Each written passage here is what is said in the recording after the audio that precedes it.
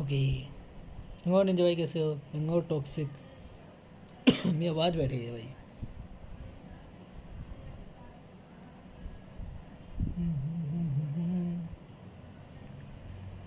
बड़ी बड़ी किंग है बड़ी।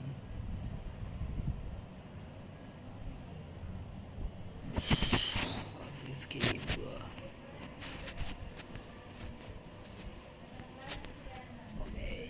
Okay.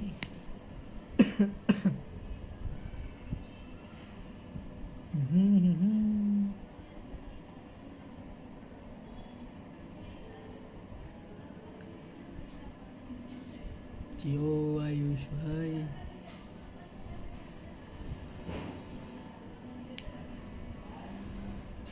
यो ब्रदर यो।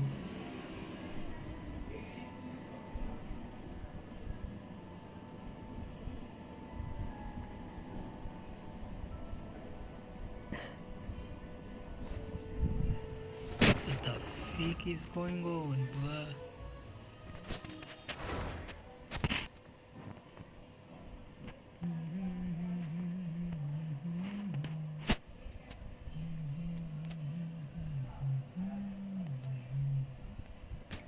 Okay.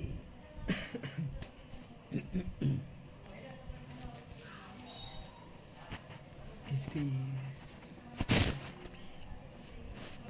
भाई मैं बस एक्साइटेड हूँ क्वेस्ट के आइकॉन क्वेस्ट नहीं। वेट, आइकॉन क्वेस्ट से मुझे कुछ याद आया। शिट, डोंट टेल मी मैंने कम का कमीशंस नहीं किया है।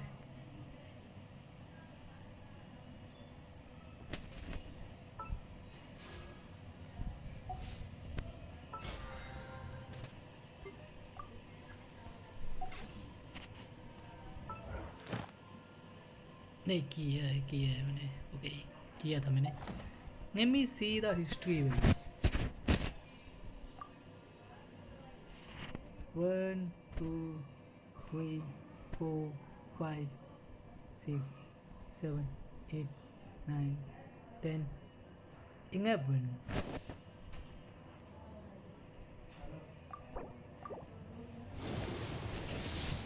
52। द मेन रीज़न मैंने 52 किया है because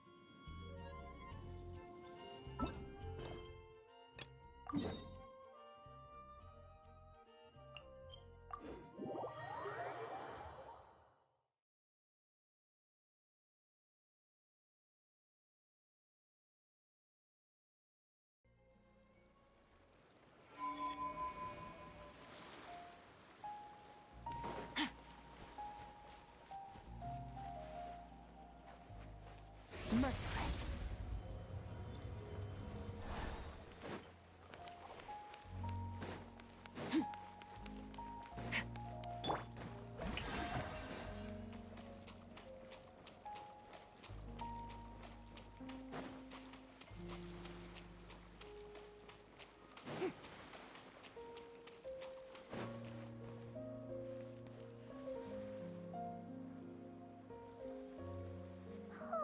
Do you think the others are making good progress?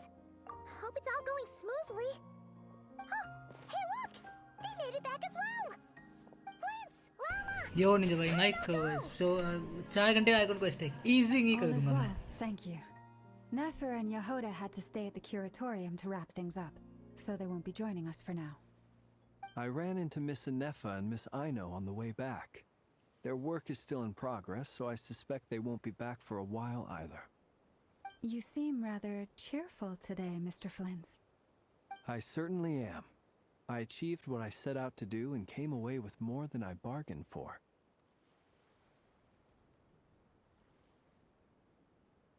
Fighting alone can get quite tedious, but I had the good fortune to run into a pair of brave young warriors. We meet again. How have you been? Albedo! What are you What the heck? That would be a natural assumption to make. It's also the correct one. These two courageously lent me a hand while I was fighting the wild Duan, hunt. what the heck? When they told me they were Servarka's colleagues, it all made sense. And given how people of outstanding talent tend to cross paths, it's no wonder you're already acquainted. So, who's your travel buddy, Albedo? Why don't you come and introduce yourself? Duan, what the heck? भाई इसकी ten भी है. ये मुझको थोड़ा थोड़ा वो उसकी तरह दिखता है. A gentleman of few words, I see. Mobile A agents rather के stern उसकी तरह. countenance. मोबाइल एजेंट में वो नहीं था I निंजा भाई जो presume you स्टार्टिंग were का acquainted character. with him. Is that not the case? Vampire जैसा उसकी तरह. It's nice to meet you again. We've technically met before. Wait a sec. You're Mini Duran. Yes That's sir. right. It's me. I'm glad to see you again. By the way, he says it's okay if you dropped the mini. Yeah, I'm not as mini as I used to be. Interesting, isn't it? The first step towards blending into human society appears to be reflecting on whether one's name really reflects who they are. Wow, you look so different. In a good way, of course. It's great to see भाई what उसकी he's outfit about अच्छी है to be. But जिसने भी pick Thank किया. you, Paimon. And although you're as mini as ever, I understand that diminutives don't always convey endearment. I'll be sure to simply call you Paimon as a sign of my great respect for you. Wow, you're such a smooth talker. Damn, Paimon could get he's used trying to this. hit Paimon, brother. You may refer to her as your esteemed guide, Paimon. Personally, I think our little Paimon is the perfect size. When people call her Little Paimon, it's just because she's so adorable that they can't help themselves.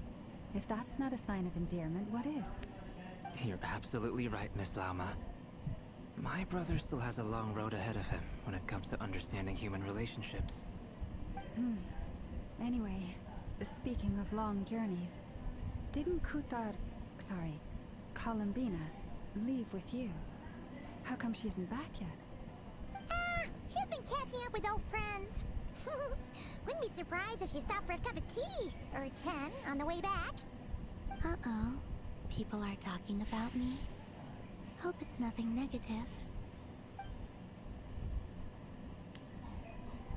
Judging from your expressions, I'm guessing it all went well? It's getting crowded here. Damn. I'll go grab some chairs. No need. This is a job for an alchemist. I'll whip some up momentarily. Thank you for your hospitality, ladies and gentlemen, but I was merely escorting my friends back. I'll be meeting Sandrone shortly, as we still have some things to discuss. It's been a pleasure, everyone. But this is where I'll say goodbye. We really appreciate your help. Oh, come on. Spare the formalities.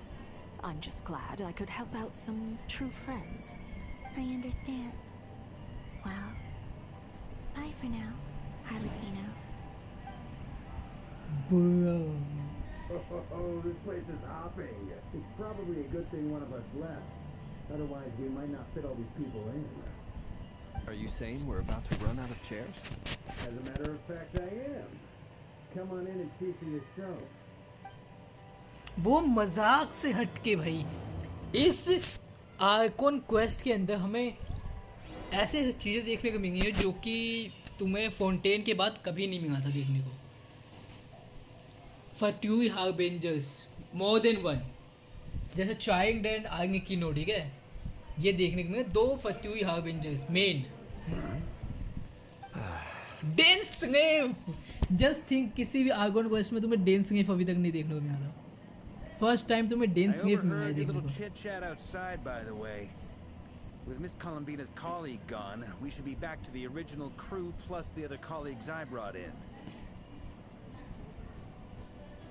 Though, भाई looks like we have another डेन new स्नेफ, face. Just think डेन स्नेफ Someone else कभी भी managed to rope in a colleague too? यहाँ आया होगा. Frankly, you and Paimon are the only people I know here. Just think भाई, प्रेम का जहाँ जाते हैं हर This कोई here is उसको Dean जानता Flint, है. colleague of Tibet's greatest guide, greatest adventurer, the traveler. Well, not exactly colleagues, more sort of friends. When someone else jumps in to do the announcing, you know you're speaking to someone important. Let's hear what he has to say. Note to self. Once Paimon knows your name, the rest of the world will soon follow. When he comes looking for us, it's usually something important. Paimon's guessing you've heard about the Wild Hunt then. From the looks of it, you're about to hold a meeting. If I were to say that the Wild Hunt is our mutual enemy, would that earn me a seat at the table? Of course, As brother. the saying goes, the enemy of my enemy is my friend. Mr. Dainsleif, there's a seat with your name on it. Though, I can't promise the same for everyone else. Hey, Albedo, think you can rustle up a couple more chairs? After all this time apart, Grandmaster Varka's first order is to rustle up a couple more chairs. I've missed this. Is he being sarcastic? Hey, he's your brother. Why are you asking us? I've still got a lot to learn about the nuances of human conversation. Trying to decipher Albedo's way of speaking has been like jumping in at the deep end. I mean, Albedo, Sino, इनकी I'ma get you now. Way of talking भाई बहुत Sweaty. ज़्यादा difference है There are बाकी people who go किसी their भी whole lives Genshin without character getting the से. hang of it. You're a Cyno तो भाई hang डैडी already. जोक्स मार रहता है भाई.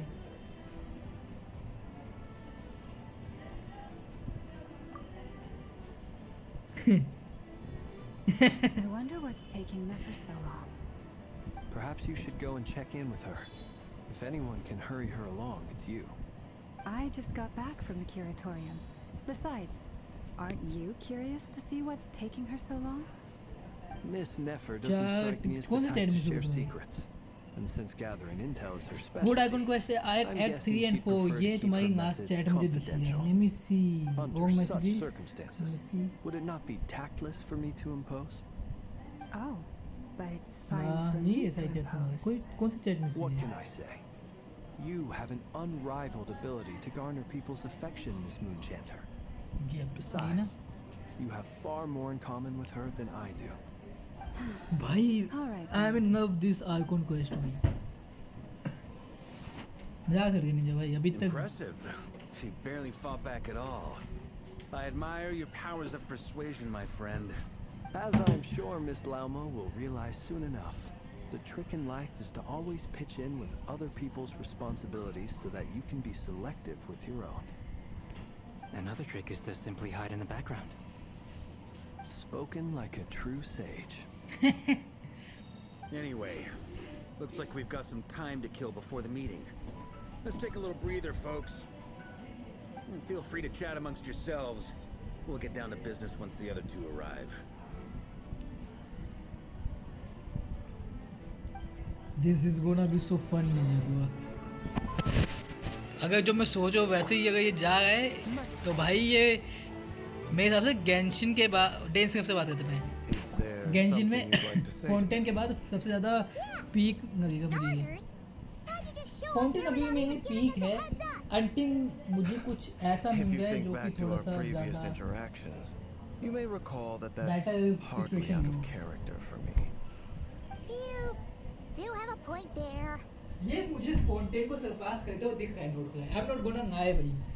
मुझे थोड़ा थोड़ा ये फाउंटेन से बेटर महसूस हो रहा है कुछ टाइम से. Somewhere to stay the night too, right? Because पता है Tag along तुम with us. नोटिस होगे नोट क्राई में ना चाहे एनपीसी हो चाहे तुम्हारे कैरेक्टर्स हो Sure. चाहे Let's do तुम्हारे that. स्टोरी के अंदर पीपल हो Great. Paimon will handle it. वो ज़्यादा रियल ज़्यादा अलाइव लगते हैं We can get फाउंटेन और Dainsleif बाकी to be our क्वेस्ट के very मुकाबले. personal bodyguard. तुम्हें रैंडम कोई भी वो पर्सन दिखता है तुम उससे भी बात कर If सकते that's हो what you had in mind, you should have said so sooner. I'd be happy to help. और तुम्हें नोट क्राई के जो एनपीसीज है वो भी अच्छे खासा ऐसा नहीं दिखता कि नोट क्राई का एनपीसी डेड है. Anyway, एक जगह खड़े हैं जब तुम जाओ हमेशा वहीं खड़े हैं. उनके एनपीसीज कुछ ना कुछ कर ही होते हैं. जैसे एक एनपीसी है जो फाइट कर रहा है एक एनपीसी है जो बर्ड को चेक कर रहा है रियल में. ऐसा नहीं है उसका डाटा तुम देख सकते हो उसके पास डाटा इंक्रीज हुआ है time to time. Truth be told, I can't remember the last time I was in a meeting with so many people. You're not alone there, my friend. The Lightkeepers also struggle to bring everyone together for a serious discussion. I don't doubt that. I've only ever met two Ratniki, one being you, and the other being that young guy, Eatlua. Eatlua is a good apple. I'll give him that. He's kind, honest, and regularly delivers supplies to my lighthouse. A true Ratnik to the core. In that sense, he puts me to shame. So you're what? A fake Ratnik? That's what it sounds like you're saying. But I get the feeling that's not quite what you meant. Come on, why the awkward silence? Sorry. I'm not even gonna bother trying to hide it. You've known all along, haven't you, my friend? Now that was an awkward silence. Let's just keep this between ourselves. Probably best if Eatlua doesn't know, huh? That goes without saying. Gotta be careful what you share with youngsters, after all. Anyone else in the know? Let me guess. The Traveler and Paimon? It's dangerous being too sharp for one's own good, you know. Then, in the name of the Animo Archon Barbados himself, I swear, your secret's safe with me. When we went for drinks, you said that you and Barbados were practically best buds. In the light of that claim, you really expect me to take your oath seriously? Of course. Just as long as you don't go spreading around the fact that I'm close with Barbados, all right? Fair enough, then. Nothing like a bit of Boy, mutual leverage to seal the bonds of friendship. Okay. Makes sense. Venti के साथ इसकी friendship है in a good way by the way ऐसा नहीं कि normal ही है You're both awfully quiet. Why don't I start us off with an icebreaker? Much obliged. Have either of you ever had your portrait painted? If not, I'd be glad to help. That sounds like a lovely idea. You know how to paint, then? I dabble occasionally. He's an excellent painter. Tables, chairs, people, dragons, you name it. He'll paint it for you. I'm flattered. If I ever get the chance, I'd like to give it a try myself. I'll bear that in mind. Anyway, how about you, Durin? What sort of portrait would you prefer? Oh, I'd be fine with anything. Whatever style feels best to you. Very well. Then I'll play it by ear. You can replicate any style I want? I can try. If you show me a sample, I'll do my best to match it. Thank you. In that case, I'll dig up some reference material for you. What the freak?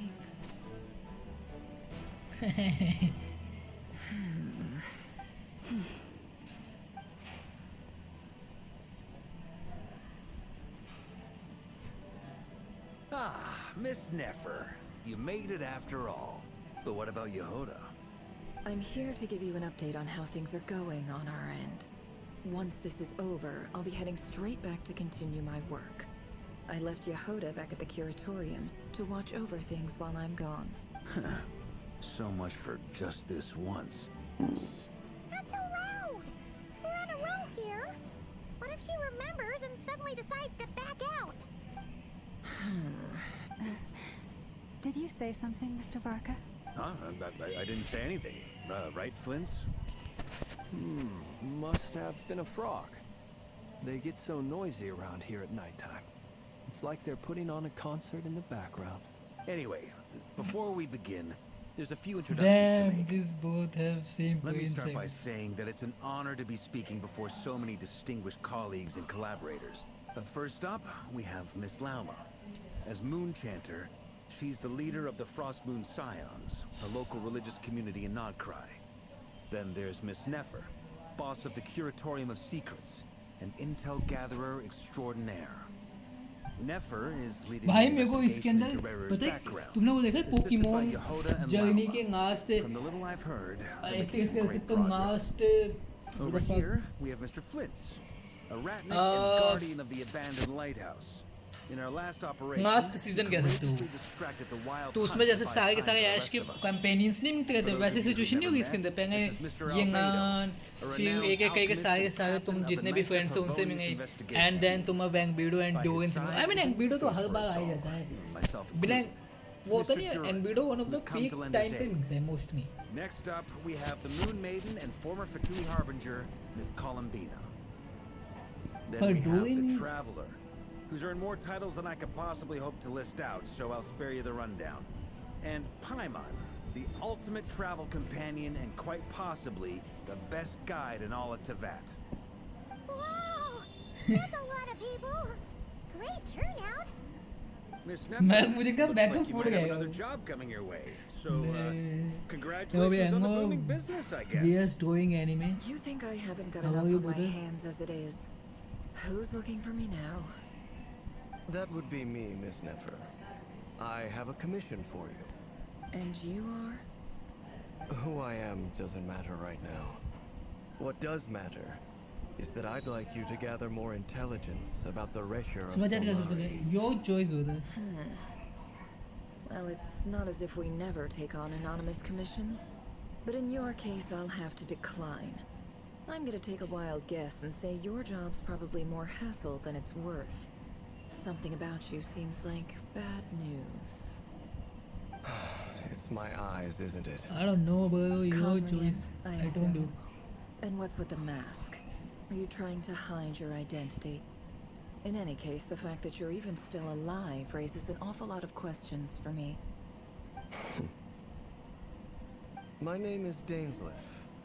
And yes, I am from Conria. As I'm sure you're aware, the Recher of Solnari's real name is Reri. He was once an acquaintance of mine. I knew Really?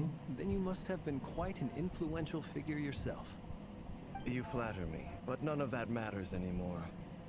My point was simply to clarify why I have asked Miss Nefer to investigate Rerir's background. So you're both from Conria, and it sounds like you used to be friends. What am I missing here? Surely you already know how he became one of the Five Sinners. I'll tell you everything I know. The history of Conria, the names भाई and please identities इसको of ना the ये five background में ना sinners. कर thank you so much VS I doing remember it all like it was for yesterday. 20 रुपए super chat I have never spoken openly of this before. But the मैं बस ये truth चाहता हूँ was कि ये exactly इसकी as स्टोरी को people बैकग्राउंड में ना say. कर दे मेरे को सुनना है The खाने की five story sinners were each driven by their own desires, and it was by playing upon these that the Abyss tempted them to their fall, tearing Conria apart in the process. The visionary, Vedafanir, who wished to foretell the future. The wise, Haraptati, भैया पहना who sought super limitless chat knowledge. आपका I mean क्या कहे हो मतलब Rindon, तुम्हारा पहना super chat है who मेरे चैनल पे या desired to मेरा create मेरे को life. महंगा पहना सुपर चैट है the foul, ये पूछो Sertologi, मैं who pursued supreme strength.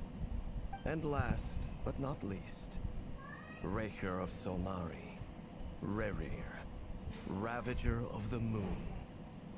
Of the five, yes Rerir is the only one who remains so a much, bro. mystery to me. much He appreciate never harbored grand ambitions. So what changed in the space of a single night? How did he come to fall like the others? In other words, you're saying that his change came as a shock to you, and you have no idea what actually happened? That's right. You mentioned how भाई the Abyss dense ने कोई tempted बड़ा them, which भाई led to भी है their ना fall. But what did that look like in practice? And what चलो other भाई मैं context can you give me bye bye about वो the tech events of care that time? कल The मिलते more हैं detail if you you can come give me, again the better. Strangely, now that it comes to it, I hardly know where to begin. The fateful night took place during the era of the Eclipse dynasty. One day, my elder brother, the visionary, Vedafanir, was summoned to the palace by the Vinster King, only for the king to gouge out his eyes and cast him into the dungeons. When I came to hear of this, my fury knew no bounds. I gathered together every ally I thought I had, and together we set a night to storm the palace and free Ved. Centuries on, the memories of that night still haunt me, like a never-ending nightmare. We broke through the palace gates, just like we had planned, each striking towards our separate targets. But then, I was betrayed. Even Vedafinir, the very person I had come to rescue, abandoned me and partook of the Abyss's power. So, it's personal after all. Then tell me, Mr. Dainsleif, what price are you willing to pay? You, of all people, must know that nothing comes for free. I cannot say what price would be worthy of such a commission. But know this. Rerir was not always a madman. Believe it or not, there was a time when he was just an ordinary man, working for the Conrian Intelligence Service. Uncovering the truth of Rerir's past is the only way to unravel this mystery. But before you decide if you will accept my commission, I will tell you more about him. Enough, I hope, to help you plan your next move. Sounds pretty good to me. Feels like we just flagged down a random passerby, only to discover he's actually a master strategist who has a score to settle with our enemy.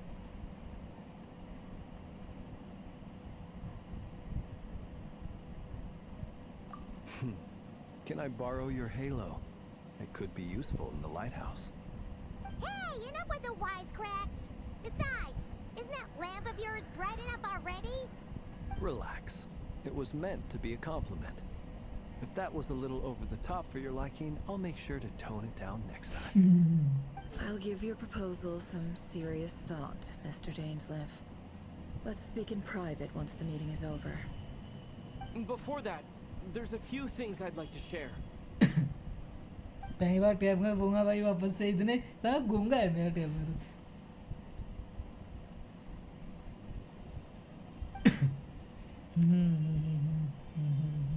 Okay. Now that we've united the hearts of the three moons, your power should be greatly enhanced. But it seems like that hasn't happened yet. I believe it will take a little longer. You've done so much for me, so I want to be completely honest with you all. Even though I'm doing a lot better now, the truth is, my recovery will likely be an ongoing process. From the moment I was born, my power has been slowly ebbing away. And that is because Tivat has never accepted me. Even with the moons united as one, it seems my rejection cannot be undone. So far, I have yet to find a solution. It may turn out to be a problem that will plague me until the day I finally leave this place behind. Even so, I will do everything in my power to help you drive out the Ray here of Solnari. As Arlecchino put it, this is not about chasing the spoils of victory. It's just a gesture of heartfelt gratitude. Kutar.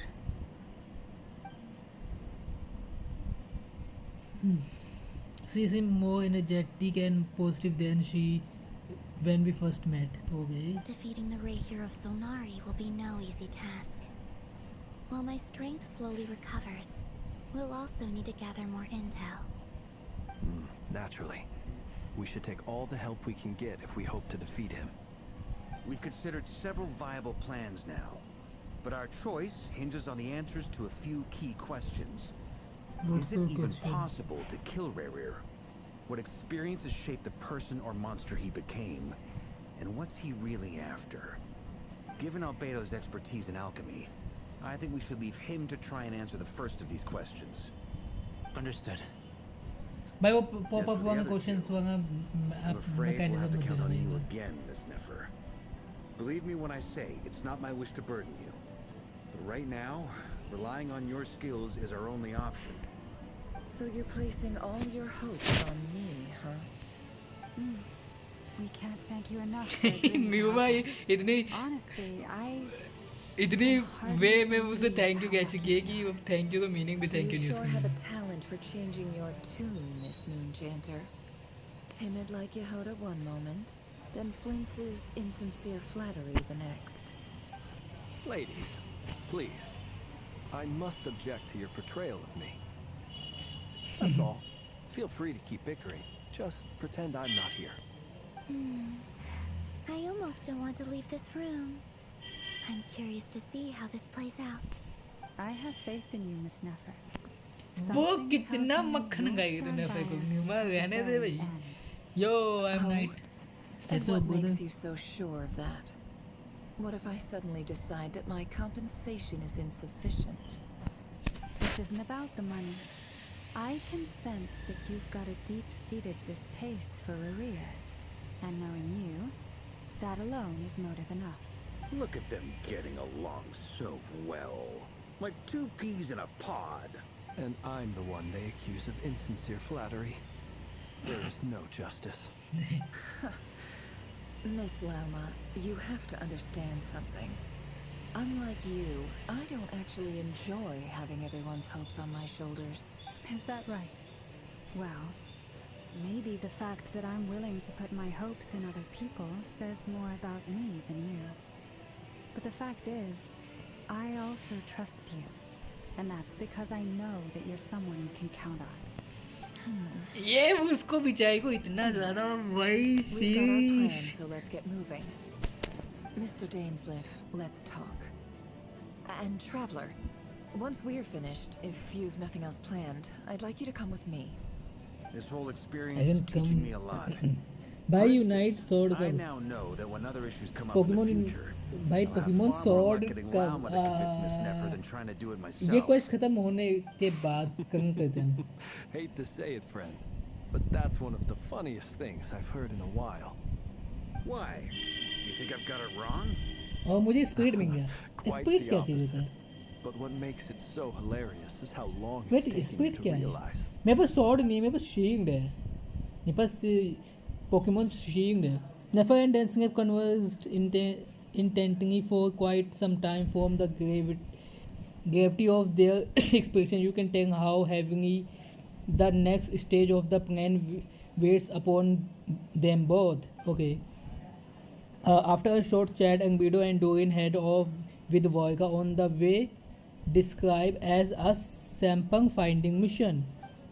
Numa step out for a while, then come back loaded up with emergency medicines. She tells you that while people are really expect to get hurt, it's her duty to be ready when they do.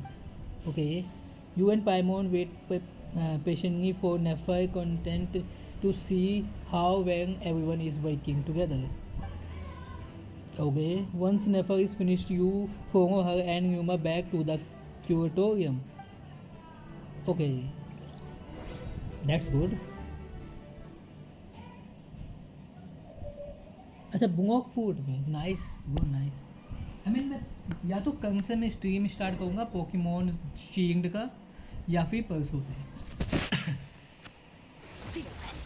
किसी भी एक इनमें से कोई भी एक हो सकता है let me just see where I need to गो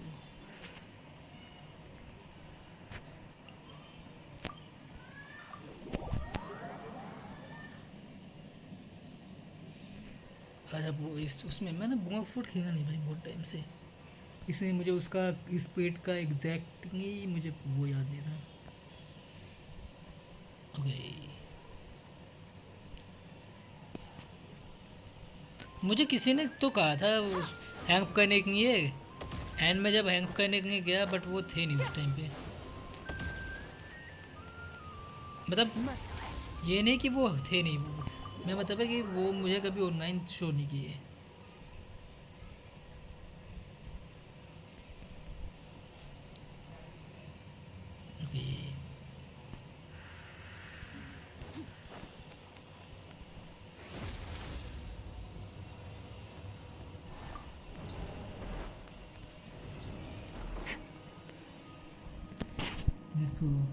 आज खेलोगे अपडेट है उसका हैंगोवीन इवेंट आएगा उसमें भी We actually used the time to help Dainsliff get a room at the hotel. Alright. That's very considerate of you. Now, I trust you share my curiosity about Rerir's past. And you seem fairly familiar with Mr. Dainsleif already. Yes, yes, right. We know each other for quite some time now. We spoke at some length after the meeting.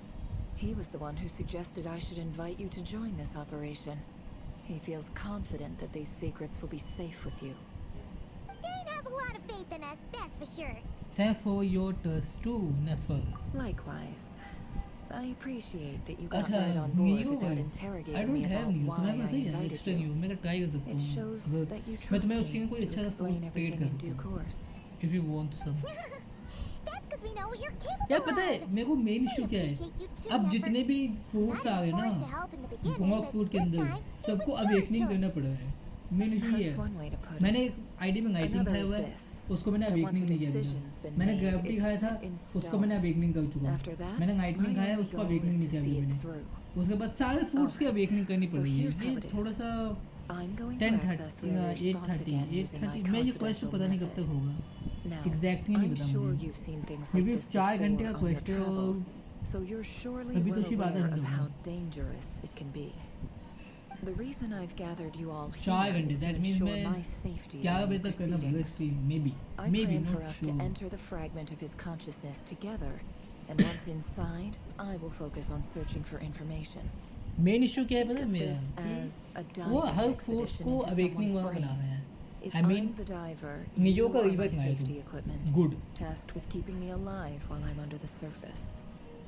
Once the ceremony direct हमको दे begins, देते we will all be neo का rework spying आया on neo privileged tiger में change हो गया information. That's it But in the interest of awakening अंक से safety, तुम्हें देने की you क्या must नीड है remain हर गेम में हर absolutely हर फूड में silent अवेकनिंग at वो all जो चाहते हैं times. कि बंदे We will उसको discuss our 500 एक तो अवेकनिंग का observations मतलब है तुम्हें after the 500 तक ceremony उसकी has मास्टरी को concluded. फिर 19,000 उस पर वो Any फ्रैगमेंट उड़ाओ individuals of a and in सब weaker चीज़ों को करने में तुम्हें 2-3 दिन का constitution टाइमिंग are देता है तो वो advised सोचते हैं not कि to इसी बहाने partake उनके in the 2-3 दिन का ceremony. कंटेंट मिल जाएगा बंदों को In खेलने के any लिए गेम में case, Paimon make has it her easy own बंदे job to खुद do, खेलेंगे which मैंने requires नाइटनिंग खाया staying in मैंने the सोचा कि room, चलो ठीक है but अवेकनिंग करने का not फिर से joining the 500 मैंने ceremony. जैसा अभी ग्रेविटी का अवेकनिंग करके हटाऊँ उसके बाद मैं नाइटनिंग की अवेकनिंग करने जाऊँगा मैंने किया ही नहीं उसके बाद से गेम मोड मैंने कहा बंद है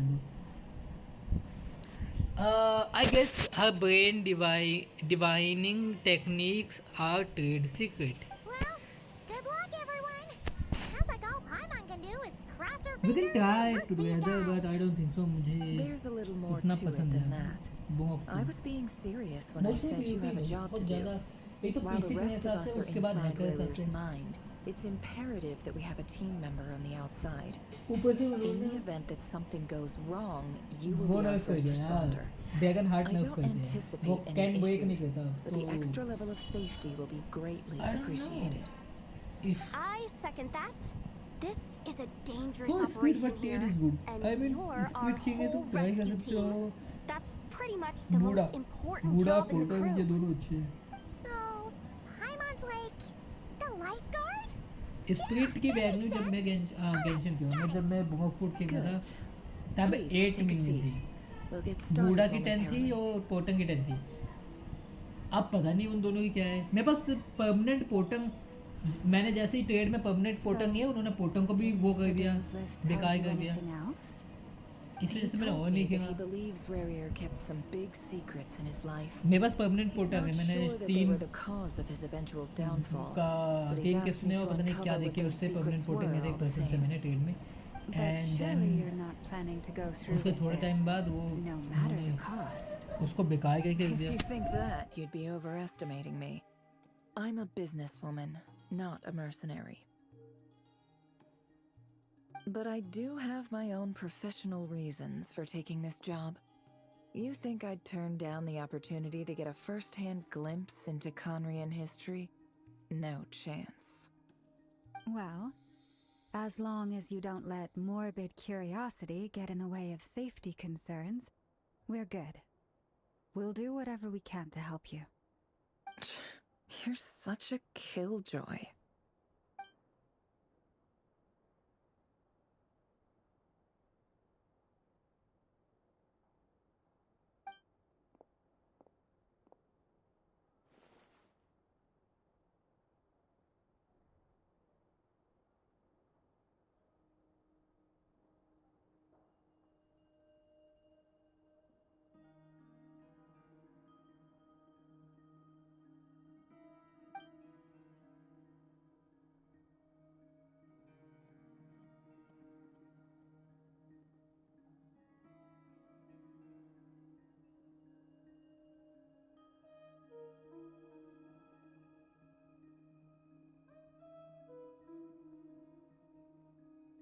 All right, I'm good to go.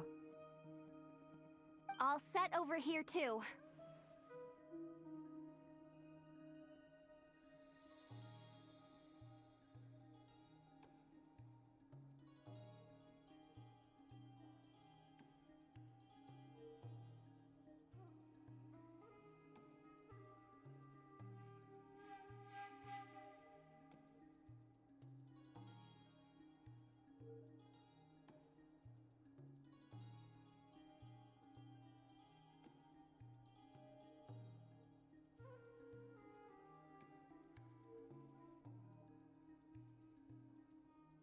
Promise, Paimon, you'll be extra careful.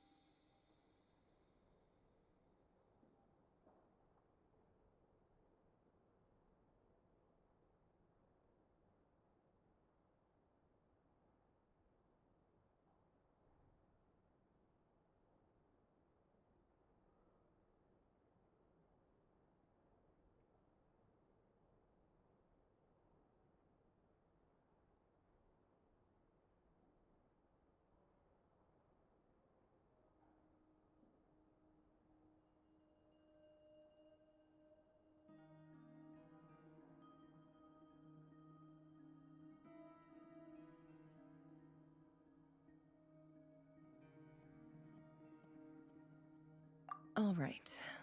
Let your whole body relax. We're about to begin. Close your eyes.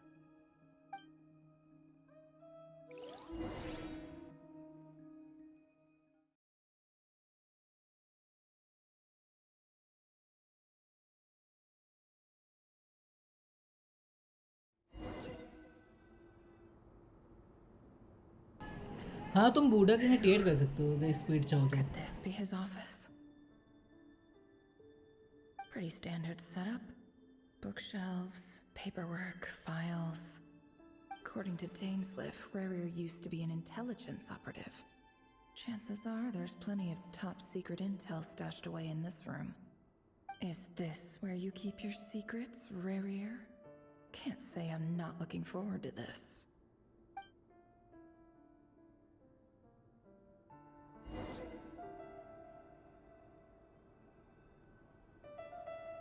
Can't hide the truth.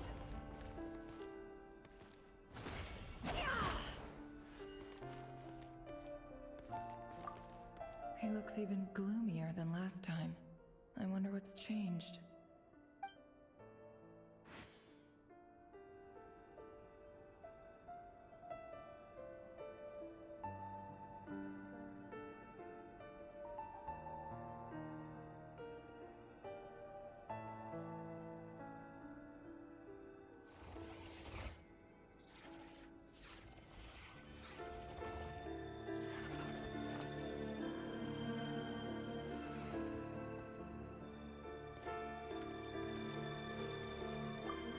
He looks even gloomier than last time. I wonder what's changed.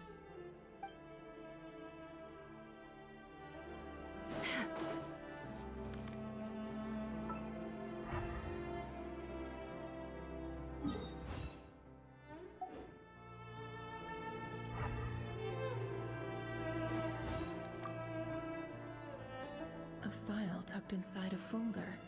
The title reads, Dear Breakfast Shop Owner. It's a list of names. But at this stage, I have no idea who any of them even are.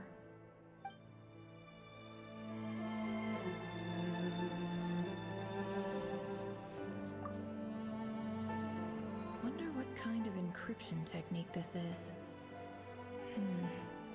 Seems like it has to be inserted into that camouflage device nearby. Aha! It's an audio recording. Please, hear me out. I can't shake this feeling that someone's been spying on our house. No, I'm not being paranoid. It's true. I saw someone dressed in all black. It was a couple of days back, but that was on another street, not near my house. I swear, I know what I saw! There's a note in the margin. Surveillance of the Runfarther residence has concluded. We apprehended the target and filed the mission report last night. Could the voice in the recording belong to one of Rarier's targets?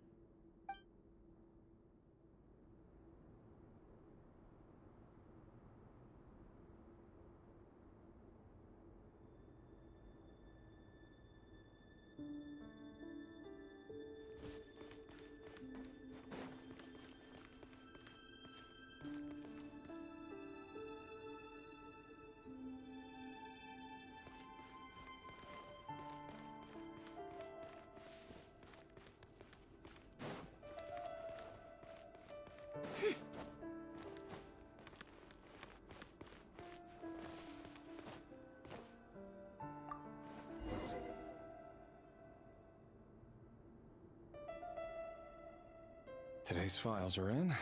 Time to wade through them, just like usual.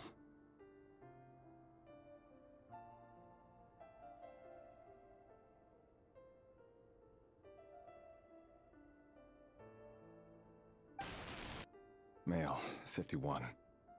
Occupation, cook. Neutralized.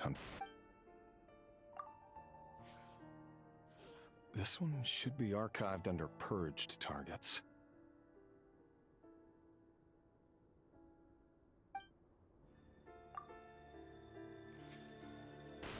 Female, 23.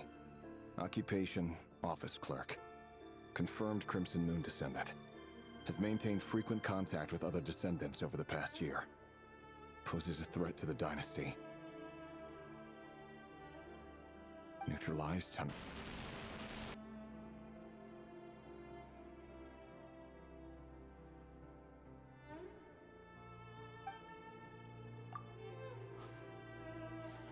Another one for purged targets.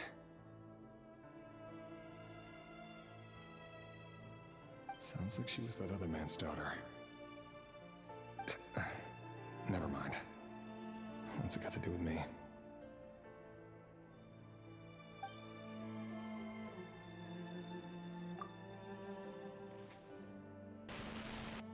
Male, 40. Occupation, teacher. Confirmed Crimson Moon descendant. Has been observed making contact with other descendants during the past year. Poses a threat to the dynasty. Neutralized on...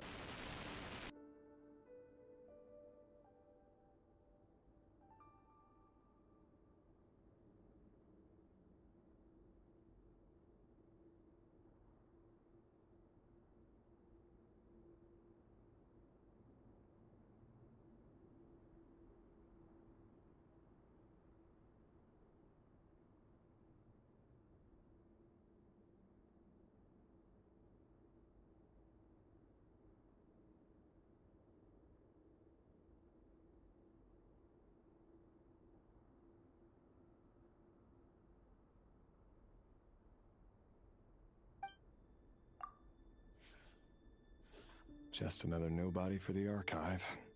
Come to think of it, I remember surveilling this man. A case like his never would have been considered a priority in the past. Huh. He barely even interacted with other Crimson Moon descendants.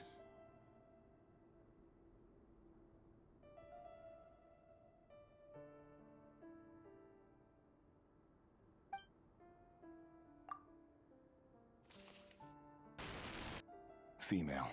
16. Occupation, none. Orphan and confirmed Crimson Moon descendant. Has been observed making contact with other descendants during the past year. Poses a threat to the dynasty. Neutralized on...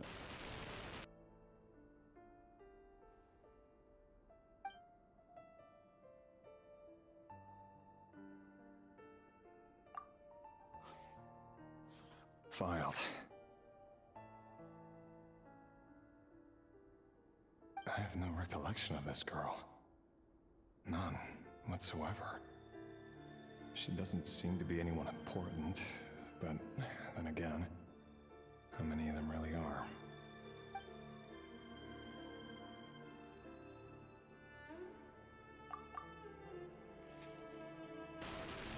Female, 13. Occupation, none. Orphan and confirmed Crimson Moon descendant.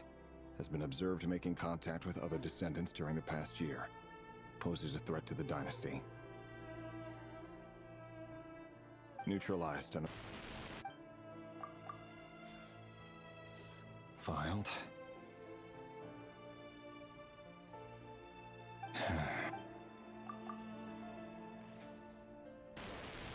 Male, 11. Occupation, none. Orphan and confirmed Crimson Moon descendant. Has not been observed making any contact with other descendants during the past year. Poses a threat to the dynasty. neutralized and...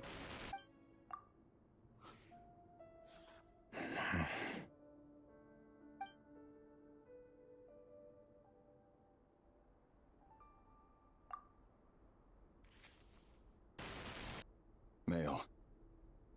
6. Occupation, none. Orphan and confirmed Crimson Moon descendant. Poses a threat to the dynasty.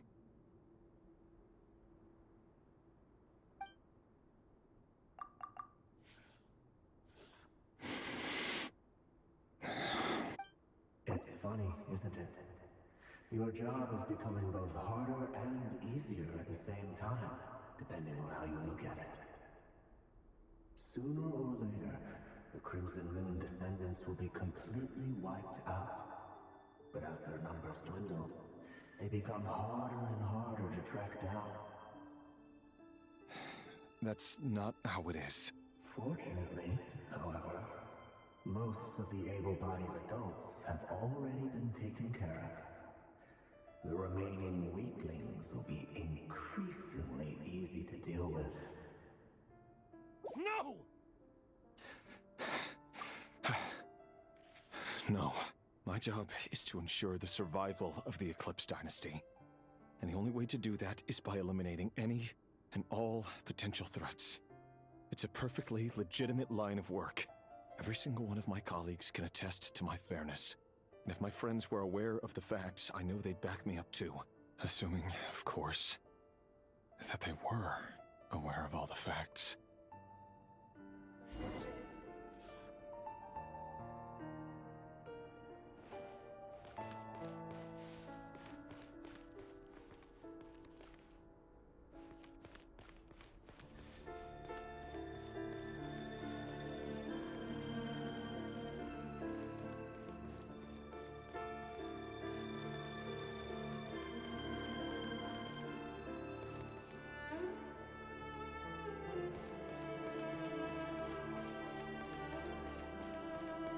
No more lies.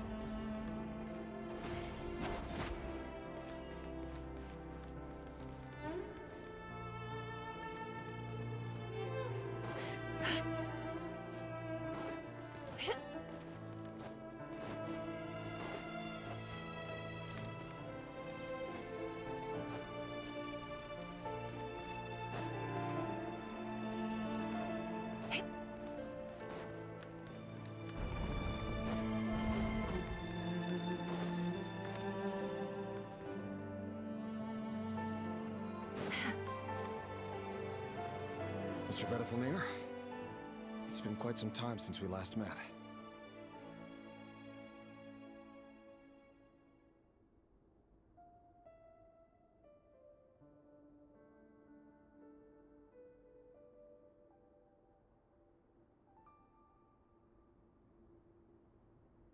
Revier, I trust you're here because you have something important to discuss.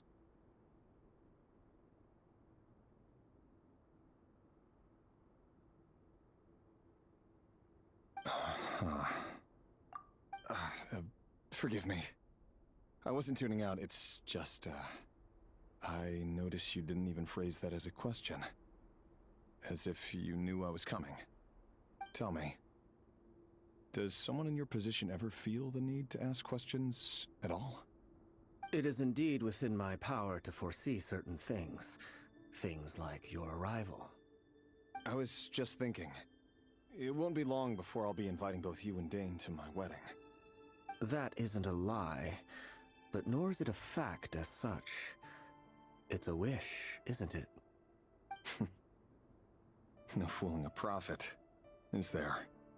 Ever since that day we met for drinks, I knew it was only a matter of time before you came looking for me.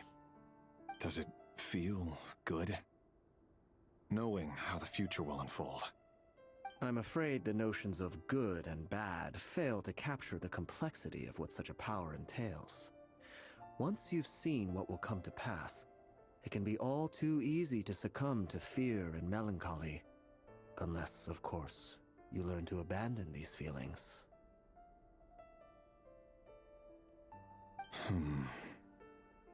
You fear my silence. and longed to hear the words I left unspoken that day. That's right. You must have noticed my reluctance to broach the subject, and the reason is simple. Because the truth could never have lived up to your hopes. For both our sakes, such words are better left unsaid. The burden of prophecy was never meant for your shoulders. So who exactly do you deem worthy to hear your prophecies? None but our exalted king? Or rather, our king as he once was. You're closer to his majesty than I am. You must know better than anyone how much he's changed. You say that as though it is to my benefit. Yet precisely because of that, I dare not speak rashly. A king can turn out to be the most virtuous of rulers, or a tyrant more terrible than the most vicious of dragons. You are so wise and far-sighted, yet still you would have me live in fear of the unknown? You make a fair point. Especially given my silence alone was all it took to send you spiraling downwards. Very well then. Let me offer you some advice. And I say this not as a prophet or a visionary, but simply as the brother of your friend. For many reasons, there is very little chance of your marriage ending in happiness. If happiness is what you seek, you should find another fiancé.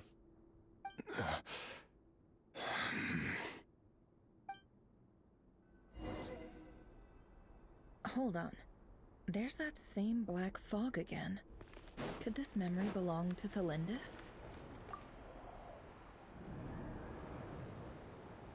Wait. Hear me out. This time we finally got a clear look at his face and learned his true identity. His name is Rayrir, and he claims to be one of the king's guards. What did you say? A cruel irony, isn't it? The man you're set to marry leads a double life as a brutal executioner. Why are you telling me all of this now? Simple. It's because I want you to kill him. You are the only person he would never suspect. No, absolutely not. I would never dream of doing such a despicable thing. So you'll just stand by and watch him slaughter us to the last? Do not forget that the blood of the Crimson Moon flows in your veins too. The blood of the Crimson Moon? What does that matter now? The dynasty has long been dead and gone. Yo, bro, You we think are that doing alone anime. is reason enough for me to Thank you throw so much, away brother. everything I have? Why wouldn't it be? Thank you so much again. You two were once a child of the Crimson Moon, just like me. Don't tell me you've never felt so much as a flicker of fury for the way we were trampled into the dust. As long as you promise to abandon this pipe dream of restoring your dynasty, I can try Yes, to bro, yes. persuade मैंने him. just अभी देखा, मैं story में इतना खोया हुआ था, Have मैंने him persuade चैट the देख ही Vinster नहीं King. था. Persuade the Vinster Thank you again, King. bro. Do you even know why he's so obsessed with hunting us down? Why he keeps trying to force us to hand over our secrets over and over again? Or why we refuse to give up on restoring the dynasty? The Vinster King. A blind fool. His eyes clouded by powers from beyond this world. A petty little man with a miser's heart. And he dares to sit upon the throne? Mark my words. Sooner or later, Conria will fall. And it will be his doing. If you can't bring yourself to do it, so be it. Just you watch. It won't be long before calamity descends upon us all. The Rayrir of Solnari. That really is quite a secret you've been keeping from me, Rayrir. But who am I to talk? Am I really any better? I've kept my own past a secret this whole time too. Love should be built on honesty. But ours was born from lies. And yet, is it really so wrong to hide things that would only make life harder? If we don't cover up the parts that no one else should see, how can we go on pretending to be normal? Vedifulnir must have known all this. And that's why he made his prophecy. In the end, nothing stays hidden forever. But I won't just sit by and watch this disaster unfold. I'll do everything in my power to protect what I cannot afford to lose, no matter who I have to face.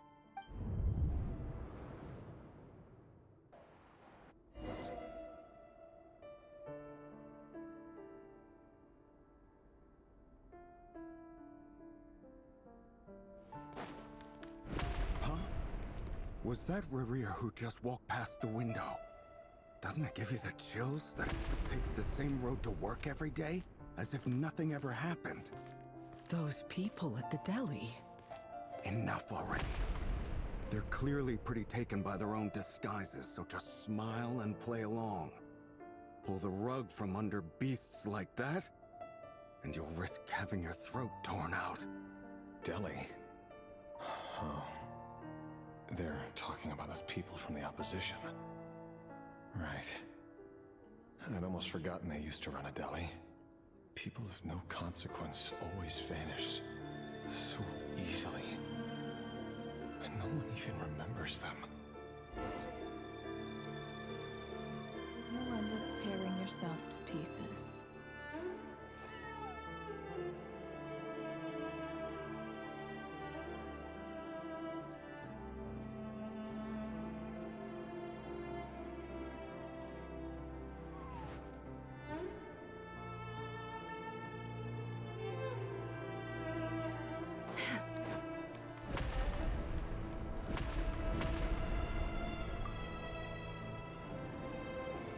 But surely you can see he's not the man he pretends to be!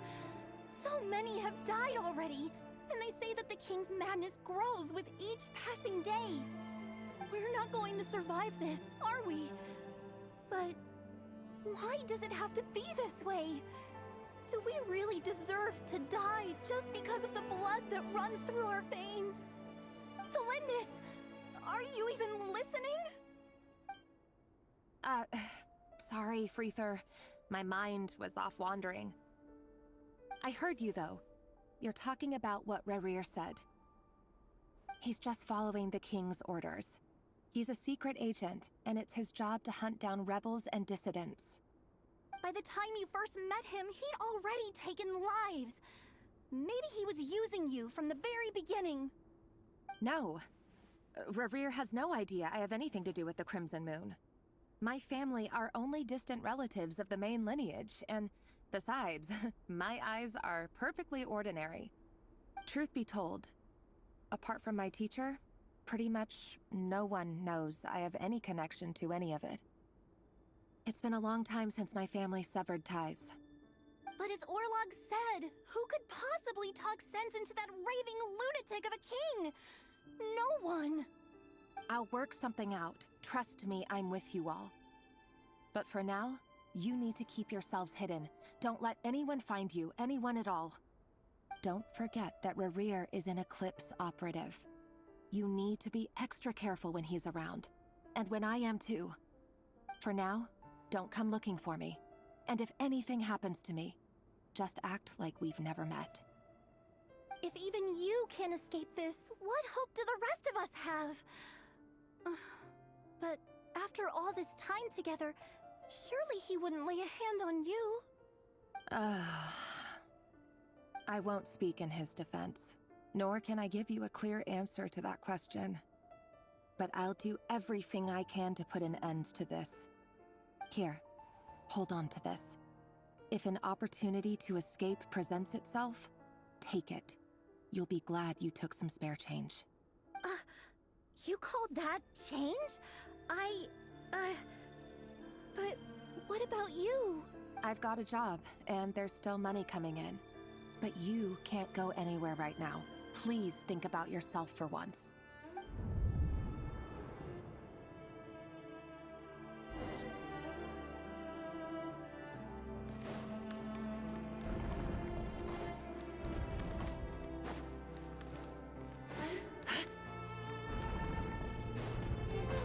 Another day, another round of assassination. training ground is just beyond this hidden passageway. When you kill a person, doesn't it bother you when you end up covered in their blood? Why would it? Aren't we all just walking blood bags? But not everyone is accustomed to hunting them. Make sure you have a firm grip on the handle. Then choose your angle well. Keep your movements light and brisk. And the prey won't sense a thing. I love that. I'll bet no one's ever died a quiet death at your hands. I work clean. No traces.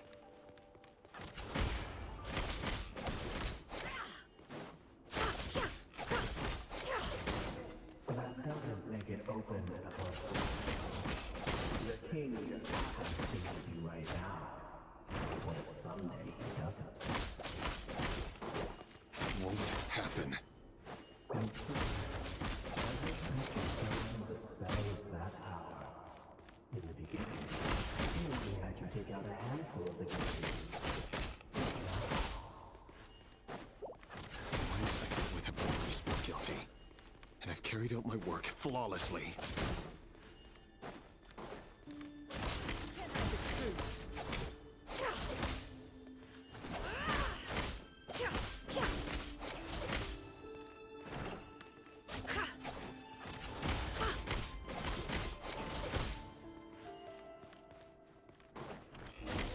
You know why Melinda didn't accept your proposal, don't you? Was it because she didn't trust you? Or something else? Enough!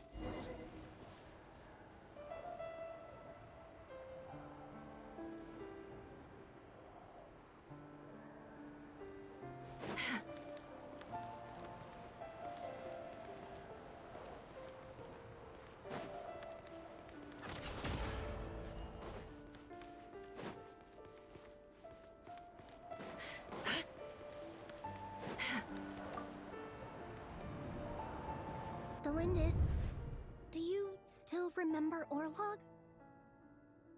Orlog. The boy who was pretending to sell flowers. You spoke for quite a while, didn't you? Yes, we did. What about him? He was arrested 2 days ago. Chances are he's already dead. He... I just don't get it! After everything he's done, why do you still stand by him? Or does it mean nothing to you that people keep dying? No, that's not... Just hear me out. I need to go now, Thelindis. They're looking for us.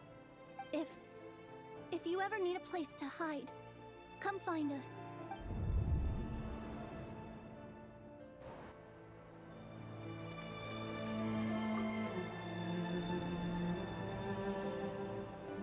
Author Thelindis. Over the course of this week, the research object was subjected to interference for a total of 47 hours for experimental purposes. The results are as follows. All subjects of observation that were sent inside have now... The situation within is proving more problematic than anticipated. No progress whatsoever. What now? Won't you give me even a glimmer of hope? Things are getting worse by the day. I have to find a way or we'll all be in danger.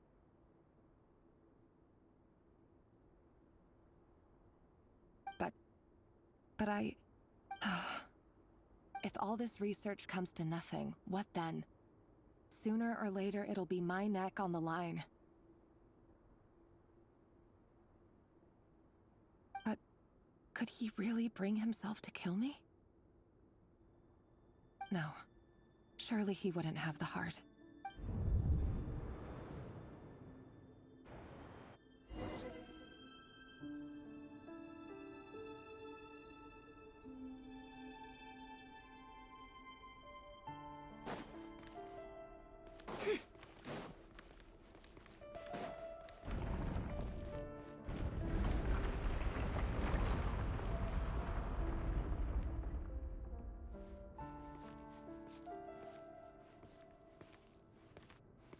Why won't you just let us go?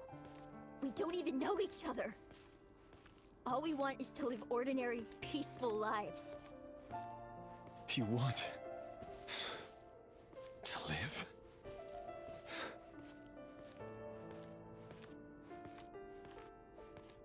Yes. I just want to go on living. Is that really such an unforgivable crime?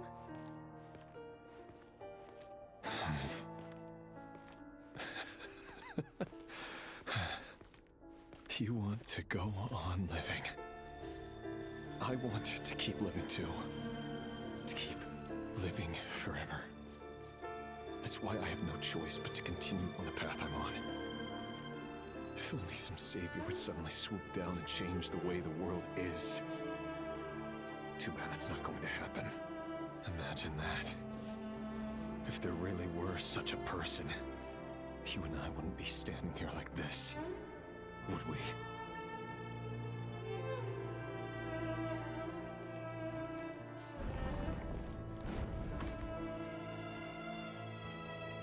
Today's files are in. Time to wade through them just like usual.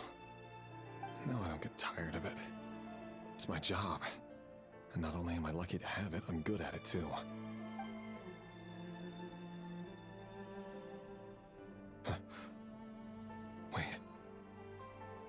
That's... Thalindis? No. No. Wait! इसकी fiancée? Why? But you bear no mark of the Crimson Moon. How could you possibly have anything to do with them? It cannot be. A diluted bloodline. Carefully concealed. I see it now. You've been living in the shadows just like me. What a fool I've been. Numbing myself with talk of justice. Even imagining my friends would back me up. But in the end, Irminsul. Finster King!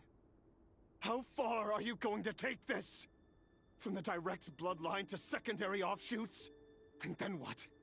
Today it's the descendants of the Crimson Moon. Who will it be tomorrow? Will you not rest until everyone down here is dead? No. This cannot go on. This is where it ends.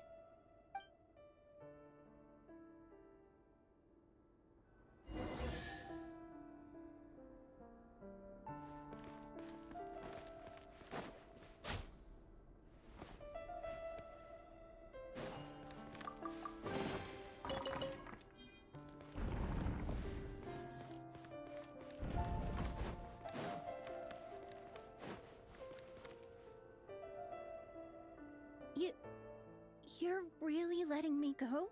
I am. As long as you can guarantee that no one will find you. Don't worry, I'll be extra careful. No one will know I was here. But what about you? If you let me go, you won't be able to complete your mission, will you? Good point. In that case, maybe you should stay. No, please! I just want to see the outside world again. To... Go on living? Yes. I know you're a man of your word. So please, just let me go. If I let you leave, what will become of me? Just kidding. Go, now. But remember, don't let anyone know you were caught. We'll be seeing each other again very soon if you do. Even shadows in the dark must live by a code. But you can't save everyone. You've been whispering in my ear for days now, Vedifilnir. What are you trying to do? Break me down? I only say this because you long for an answer to your problems. Let her go, Lyrir, or you risk losing everything. I will not abandon Thalindis. Then you'll need a little more vigilance and a lot more power. power. The world is changing, Rerir. Keep your eyes peeled for your moment of opportunity. That voice used to be so unclear, but now I know exactly whose it is. It's Vedafalnir. He won't tell me how to actually resolve any of this, but he keeps trying to manipulate me like a puppet. What's his game here? Tell me then. What will this moment of opportunity look like? And no answer. He's like a ghost. Always disturbing me when I'm on edge, but never answering when I need him most. So, the Eclipse Dynasty was purging, well, massacring the descendants of the Crimson Moon. And it seems like it was all connected to the Vinster King's research. The King's obsession with abyssal power left the future of Conria hanging in the balance. No wonder every aspect of Rerir's life was so unstable. And it looks like this Thelindis, Rerir's would-be fiancée, herself belonged to a sub-branch of the Crimson Moon Dynasty's descendants. It almost defies belief that a couple like them could hide the truth from each other for so long. If the Vinster King hadn't intervened in such a drastic way, they might have gone on deceiving each other for the rest of their lives. And why does Vedafalnir, Dainslif's older brother, keep talking in Rerir's head? This guy kept more secrets than I ever imagined. The human mind is like a vast desert of shifting sands. When you follow the flow of someone's memories, you only ever see the parts they're willing to let surface. Time for something a bit more creative. We've been inside Rerir's mind this whole time, building up a picture of his psyche. There's already enough clues on the board to start reading between the lines and mapping out the rest. Now, we can finally begin to put the pieces together. Sure, it'll only be a reconstruction, part simulation, part reasoning, but it's usually pretty accurate. Once we've built up a cognitive profile, we just need to cross-check the logic behind his actions. And then we'll be able to take a sneak peek at whatever it is that Rerir has really been hiding.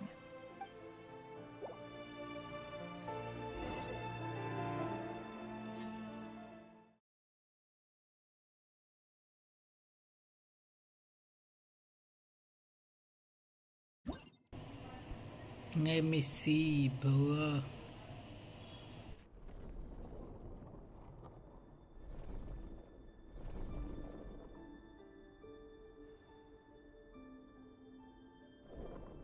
Rerir, are you there?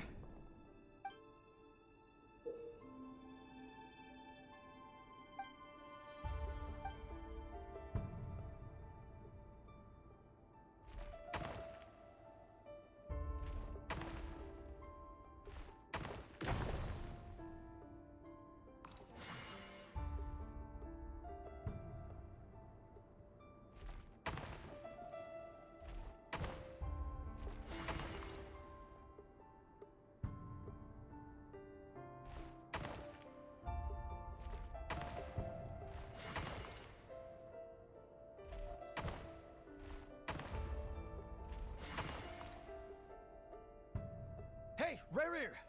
Come out, it's urgent! Dane? What's wrong? Quick, come with me.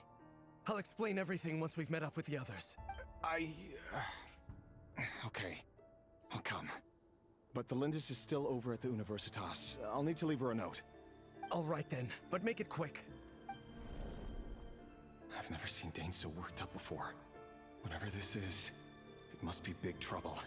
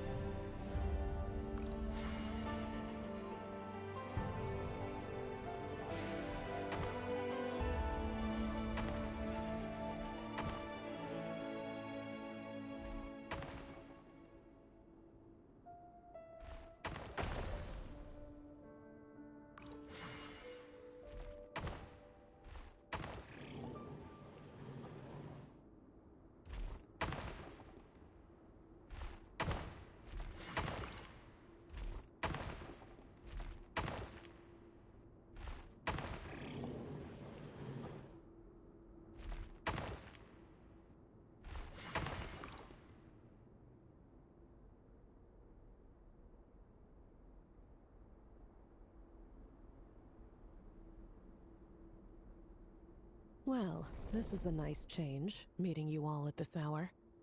When men and women of ambition can speak face to face in broad daylight, I say that's a big step forward for our dear Conria.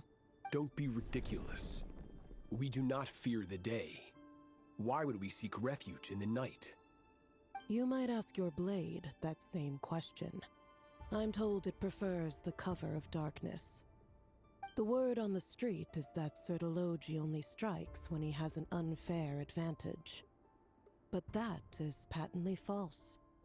I see you're missing an arm and a leg. Surely only a fair fight could explain that. If this is your way of offering me replacement limbs, believe me, I'll take them. Oh, we can certainly discuss that. With bioalchemy, anything is possible. Assuming I have your full support in my research. Lunatic. Roptatir, what brings you here?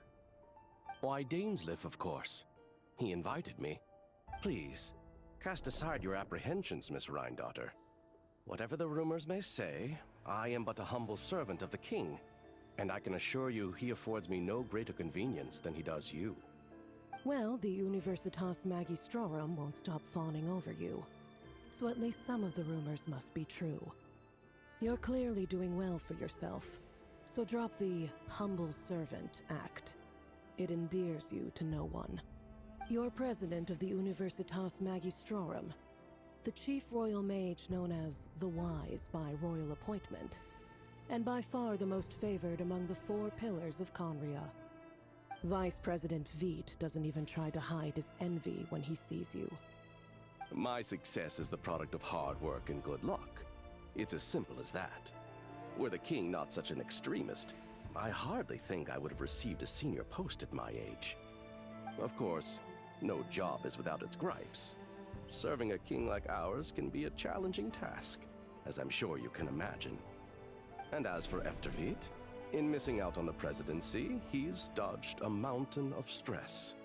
Like everything else in life, it comes with pros and cons. You're all here. I apologize for the short notice, but it was an emergency.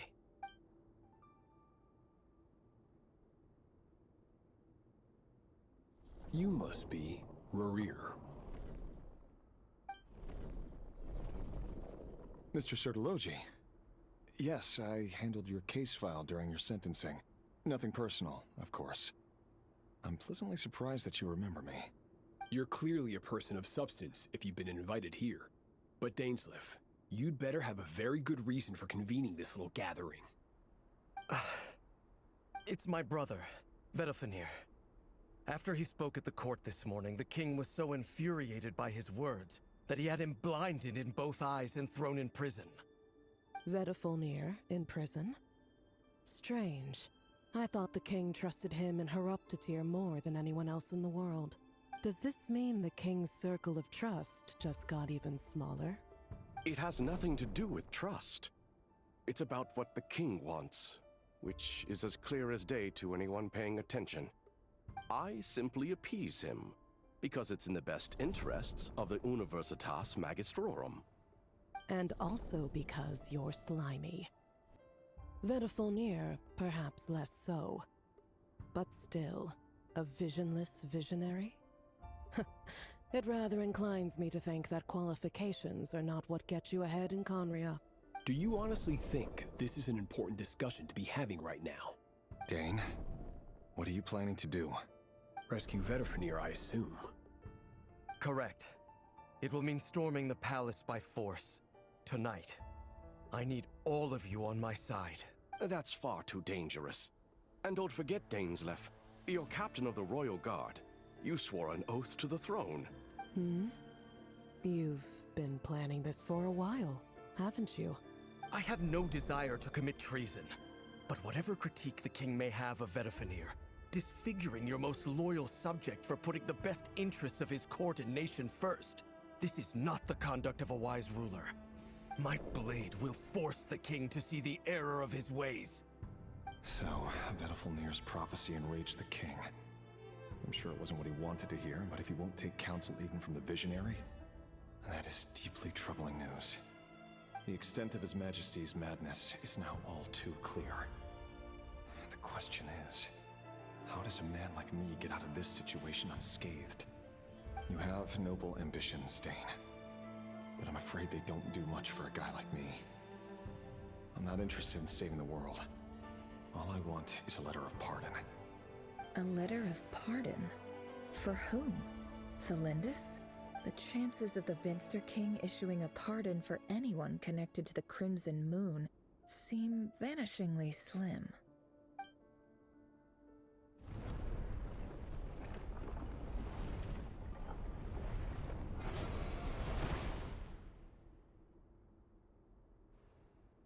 This black fog over the board must have some connection to Thelindis. But why is it taking this form? Does it have something to do with Revir's past? Another mystery I'll need to unravel.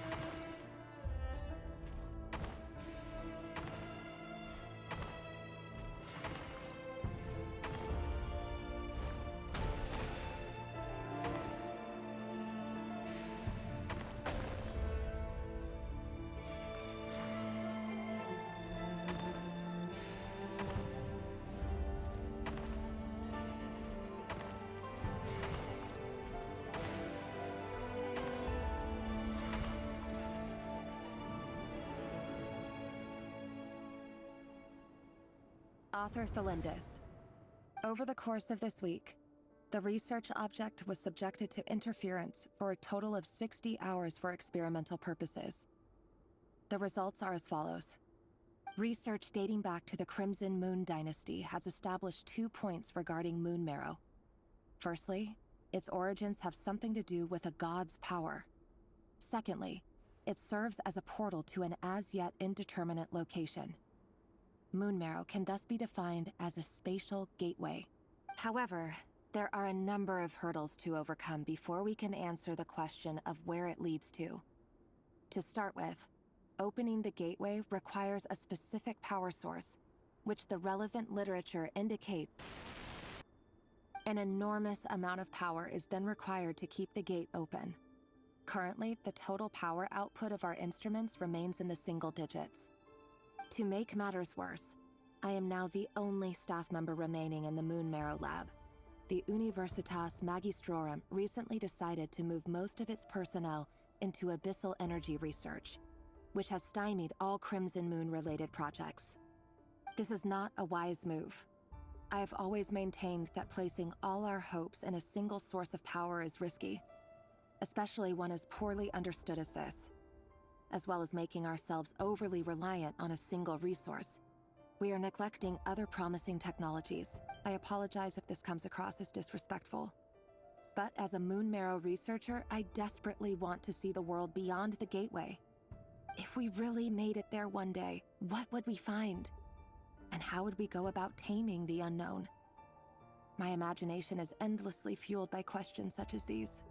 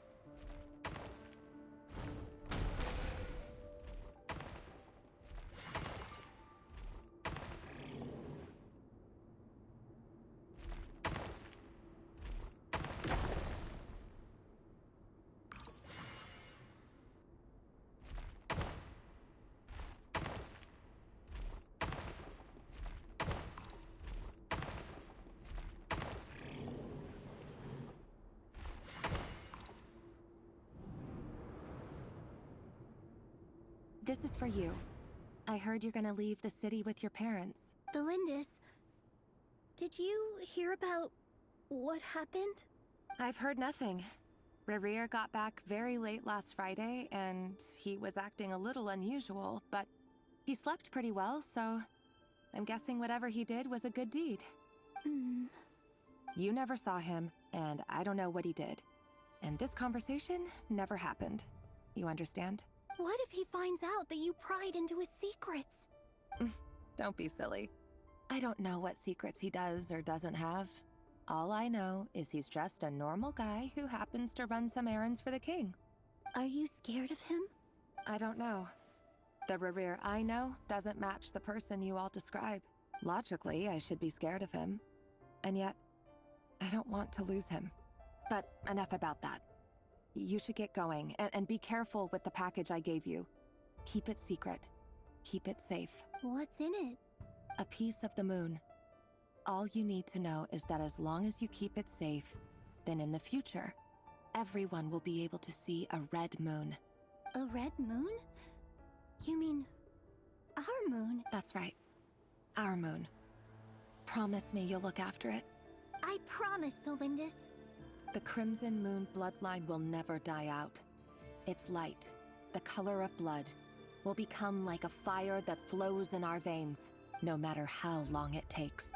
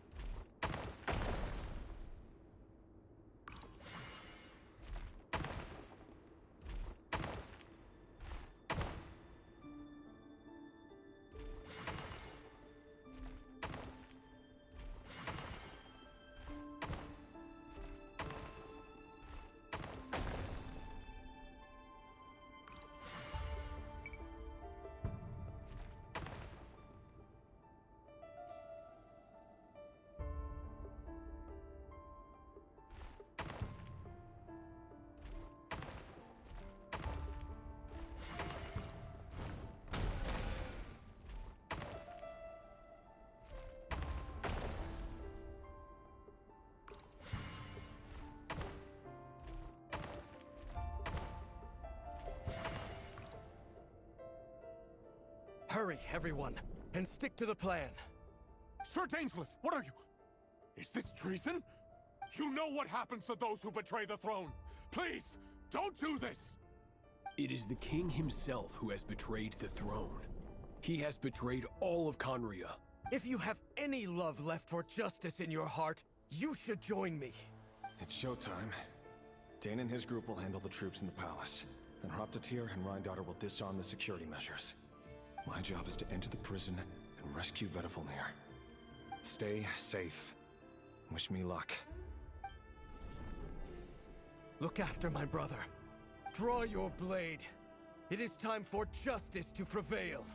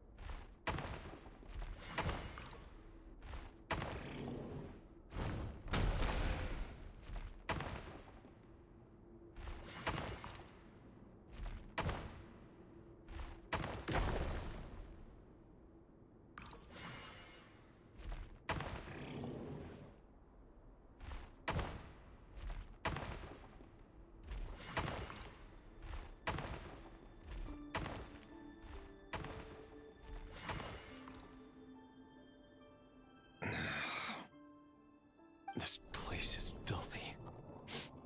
And the smell is abominable. Clearly, the king doesn't allow his prisoners a single shred of dignity. This is dire. Found you. Hello, Mr. Vedafilnir. Ah, it's you. Surprised? Oh, wait. I guess surprise isn't an emotion that prophets feel very often.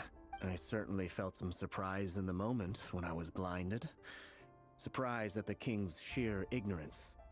Surprise at just how unfairly this world responds to words of earnest remonstration. I'm curious. What did you prophesize this time? It wasn't a prophecy. It was a word of warning. Someone had to say it. The king has forsaken all reason in pursuit of his obsessions. I simply told him that if he continues on this path, Conria will surely fall. But he didn't listen.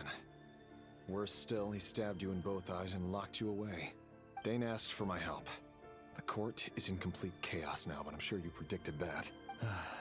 Everything is transpiring as I foresaw. Yet I am powerless to change it. Fate is an immutable force. I can but lament as the inevitable unfolds. I do wonder whether giving a man the power to see the future does nothing more for him than slowly crush his spirit. Forgive my curtness, Vedafilnir, but the king did not suddenly turn on you today. His suspicions have been brewing for a long time. You can't have wisdom beyond the reach of your fellow man without attracting his fear and suspicion. There are things the king does not want to see. So, he doesn't want you having visions of them either. He blinded you because he thought this would make the visions stop. He wasn't entirely wrong. I did indeed lose my power to see the future. Right up until... Until what? Just now. I believe I saw something new. Well, tonight could go a lot of different ways. 5 of us banded together to storm the palace, also we could rescue you. This will go down as the most tumultuous day in Conrian history. I sense hatred in you. But also hope. A desperate hope. that with the tyrant deposed, that will be the end of the story. But this is not the end. It is the beginning of a new chapter, in a whole new story. There are many men of honor and courage in this world, Rerir. But you are not one of them. You're not here for justice, are you? You're here for yourself. Is that a dagger? Interesting. Why not the polearm? It was always your weapon of choice. With your abilities, I don't doubt that you were able to recover some of your sight. But I also doubt that you want to make an enemy of me right now. Of course not. We're on the same side, aren't we? We could be. But I need you to be honest with me, Vedafalnir. At this point, you're my only hope for the future. You mean your future? With your beloved, Thelindis? Yes. And I know there are bigger things at stake here. A dynasty, a nation, maybe the entire world. But forgive me, I care first and foremost about myself. I can't abandon the one I love to save myself. I just can't do it. But you see a broader picture of the future than I. You see the solutions to the biggest problems of our age. So tell me, what is my solution? What's the answer? In matters of fate, answers are either right or wrong. What will be and what will not. Maybe you are willing to pay a certain price in the pursuit of happiness, but unfortunately, fate does not negotiate. That is the cruelest thing about fate. It is unmoved by your sacrifices. That can't be true. I know it's your voice that I keep hearing in my head, urging me to see how the world is changing, to seek more power, so I can protect the things I love. You show me disaster, but you won't show me how to avoid it? Why? Why are you doing all this? My voice. In your head.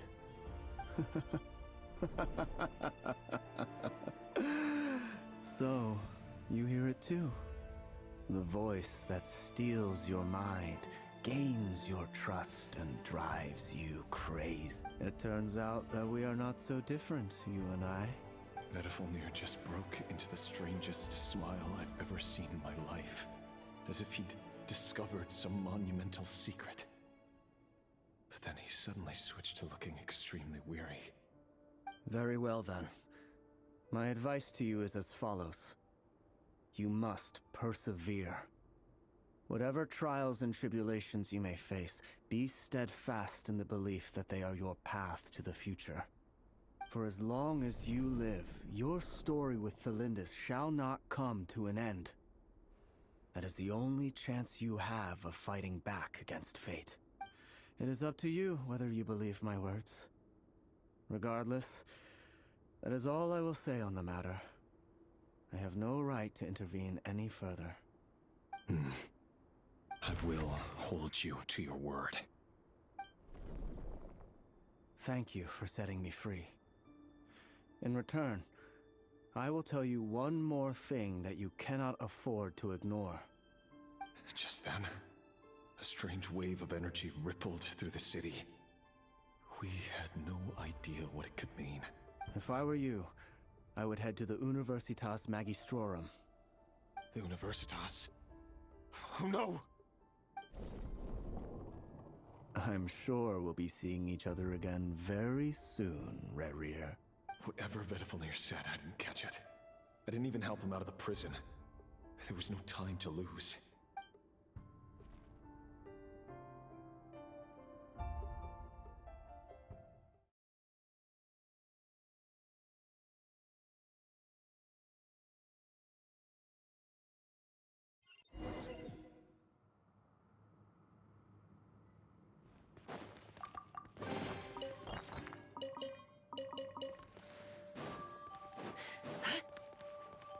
It all adds up.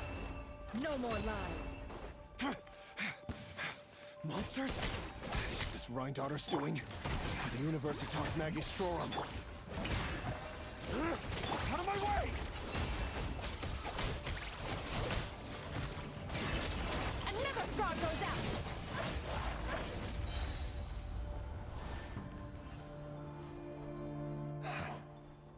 Universitas. That reminds me of a rumor I once heard. Allegedly, the king installed secret mechanisms in the palace and around the city. No one knows where they are or what kind of power they hold. But if they were ever going to activate, it would probably be on a night like tonight. Help! Help! Hold on! Don't let them anywhere near you! Save me! I can't! Ah! That sounded like an explosion. So, the rumor is true? The king really went through with it. What other means does the king have at his disposal? They must run on power from the Abyss. And given it's a major center of Abyss research, anyone over at the Universitas will be in grave danger. I have to hurry!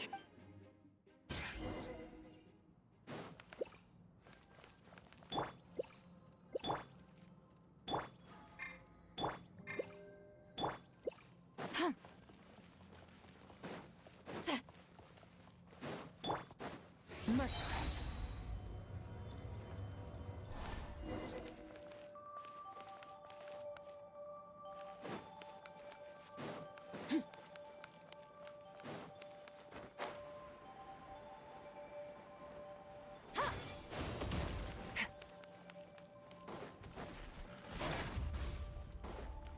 Let my name echo in song!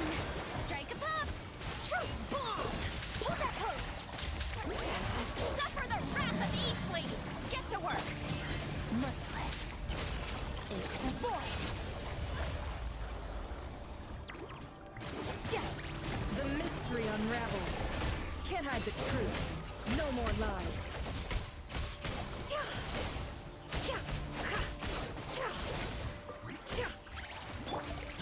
Merciless. Smile! Time to shine! Hard-hitting exclusive! You two! Time to end them! Another star goes out!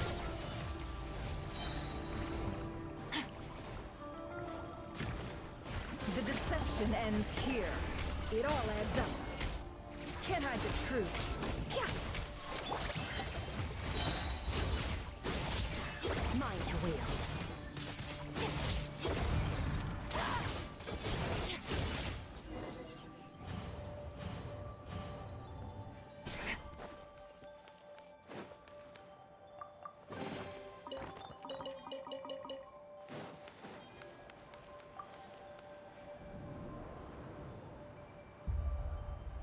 Monsters. At the Universitas Magistrorum? Why now? Oh no! They're coming! It's no use. The table won't hold out much longer. The weapons. Where are the weapons? Of course. All the lab equipment was upgraded after the inspection last week, but the new weapons haven't been allocated yet. I'm done for. Is anyone there? Ah! Stay back! Please stay back!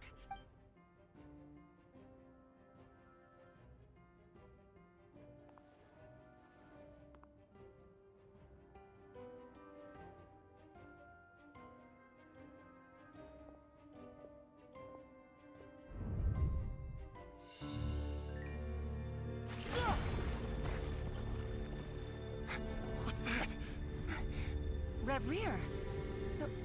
So the rumors about your work are true. What? No! Listen, something happened at the palace tonight. We have to leave! You don't need to lie to me anymore. What do you mean?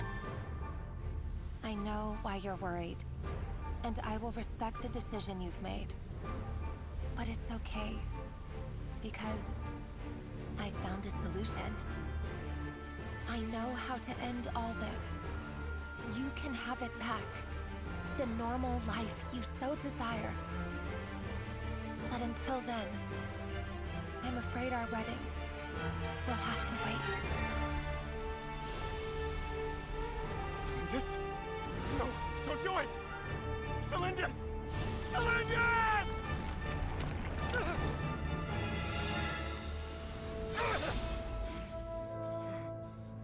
I told you, Rerir. Let her go. You will find someone better. No! No, I won't do it! I have to save her! By what means exactly? A lowly pawn. You lack the power and the strength of will. Do you know a way? Tell me! Come to the palace. Join us.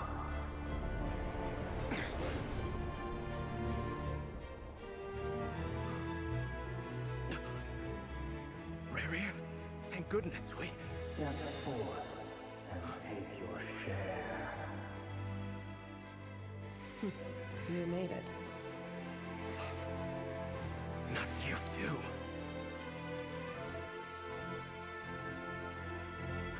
Hatred or grief, despair, desire.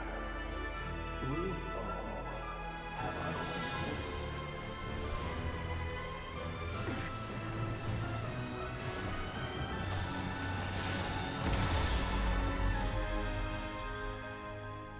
Rarier.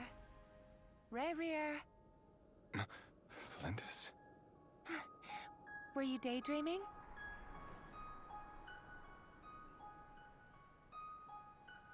You still remember, Rarier? That question you asked me a couple of weeks ago? Oh. You mean the proposal? Yeah.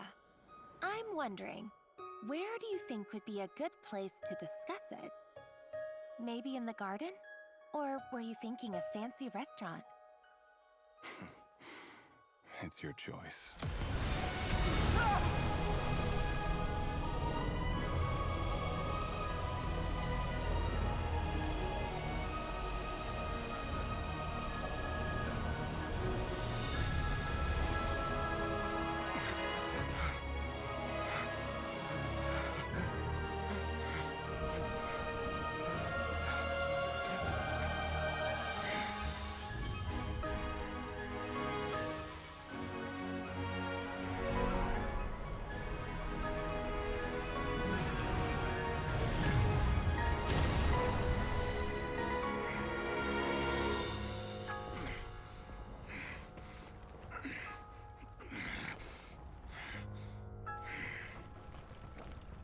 I will find you. And then... you can give me your answer.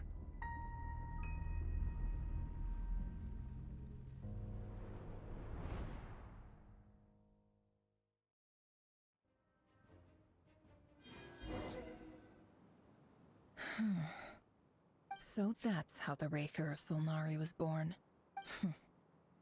A monster created by circumstance is a monster all the same.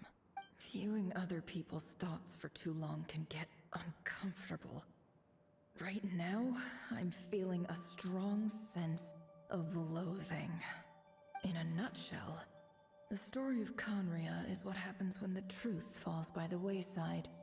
Everyone tells little white lies, and before long, you have a huge pack of lies that destroys everything. Phew. Time to get back. His past is filled with sorrow, but the tale of any fallen civilization is one of endless tragedy. Cruel as it may be, that was Conria's fate.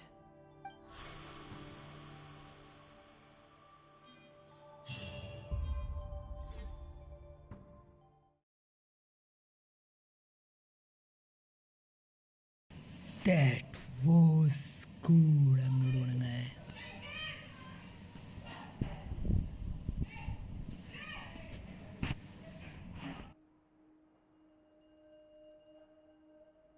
Everyone, I'm back. Can I get a standing ovation? Never! How are you holding up? Feeling okay? She's fine. Boss is a pro. Yes, I'm fine. You will have seen the events of Rarier's life through my thoughts. It's now clear that he is just a regular nobody, driven by personal tragedy, as he said himself. I mostly agree. There's only so much we can know about him from his memories alone, but they did give us a clear glimpse into his life in Conria. However, I would not consider Rarier to be a nobody. He was deeply involved in the events of that era. Yet, when the catastrophe of a generation strikes, nobody is safe. Sounds to me like you're speaking in riddles again.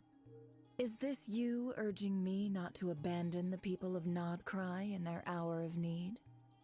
That's not what I meant. Although I do hope you choose to remain a part of the plan. Without you, the mission ahead will be all but impossible. Then try to remember that I respond better to the carrot than the stick. And I don't appreciate being bossed around. Now, as for you, Missy, you were excellent. You stuck to the rules of the ceremony and kept your mouth shut the entire time. Bravo. Cool! So, can you fill me in on the deets now? Most of what I saw went right over my head. Patience. You'll hear the whole story, don't you worry. But let's meet up with the others first. It will save me narrating it twice. Yehoda? Yes, boss! Let me get that door for ya. That's more like it. For a moment there, I was worried you'd forgotten about the first clause of your employment contract. Forgive my curiosity, but what does the first clause say? It says I gotta do the annoying stuff that boss is too lazy to do for herself. Like opening the door, pouring the tea, yada yada. Is that right? If something is in the contract, it's because she willingly agreed to it. Rest assured that the Curatorium abides by the very strictest of labor policies. You don't seriously think I'm cruel enough to treat her like my slave? In any case, I've hardly shied away from my share of the work today. Hope I don't catch Flintz and Varka lounging about in their chairs, enjoying a leisurely cup of tea. There's nothing I dislike more than other people enjoying themselves while I'm hard at work.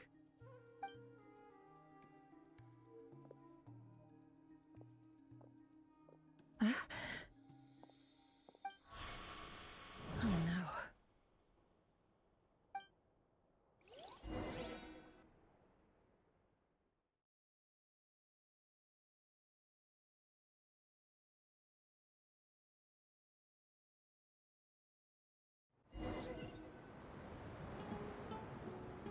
Sorry to disturb you, but we seem to have run into some trouble. Evidently so. Don't worry, I'm not about to leave you to fend for yourselves. I'm not that kind of boss. And it would go against the Curatorium's labor policy. I'm sorry. What did you hear me say? I wasn't talking about labor policy. Wait. How long have I been standing here? Not long. You just appeared by the door a moment ago.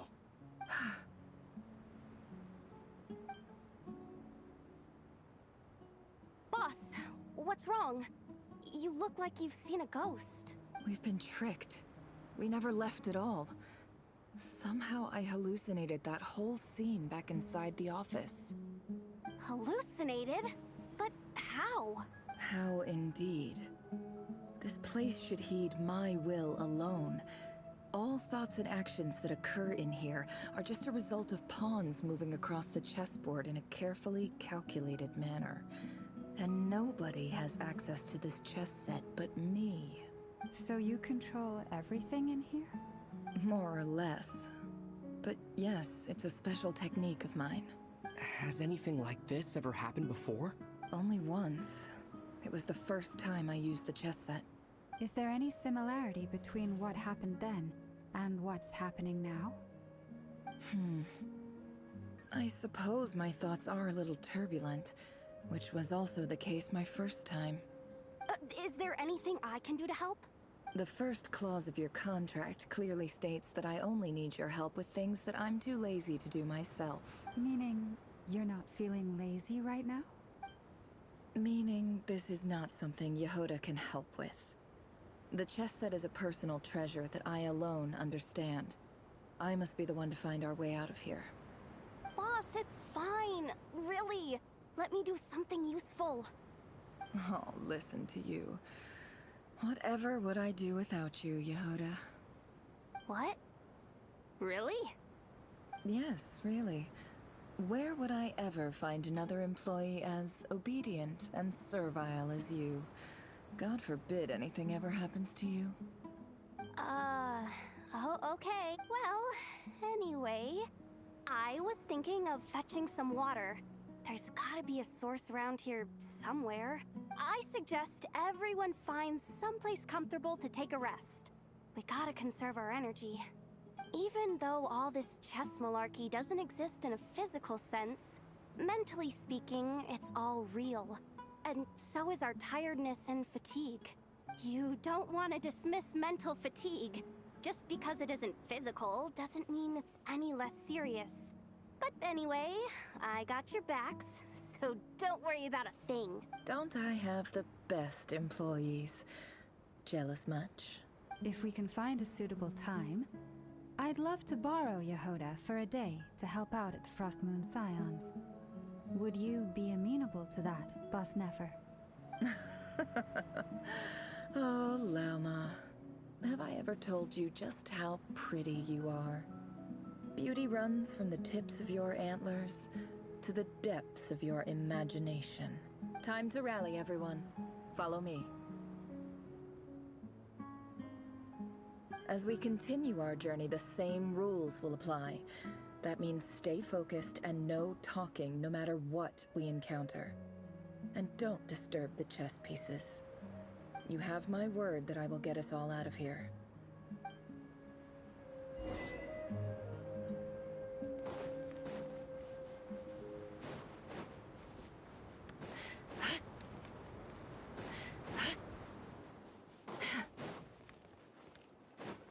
This place looks familiar. That's not a good sign. I wasn't expecting visitors at this hour. Wait, is that? Oh, it's him. There you are. Sinue's been looking for you all day. I think he has some news for you. Oh yeah? What were you doing just now, Uncle Retinue? Hiding away some more loose change? I know I saw some Mora. What do you mean loose change?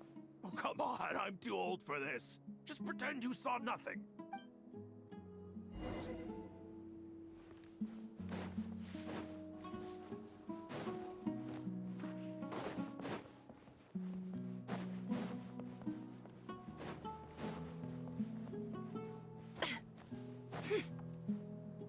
Hey, kid.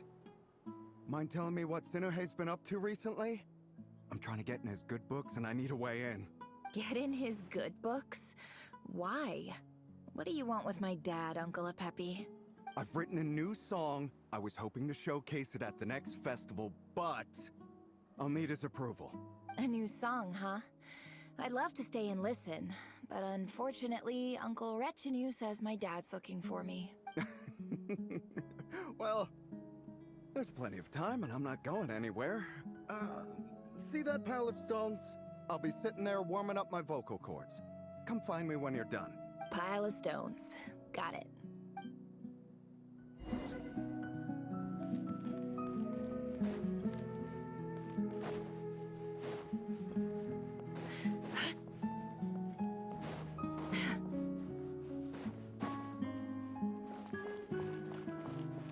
Hi, Dad. Uncle Retinue said you were looking for me. Ah, there's my little princess. If you'd gotten back just a little sooner, you could have shared the spoils of war with me. Spoils of war? Who were you fighting against, Dad? It was just a figure of speech.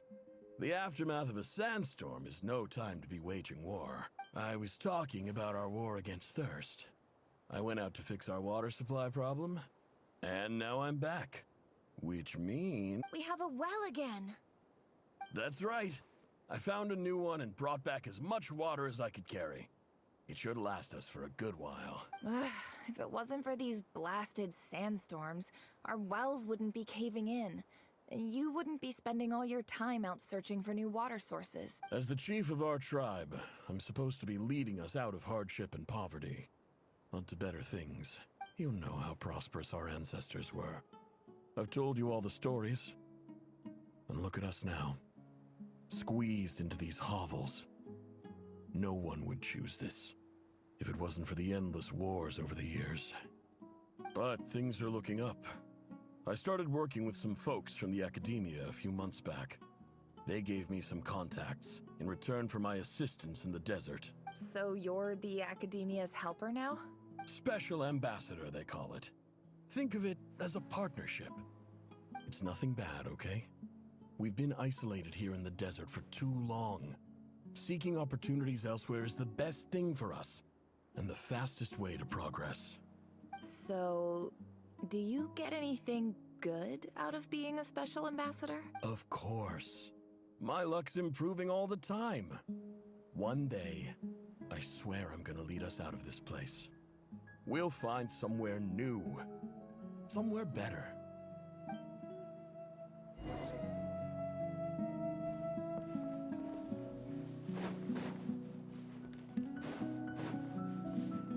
No more lies.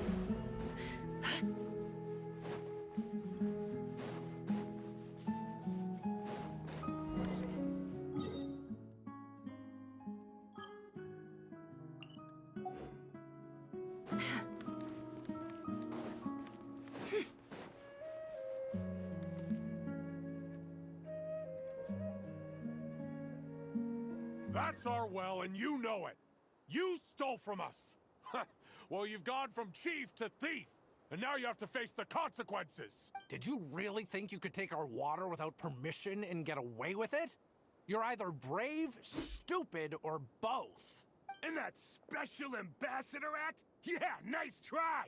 We spoke to the academia. They said it was all news to them. You're a liar and a cheat!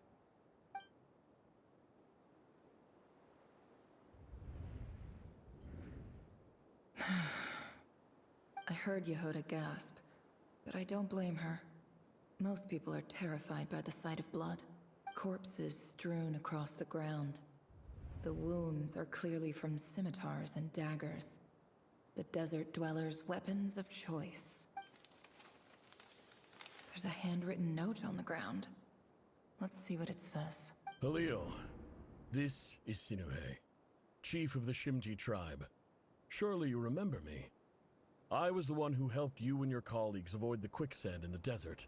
This is my second time writing to you. I assume my last letter must have gotten lost in the mail, as I didn't receive a reply. I hope this one makes it to you safely. I'm writing to you because I need some help.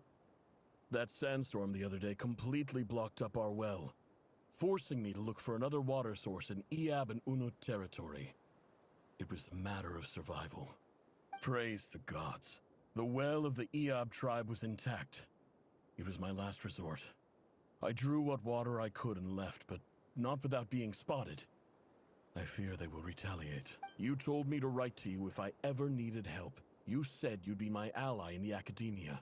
I urgently need you to formally recognize my title of Special Ambassador and send some of your people to assist me for a few days. It's the only way I can convince them that this was the academia's decision and prevent them from retaliating. This is an emergency. Please send help as soon as possible. Looks like this letter never got sent. The writer died a grisly death, and the letter was trampled into the ground. It's badly defaced. Some parts are barely legible. What a ridiculous lie the surviving Shimti tell. Their whole village was butchered over a sip of water.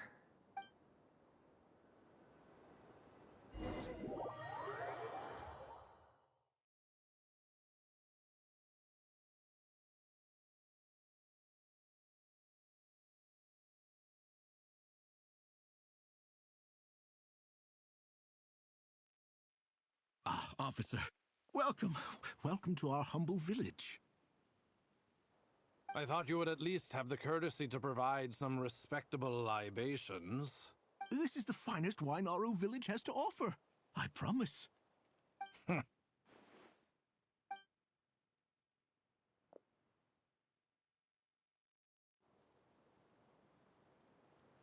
The Academia has agreed to reserve a single space for a candidate from your village. But I remain skeptical of this entire endeavor. I highly doubt anyone in this desert possesses serious academic potential. Please, have faith. If not in us, then in our god. The child we found shows great promise. I beg you, take her away from this place. Give her a chance. Don't let her talent go to waste. I don't recognize her. New arrival? She showed up here a few days ago and we took her in. She's a really bright kid. Please help. I'm begging you. So, where are you from? Nowhere special. Just a sand dune. What about the rest of your family? How many of you are there? Just the one. It's only you? Correct. So, no brothers, no sisters, no mother or father? Any who have slept on a bed of sand, I call my brothers and my sisters. Apart from that, I have no family. All right. Get over here. Sign your name on the form.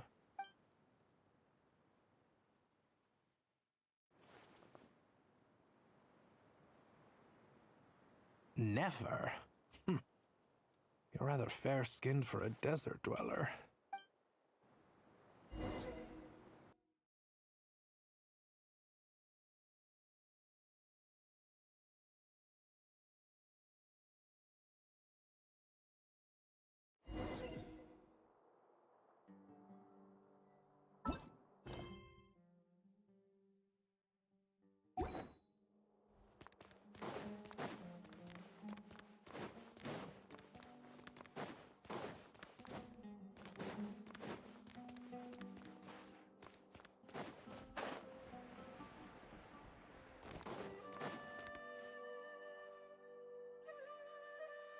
Nefer, this term's assignments have been issued already.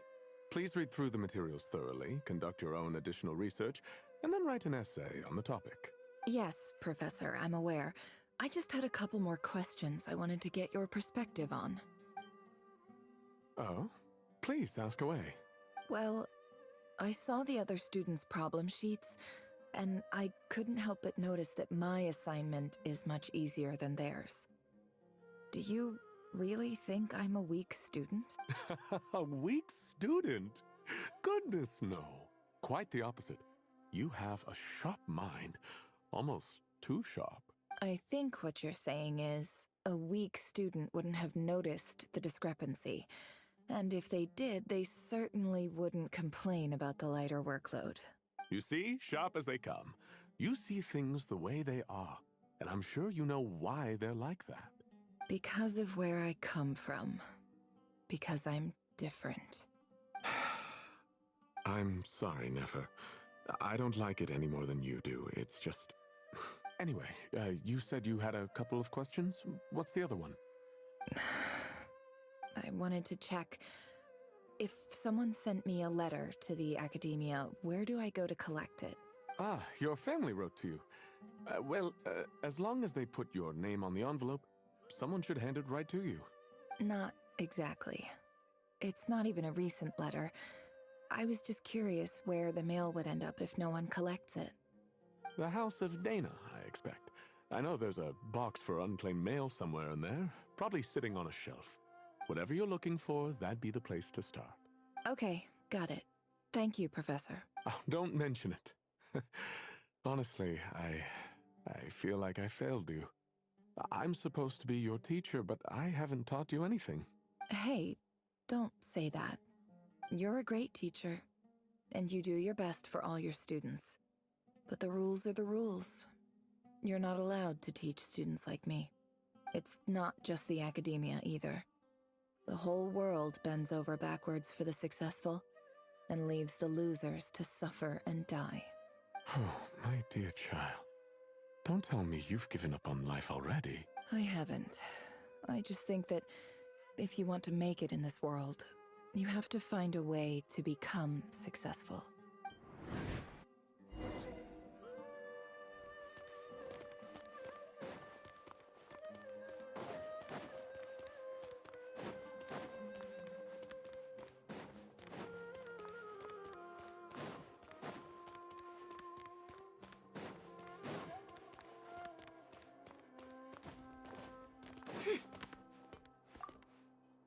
This must be it. A big cardboard box full of unclaimed mail. And probably some letters that ended up here by mistake, too. Let's take a look.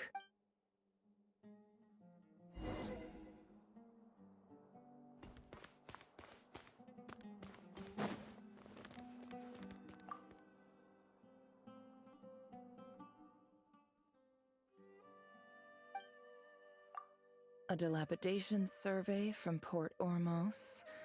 Looks like it's from a Core of 30 representative. What a strange thought. A bunch of mercs losing sleep over rundown buildings. This one was never even opened. I guess the recipient didn't care what the Core of 30 had to say about it. Who was it addressed to? I don't recognize the name, but it must have been a Kasharawar professor.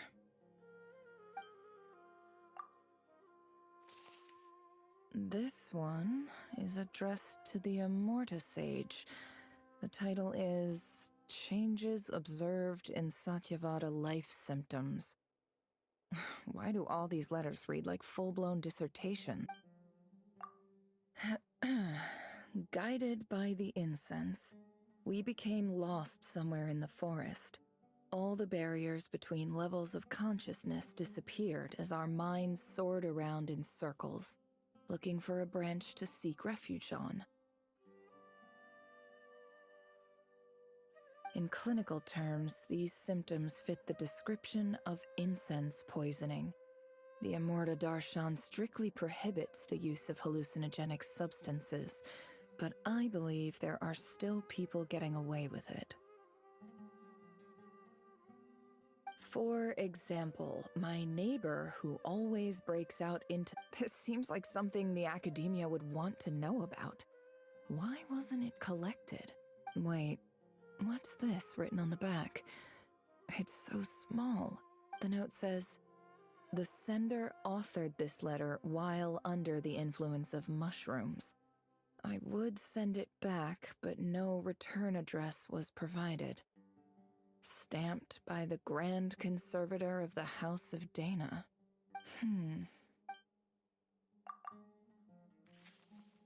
This next one is addressed to Grand Sage Azar. A few words of protest regarding recent changes in Sumeru's educational policy. In recent years, the academia has taken on a small number of students from the desert region, as per the policy to this effect. However, it appears to me that these students have not, in fact, been provided with educational opportunities that are, in any meaningful sense, equal to those enjoyed by their peers, as well as receiving dumbed-down assignments and perfunctory tutoring. They do not even have full access to the Akasha system. Education is the fundamental purpose of this institution, which should go without saying in a nation whose founding virtues are knowledge and wisdom.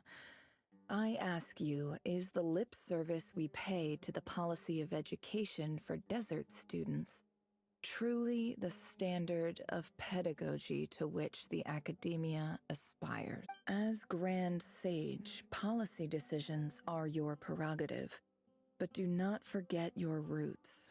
You and I were once students too, as was everyone else in this institution. I do hope you will give some serious attention to this matter.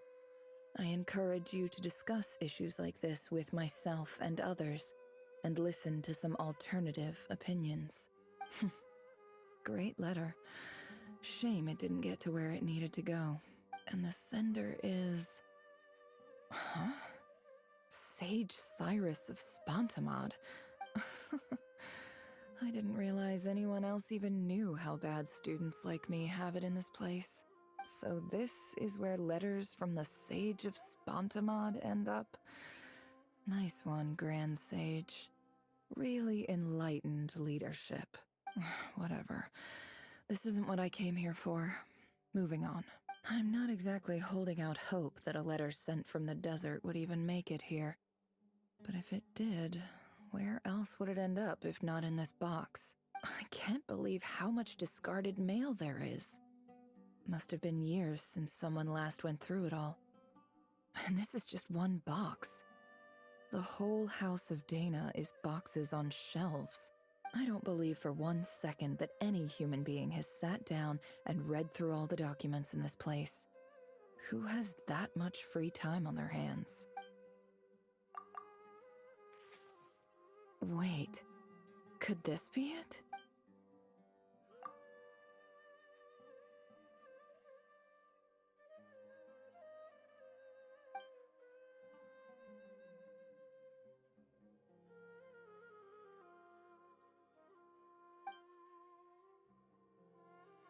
Greetings, Halil. My name is Sinue, chief of the Shimti tribe. I was the one who came to you and your colleague's aid when you ran into trouble in the Great Red Sand. I don't know how well you remember it now, but I brought you to safety and gave you some water and other supplies. You seemed very pleased and told me your name. In my tribe, learning a person's true name is serious business. And I therefore see you all as friends. You were kind enough to leave your contact details, so we could stay in touch. The Shimti tribe lives a harsh, nomadic existence in the desert.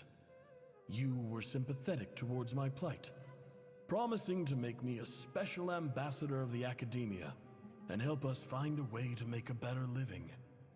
This brings me to my reason for writing.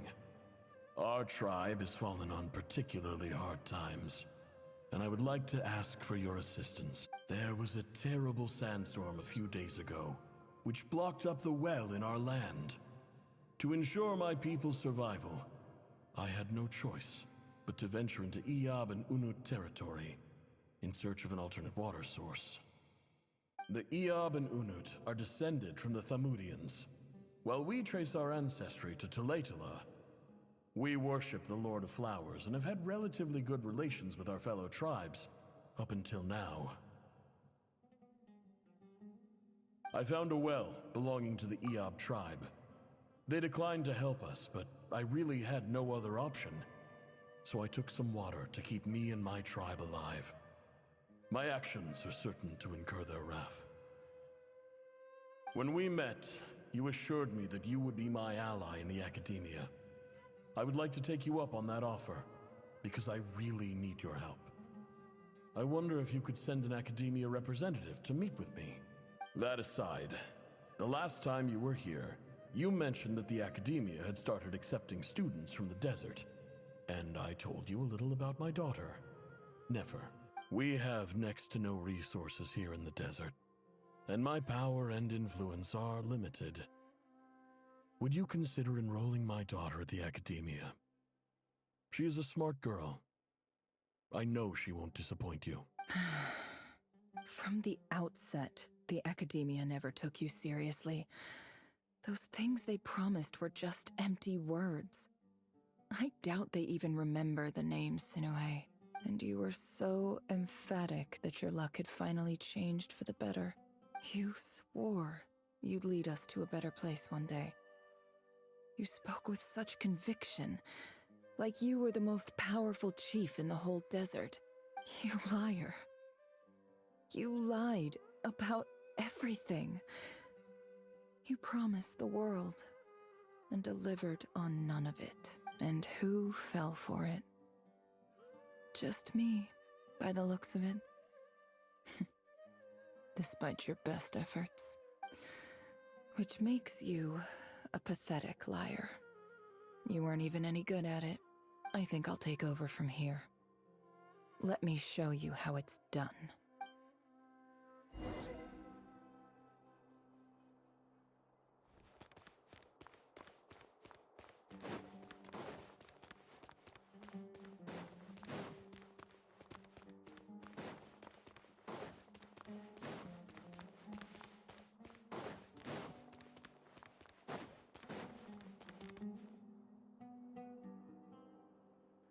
I just came to say goodbye. Thanks for everything you've done for me in my time here. Nefer?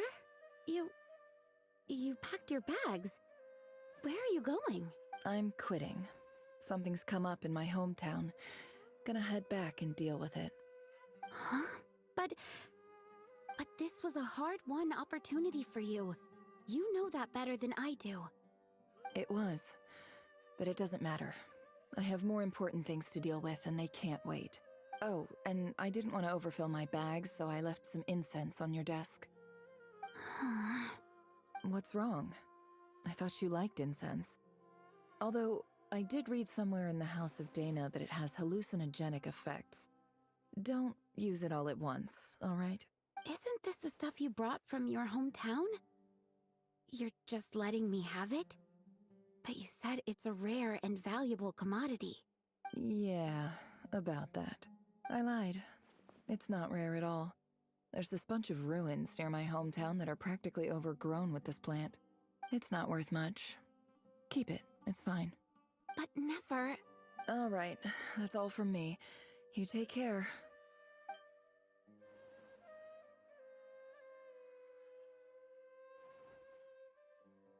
Don't forget me, okay? I mean, we're more than just classmates, right? We're friends. Yeah, I'll remember you. I lied again. That incense is worth a fortune, and it's a rare find even in those ruins. And as for remembering her, I have far too much to do when I get back. No time to reminisce. I'll be lucky if I even make it through this alive. But either way, I expect I'll forget you pretty quickly.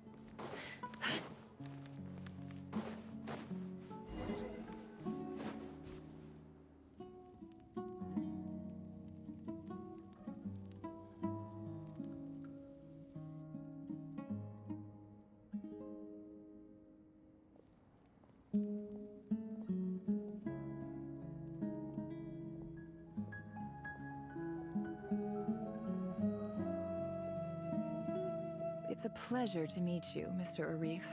So, what does the Academia want? Since they've sent their special ambassador, I assume there's a big business deal to be made. If not, I'd be very disappointed. Please, sir, lower your blade. You're lucky I'm the one they sent. Not all special ambassadors share my admiration for the Eab people.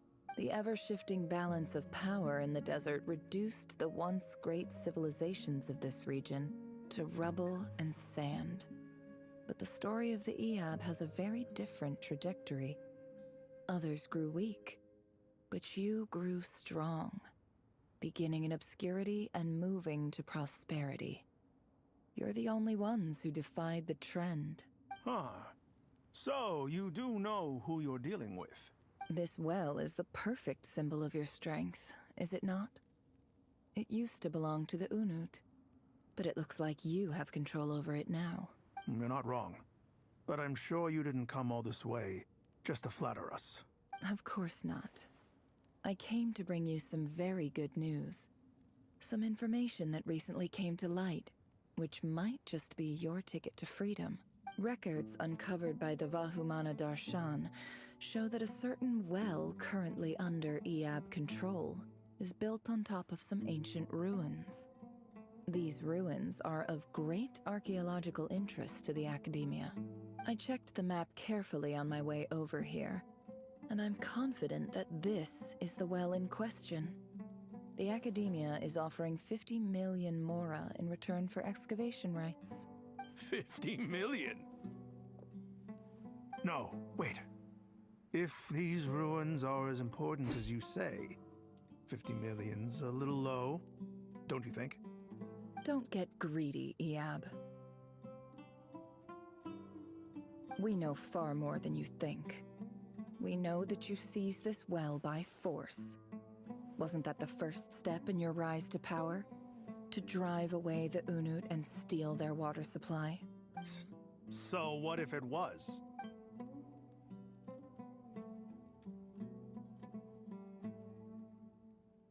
Don't worry.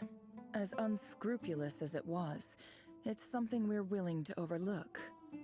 The Academia is only interested in dealing with the de facto power holders in the region.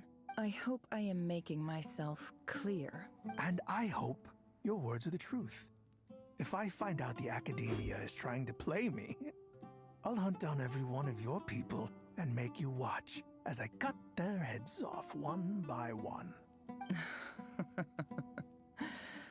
I assure you, Chief, that would not be in your long-term interests. You don't want to make an enemy of the Academia. You see how I'm dressed, don't you? I appreciate that you've never been to the rainforest, but surely even you recognize an ambassador's attire when you see it. And what does a barbarian like you have to lose anyway?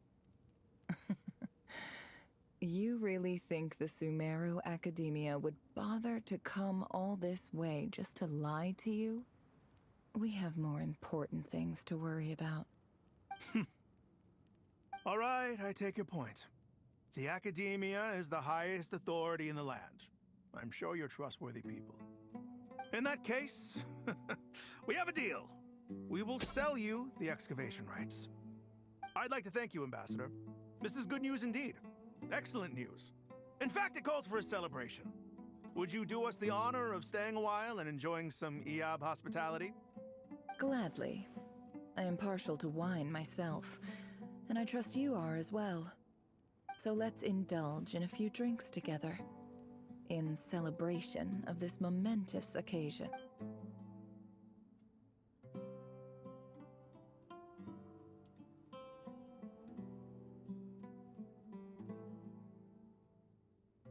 Chief! Chief, it's an emergency! It's the Unut. They've taken the well. What? Well, don't just stand there. Take it back. Yes, Chief. I have every confidence in the Eob's military superiority, and yet... What is it? The Unut's response was alarmingly fast. The day after we reach a deal, they seize the well. This can't be a coincidence. Perhaps there is a traitor in your midst.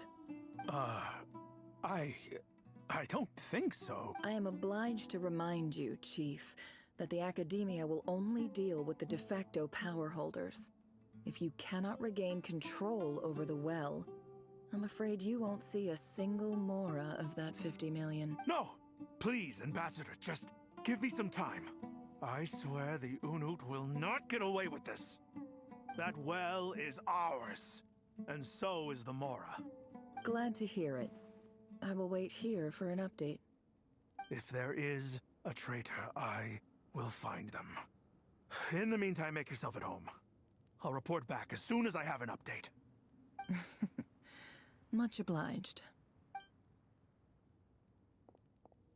Wow. All it took was a few words and I've got him wrapped around my finger. What an amazing feeling. So, in summary, Ambassador, the Academia would rather negotiate with our tribe instead of the Eob, yes? The Eob are ruthless murderers who don't listen to reason. And now they have the gall to interfere in our research projects in the desert region. So let me ask you, Chief, if you were the Academia, what would you do? Kill them all, of course. Precisely. The Academia does not tolerate those who stand in our way. The Eob have held back our academic pursuits for too long, and our patience is wearing thin. At the same time, there is simply no way that the Academia can be seen to be intervening in desert affairs. I'm sure you understand where I'm coming from. We have our own rules out here. If the rainforest dwellers raised arms against a desert tribe, it'd start a bloody war. Right. We can't confront them ourselves, but we can support their enemies. The Unut have always had strained relations with the Eab, which makes you our natural allies. Natural allies. Weren't the Eab your allies once? You were quick to send them after us to protect your interests back when we stole that water. And now look at you. You're at each other's throats. Let me be clear. The Academia wishes to collaborate with the legally recognized rulers of the desert in this matter. We are asking for excavation rights to that well, and our offer is 50 million mora. Say no more. I believe we have an understanding. Good. Then I suggest you get to work. Get us access to that well, and the mora's yours. You see, Dad? Lying is easy when you know how. People will believe anything.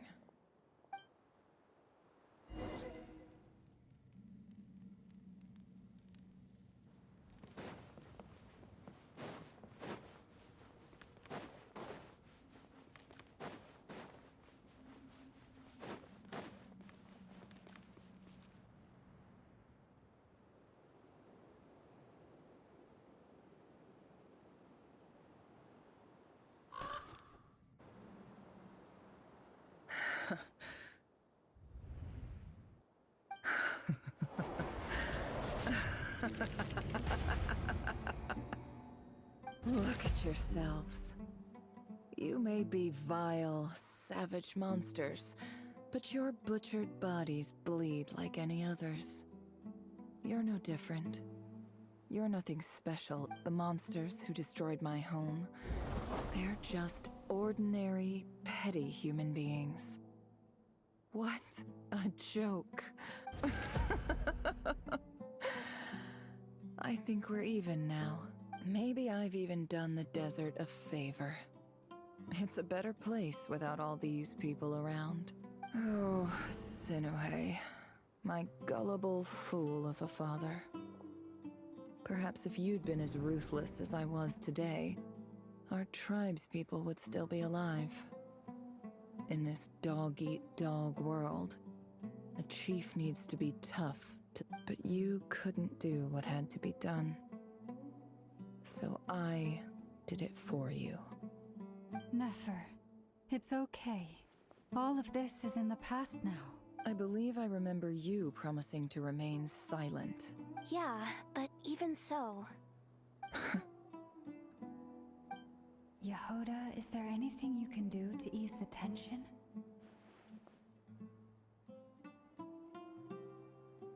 Alright, time for a sharp turn onto a completely different topic.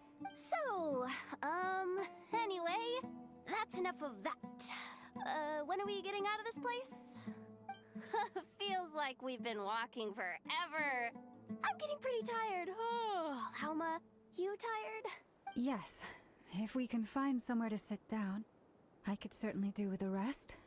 It's not far now. There should be a temple just up ahead. Yes. Really? A temple? That's where this story ends? I guess that's how things go in the desert. Desert dwellers can never escape their destiny. Or so everyone says. I never wanted to believe it, but looking back now, I'm as desert as they come. You mentioned a temple. What's waiting for us there? My biggest trade secret of all. Ah. Then I'm guessing it's where you got your power from. The power to I didn't know you were clued up on any other religions.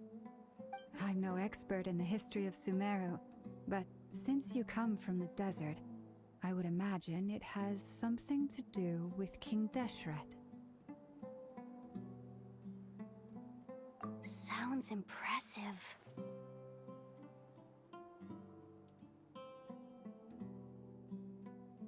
Ah, I know who you mean.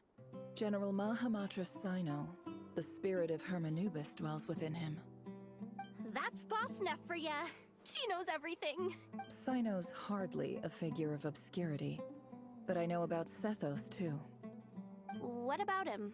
Is he a big deal or something? Well, He's not a small deal, let's put it that way. Please, this is the bare-bone basics. Save the flattery. Thanks for your patience, everyone.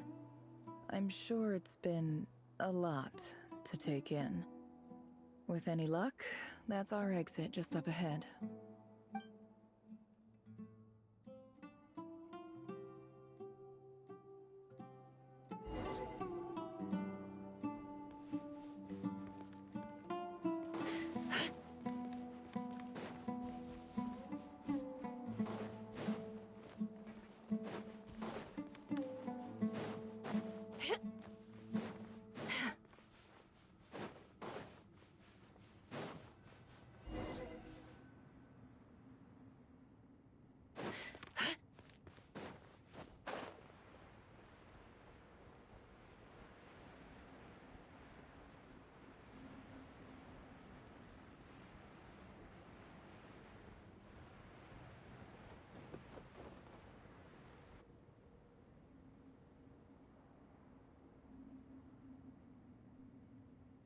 Uh-oh.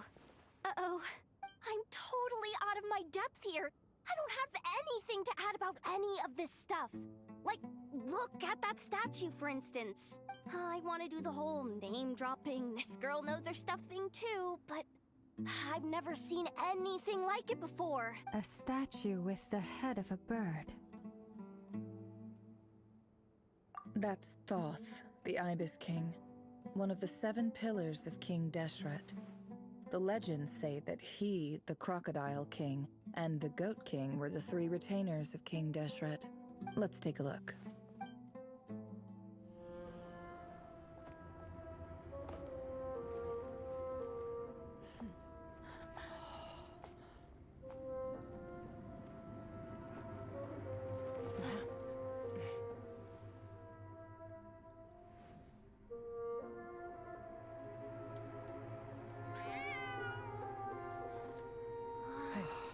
It's just Ashru. So, all is well?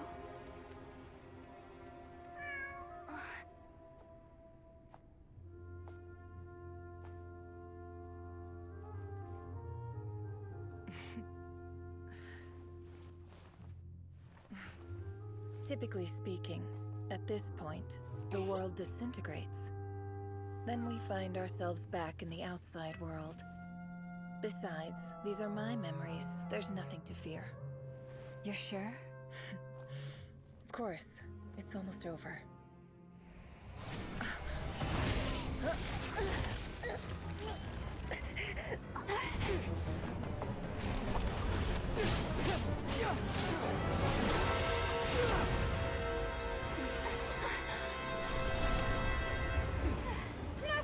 Hold on!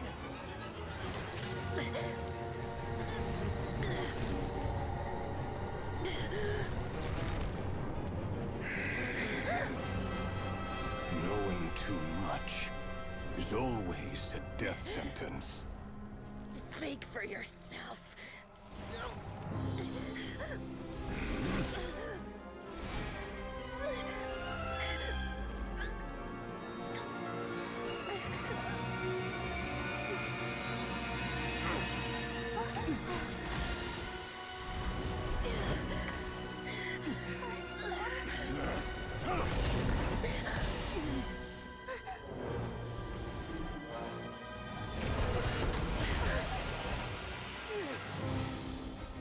How repulsive.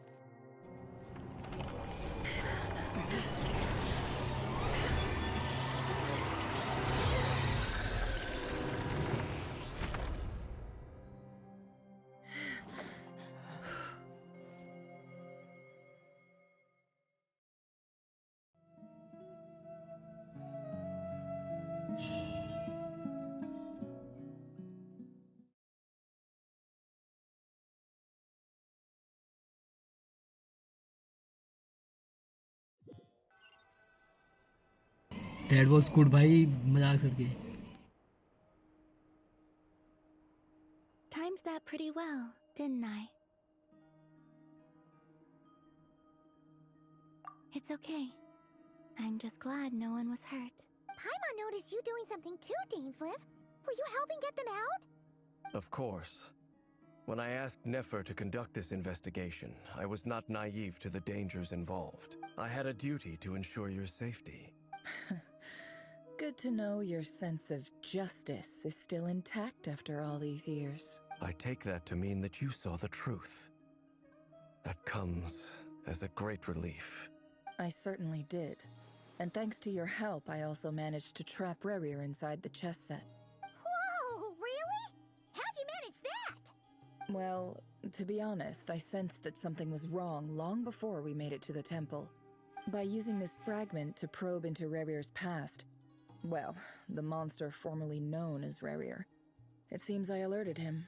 I was tracking him, then he caught on and started tracking me too. Can't say I'm surprised. But how did he track you through your thoughts alone? That shouldn't be possible. Rerir was a secret agent who reported directly to the Vinster King. He is an expert at finding a trail and hunting down his pursuers. No wonder.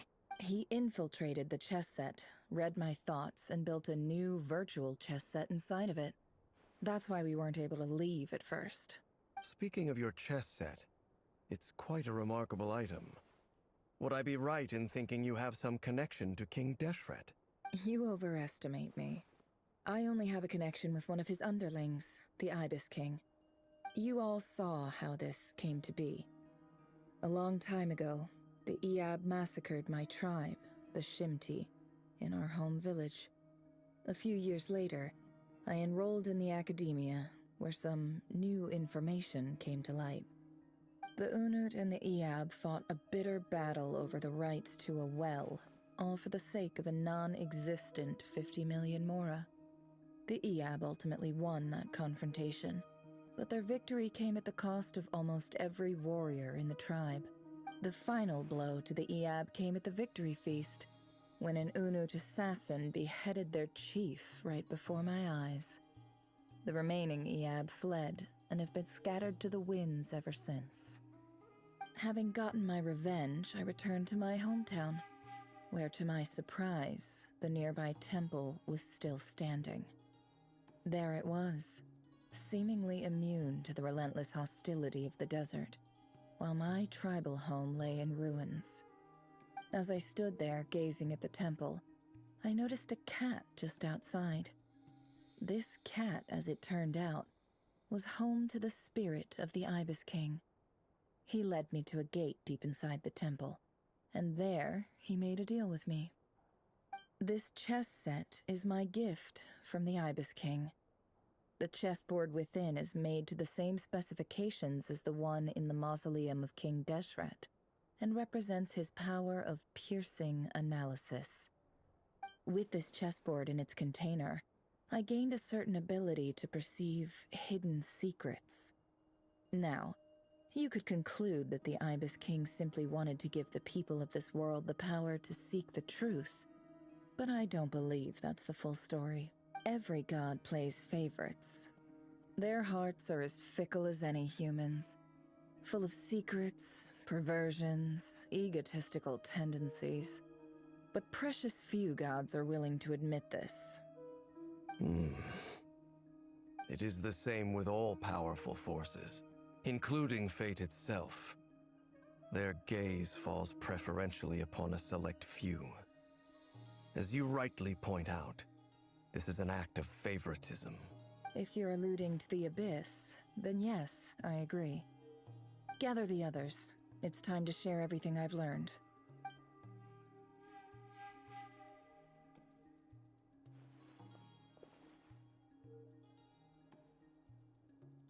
Thank you all for being here.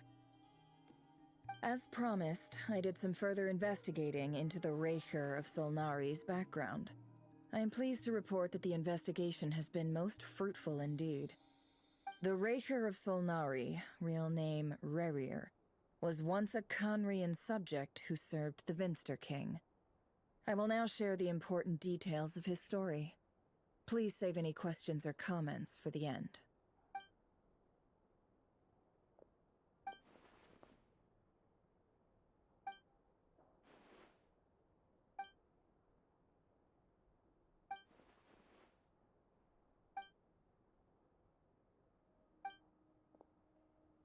So that's why he's so obsessed with the moon.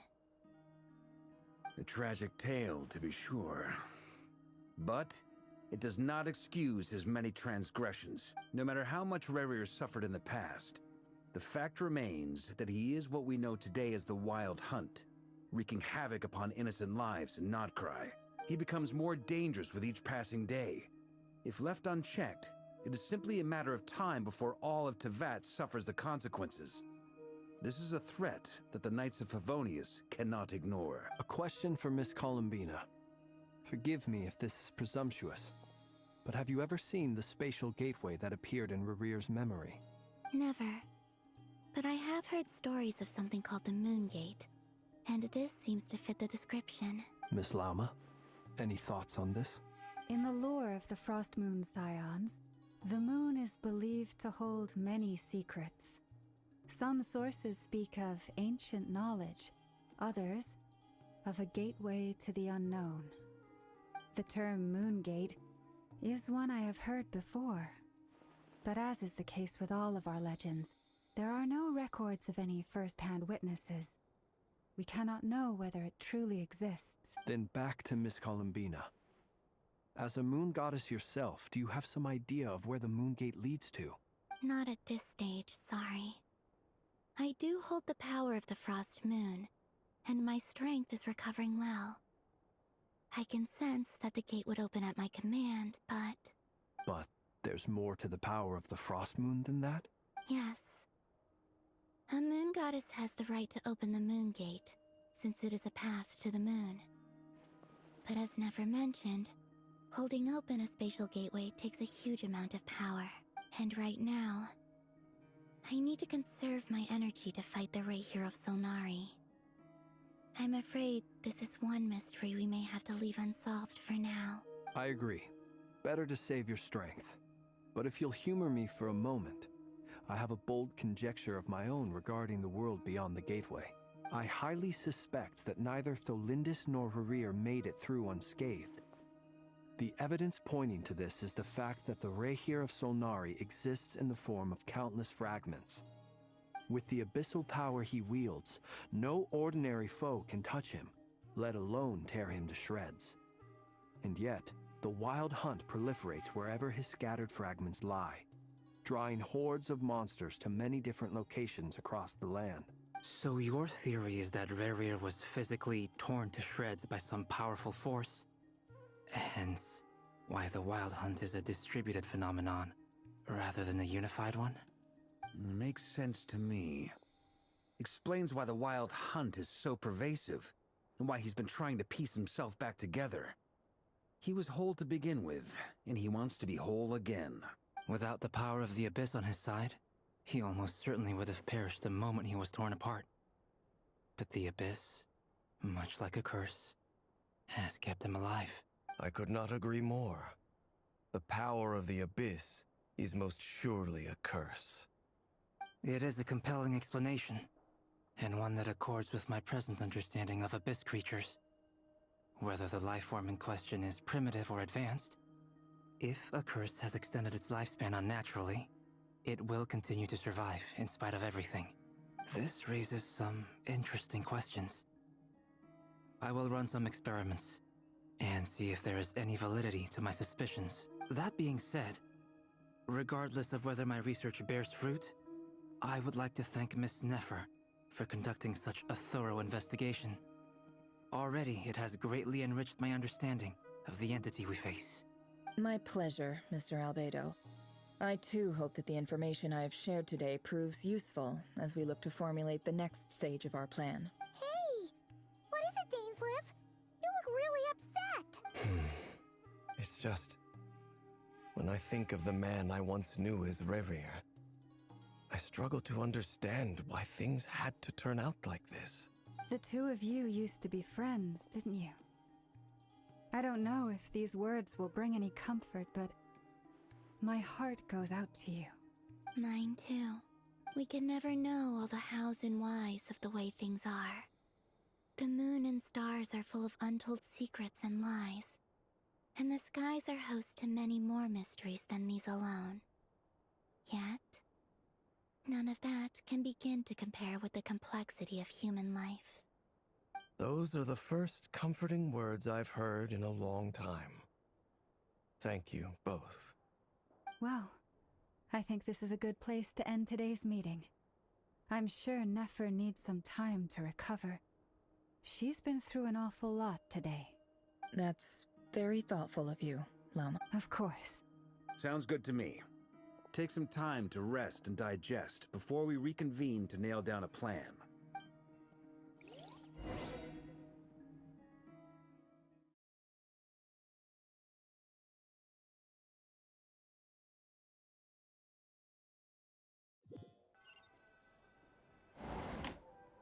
Hey, is this a bad time? Hope I didn't kill the conversation. No need. Come on, let's talk outside.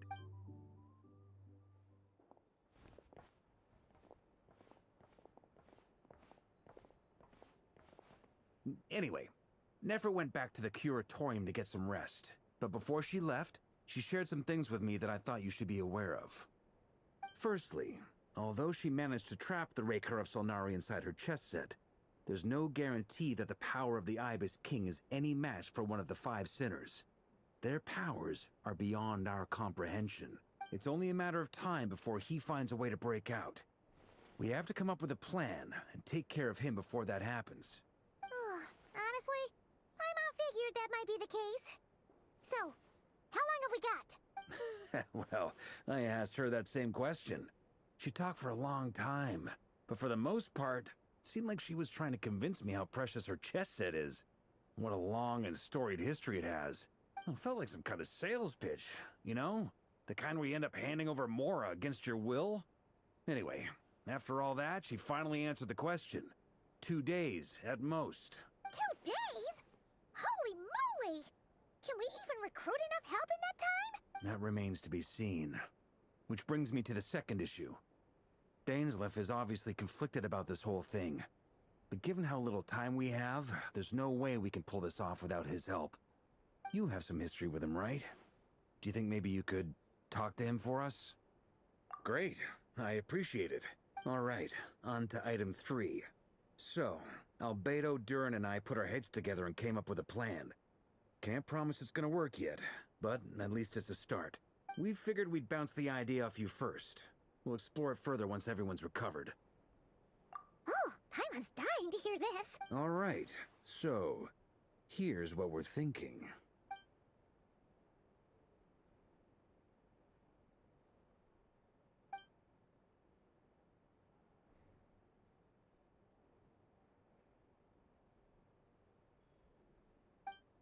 We felt a little uneasy about roping you into this. I mean, firstly, you're not locals, and secondly, none of us are your boss.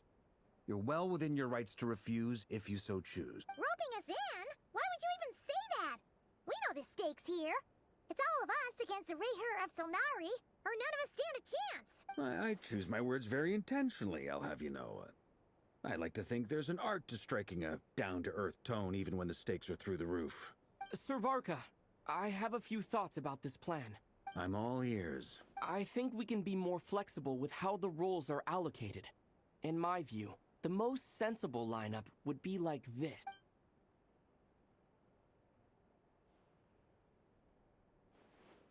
I see your point, yeah. But if that's how we're going to approach this, you'd better make sure you're ready. To be clear, I don't doubt your abilities. Far from it.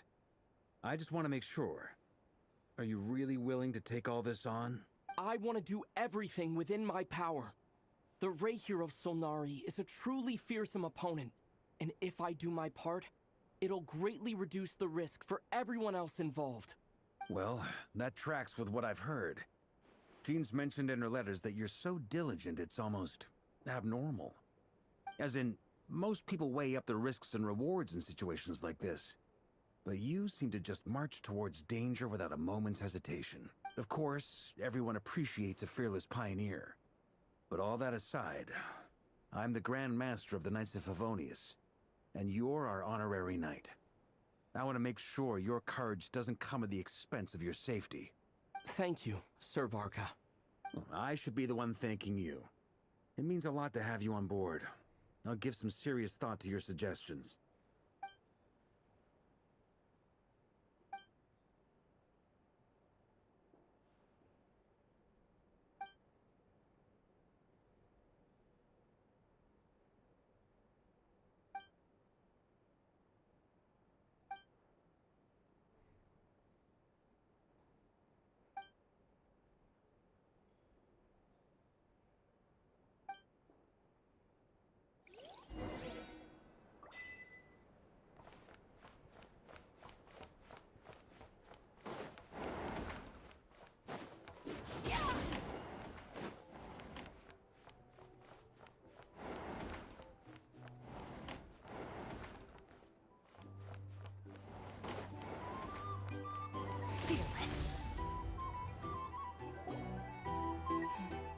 This is a thorough plan, but I do have one last question before we take action.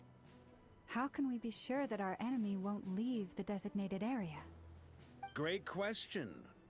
Albedo's been hard at work analyzing Rarer and the Wild Hunt's behavioral patterns. His conclusions are as follows. Firstly, from the earliest known confrontation until now, Rarer has never displayed any ability to manipulate the dimension of space. So it's unlikely he has any power in that domain.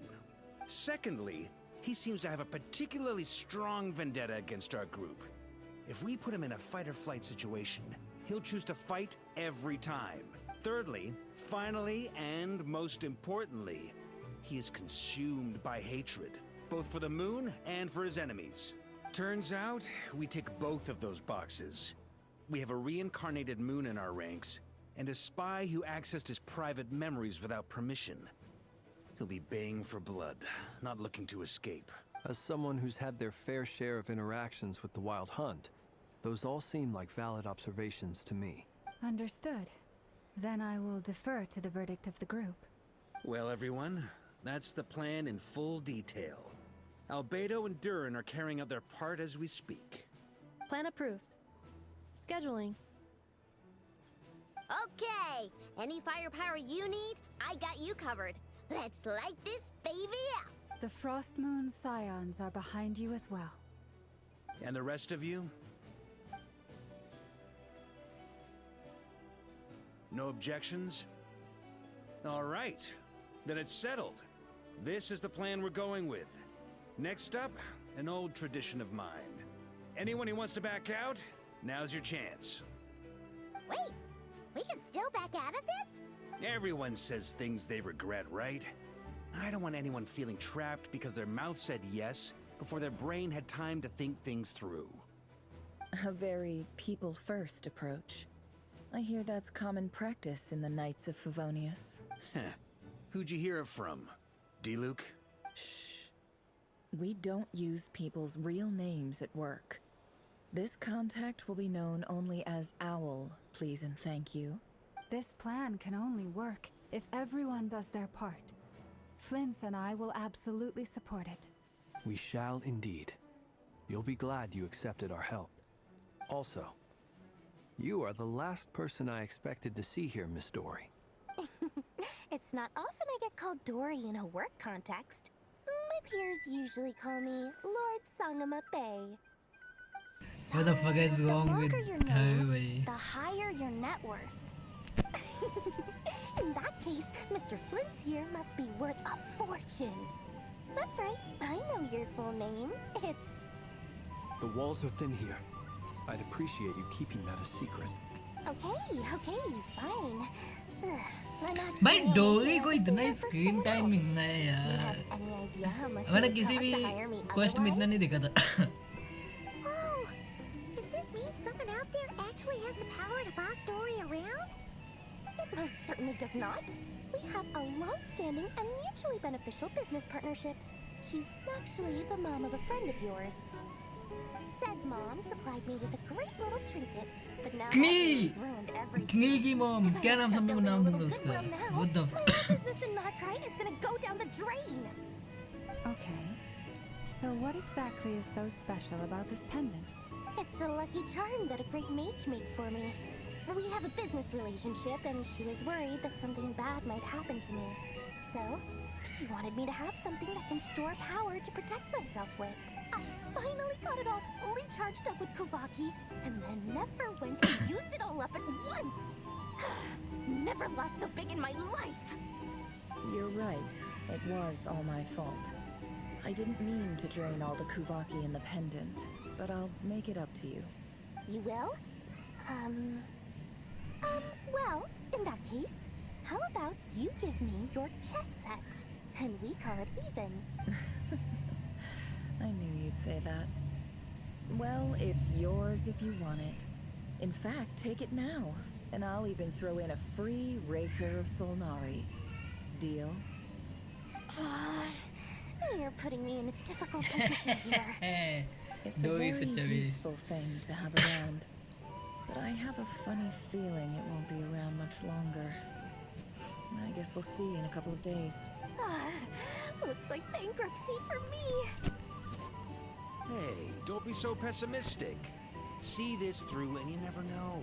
You might find a new business opportunity on the other side.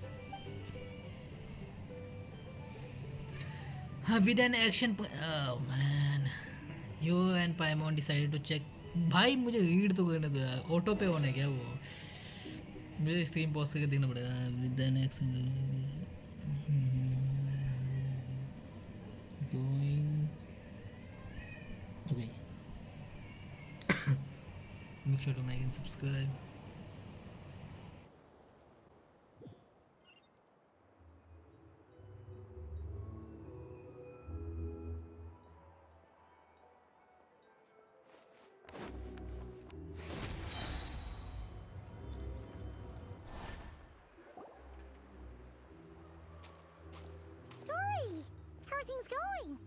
Ready?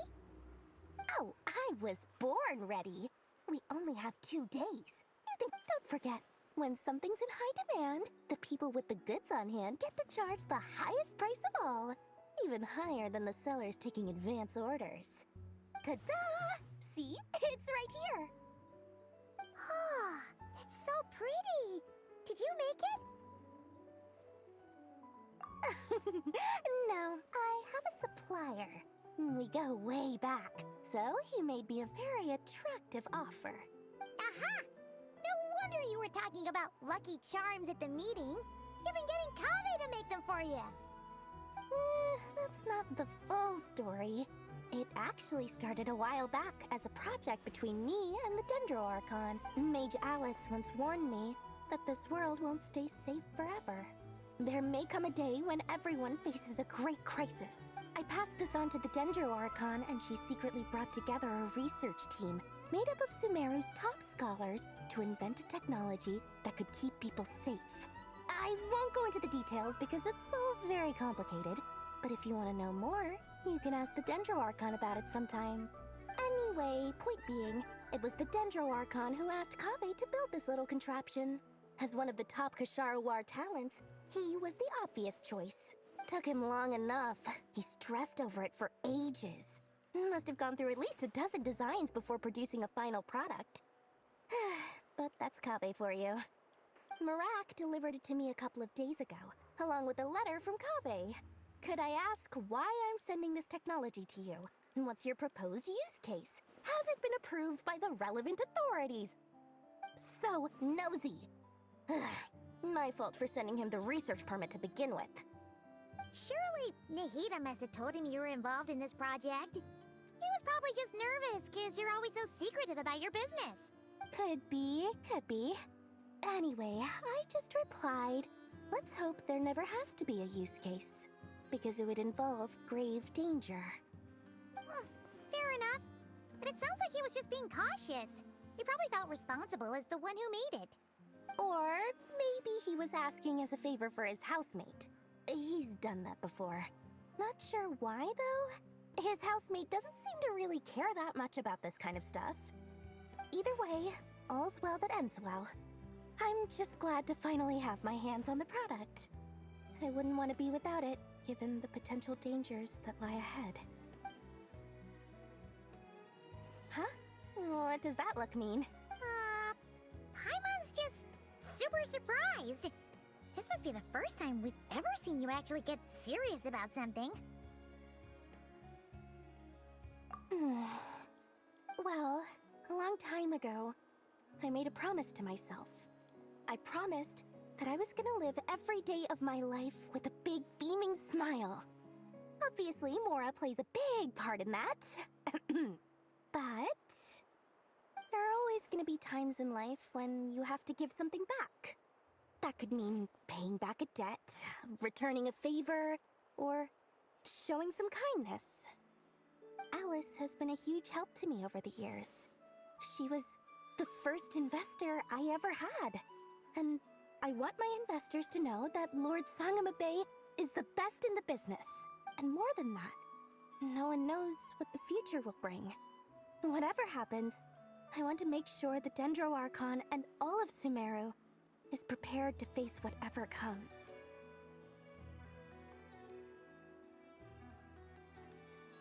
Oh, that? I was just making sure Nefer and I are square. Don't be thinking it was some sort of benevolent act. I'm no saint, so don't treat me like something I'm not. My priority is doing the business that I want to do.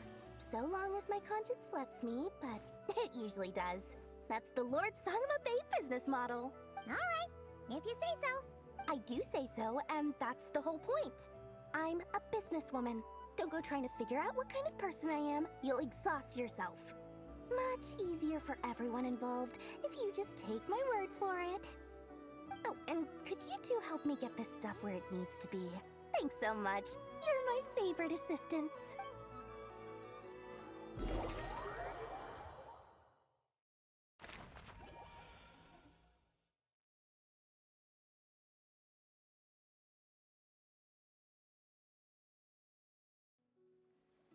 Merciless.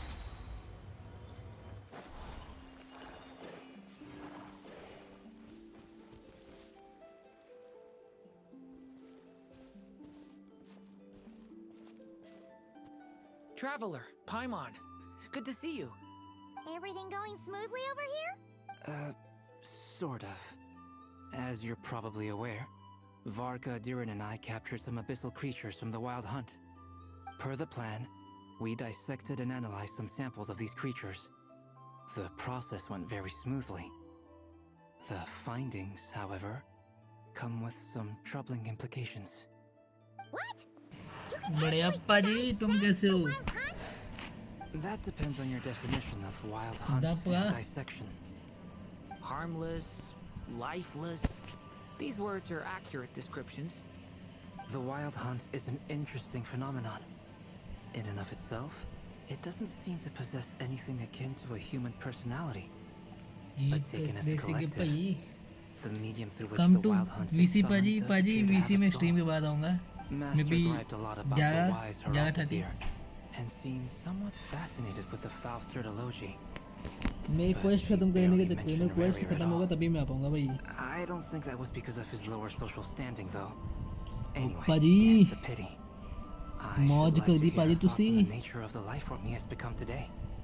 It's a strange mix. Good night पाजी, take care. The furious energy of an abyssal being channeled through a fractured physical existence. Stream के बाद phone कर दो पाजी. आज ये quest खत्म हो जाना फिर मैं फोन करता हूँ. Perhaps the only explanation for his अगर survival तुम in this जग रहे होगे stage तो हम is बात करेंगे otherwise. that he sacrificed a degree of individuality Good in night पाजी. exchange for a continued existence. Oh, sorry. Once I get talking about interesting research, I have a tendency to go on indefinitely.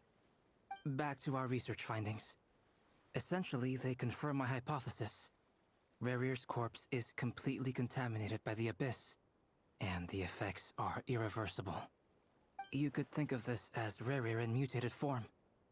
But in my view, even that would be inaccurate. In reality, his whole being has been consumed by the Abyss.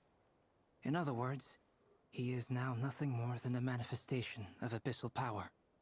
Unfortunately, at present, we have no means of completely eradicating abyssal power. Hence, we cannot fundamentally destroy the ray here of मैं Solnari dune either. Confirm निकालने वाला हूँ. That's terrible news. It's so good भाई. इसका character design क्या बनाया Can't इन्होंने. defeat him? Not even if we get the power of the three moons? Miss Columbina's situation is a difficult one. She can never achieve wholeness when the world does not accept her presence. It's as if her creator banished her to a place she can never be accepted. It means she spends most of her energy just on her own survival. Given the circumstances, it's only natural to despair. But we must see this plan through to the end. Time to kick off the backup plan. Oh, Paimon almost forgot. This is for you. Dory asked us to bring it. Ah, how wonderful. Well, thank you for making the trip. Durin and I will be heading off shortly. I'm sorry I won't be there to protect you in person this time. Please be careful. All right then. Stay safe. That was so sweet, Dune.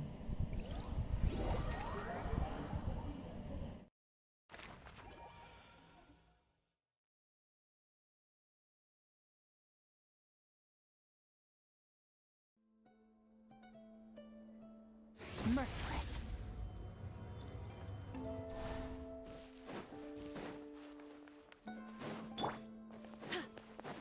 Say cheese.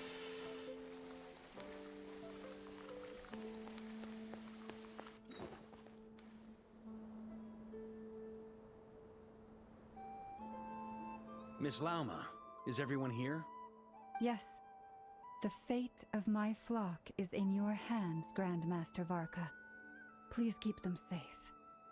My lady, what are you saying? Within the next 24 hours, we will face the biggest crisis the world has ever seen.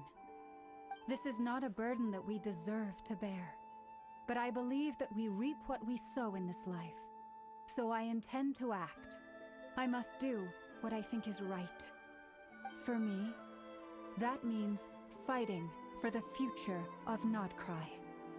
This gentleman is the Grand Master of the Knights of Favonius, Varka, Knight of Boreas. In my absence, please follow his lead. Hey, everyone.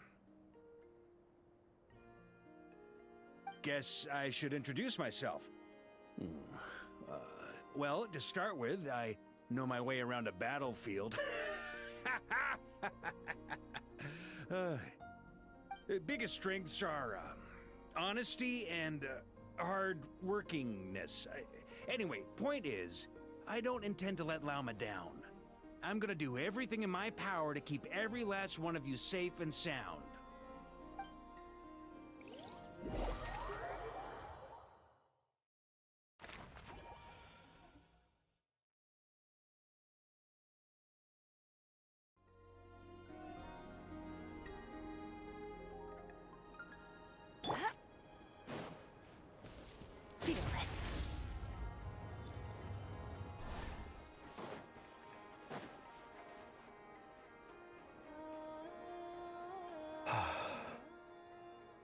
Something on your mind? Miss Columbina, was it? I believe that's how the others addressed you. That's right. Names are funny things. Have you always been called Dainsleff? Yes. I take it your own name has a more complicated history. I have a different relationship with names than other people. To be honest, I'm not even sure that Columbina is my name. At least, not in the same way that Dainsleff is yours. But it's what everyone calls me, and I go along with it. A lot of my life has been that way. I get so used to things that I forget to question why they are so. I never used to think much about where names come from, or what they mean to people. Maybe something's wrong with me. You're different from other people. I sensed it the first time we met. You're more perceptive than most. I'm sure your long life and rich range of experience explains that. Do you ever find yourself missing Conria, Mr. Dainsleff? Difficult to answer. I have dreamed of the past many, many times. Sometimes I'm fighting tooth and nail. Other times I'm lying on the ground, defeated. I don't recall any happy moments from that time. It has been too long. Is that because hatred survives longer than love and affection? That would not be for me to say. I make no excuses for the grudges I bear. But whatever the reason, I remember little that was beautiful or sentimental. Thank you for your help with the Rerir situation. Without your efforts, I never could have learned the hidden truth of his story. You're welcome. I know he's your friend. Friend? He betrayed me. And I never really understood what he was going through in life. Some friendship, that is. Okay. So, do you plan to fight him with us? You see, you're torn. Now you know what really happened. You see the things he's done in a new light. I need some time. Of course. I completely understand. Anyone else in your position would feel conflicted too. Actually, I went through something similar myself recently. Something happened that changed my perspective on a situation. A situation I took for granted at the time, but now I feel very grateful for it. You mean the Harbingers who still support you, even though you've left the Fatui? Yes. I always thought they were only helping me because Harbingers are forced to work together. But then I abandoned them. A warrant was even put out for my arrest. And even now, they still support me. Which means I was wrong about them all along. Clearly, they view you as a friend. I feel a little guilty now. I regret not seeing her help for what it was, and not treasuring it.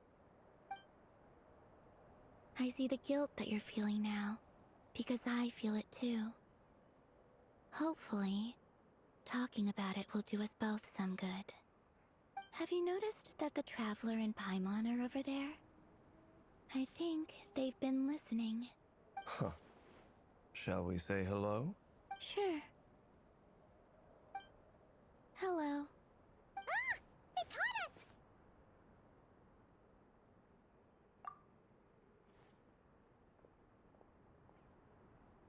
I apologize for making you worry. No doubt you wish to know where I stand on the plan to take down the Rerir of Solnari. I'm afraid I need a little time, but I will seriously consider joining you. You will? Oh, thank you so much! Everyone will be so grateful to hear that!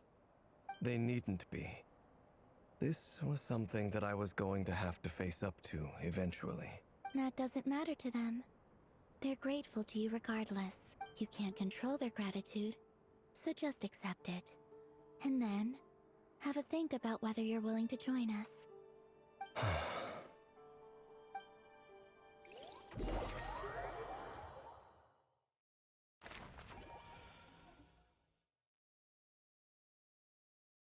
It's nearly showtime! Let's go rendezvous with the others. You know the place.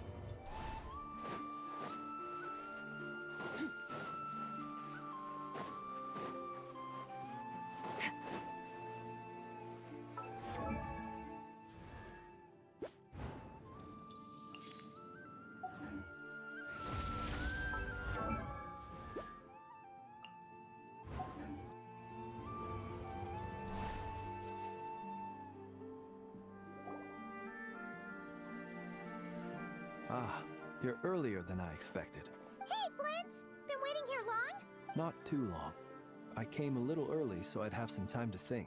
Are you nervous about the battle? Quite the opposite. I'm reminiscing on my past battles.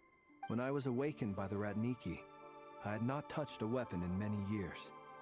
I felt like the battlefield was not where I belonged. But after waging war against the Wild Hunt for so long, I came to realize something. A life of absolute peace is simply not a possibility for me. My restless flame indicates that somewhere inside of me, there is a deep yearning to root out the evil in this world. Oh, that doesn't sound like such a bad thing. Well, in the past, when I was a Fae whose primary concern was hibernation, it was hardly ideal. But it certainly serves me well here in the present. And I am delighted to be able to join forces with you in this endeavor. Looks like I'm not the first to arrive. Ah, Miss Lauma. Did you sleep okay last night? I struggled to settle down at first because of the nerves. But don't worry. I got enough sleep in the end. I'll be just fine. Please, I'm just doing my part. Never! Over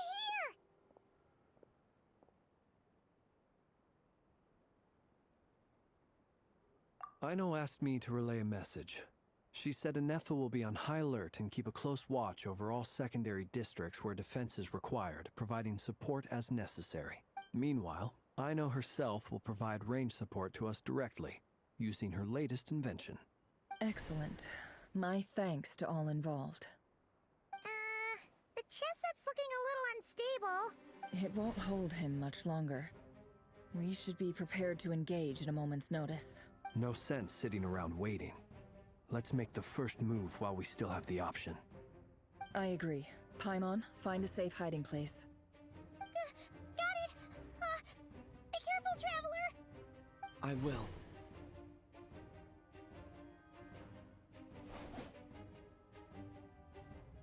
Everyone, take your positions as soon as the battle starts. Every ounce of strength we have in our bones, let us bring to this fight. Ready? Let's go. I've seen all your futile ploys before. You have become the authors of your own demise. I wouldn't be so sure about that. You are merely a moment of sport before I tear down the moon.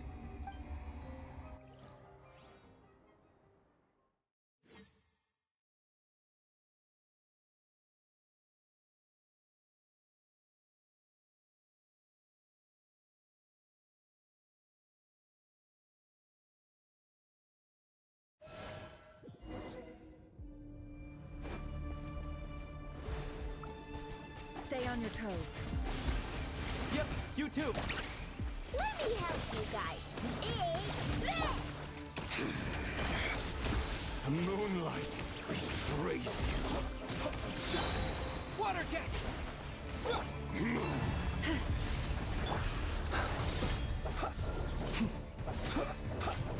Move. Yeah, yeah.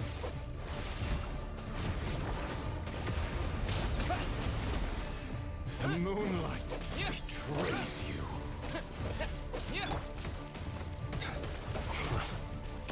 Close your eyes. Observe. To dust.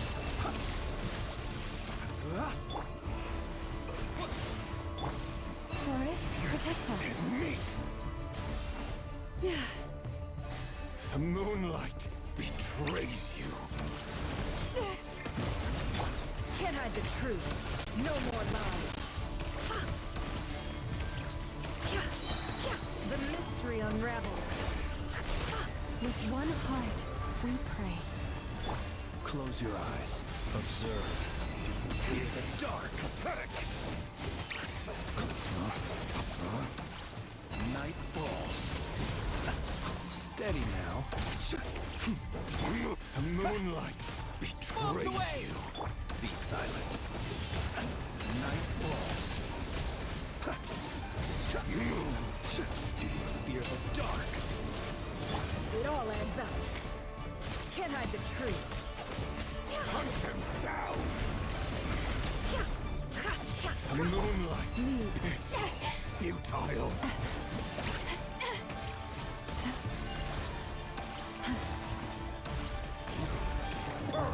Observe. Began with the moon, and so shall it end. The moon will protect you.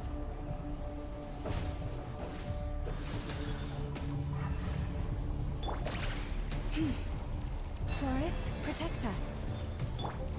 No more lies.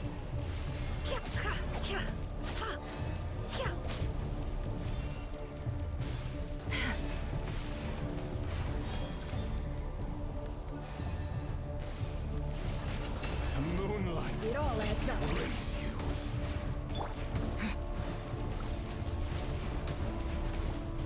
Go!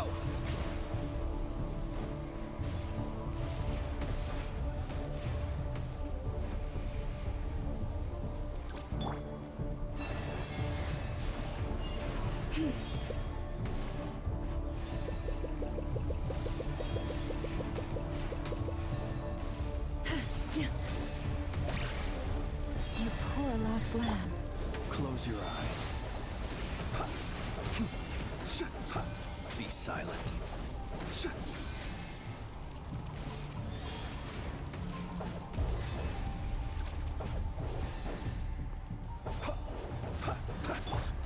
Lush as the moonlight.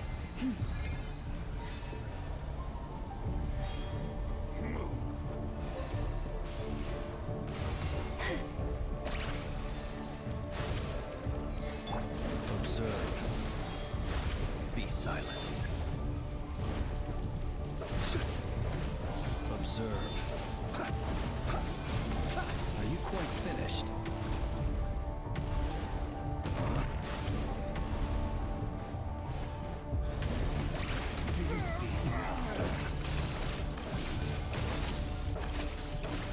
Close your eyes.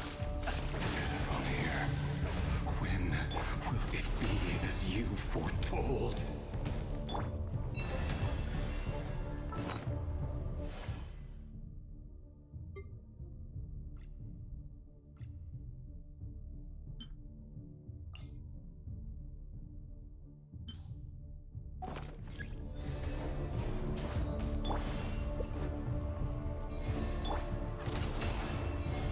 Can't hide the truth.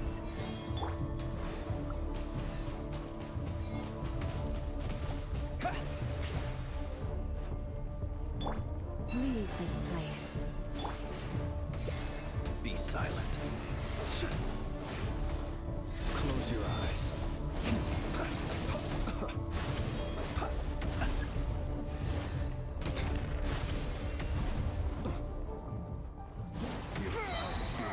Welcome here.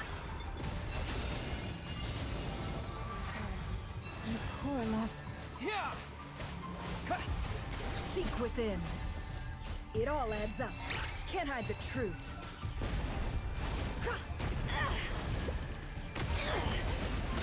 Observe. Be silent.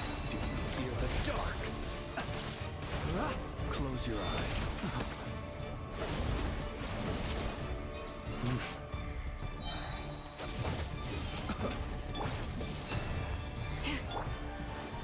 The moonlight betrays you. By the frost moon hold.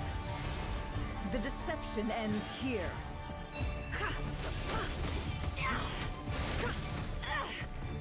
No more lies. The moonlight. Futile. Can't hide the truth. Hunt him down. Move. Be silent. Futile. Hunt him down. To dust. Close your eyes. Night falls. Bombs away! Forest, protect us. With one heart, we pray. No more lies. Seek within. Can't hide the truth. The moonlight betrays you. Futile. Can't hide the truth. Be silent. Night falls. Are you quite finished? Night falls. Move. The moonlight betrays you. It all adds up. Your little game of heroics is over. Move. Who wants to go first?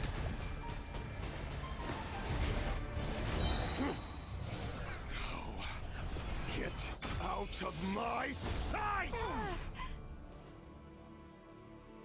No! We've been separated! My grasp! You okay? Never! Where are the others? Stuck outside the barrier. I guess he really doesn't like us. I told you before, knowing too much is always a death sentence. Be careful what you wish for. Run or hide. Lauma! Can you hear me? Silence. The voices are calling. At least I know they're still there. I need to focus. Stick to the plan. Remember my most important task. Just keep stalling him. If I can stall him for long enough, the moment will come. It all falls into place. It all adds up. Go!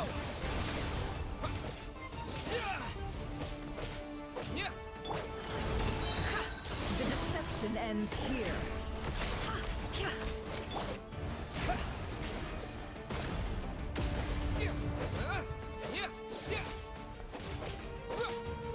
Can't hide the truth.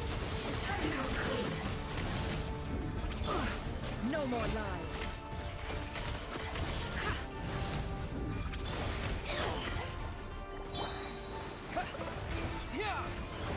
The mystery unravels. Can't hide the truth.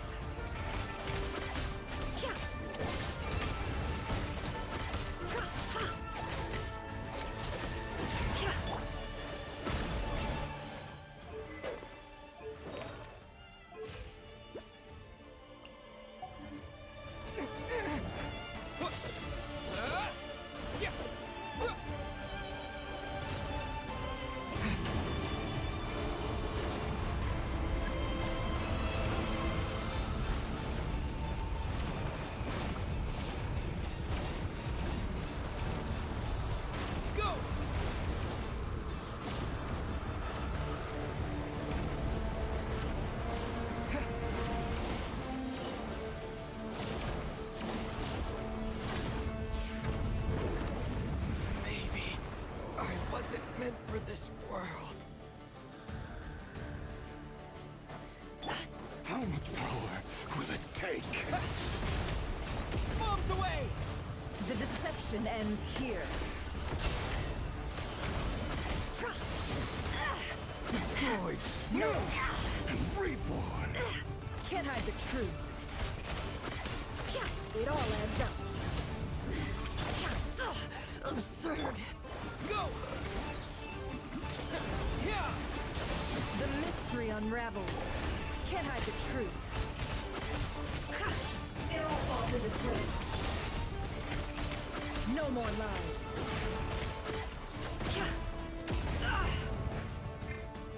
How much power will it take?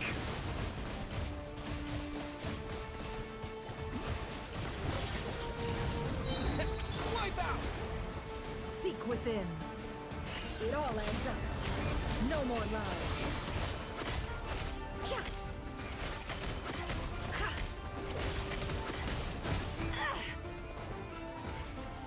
It all adds up.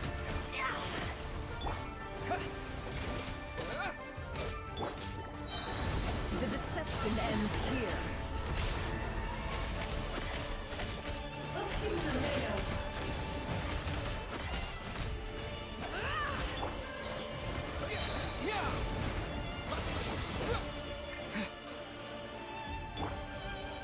Can't hide the truth.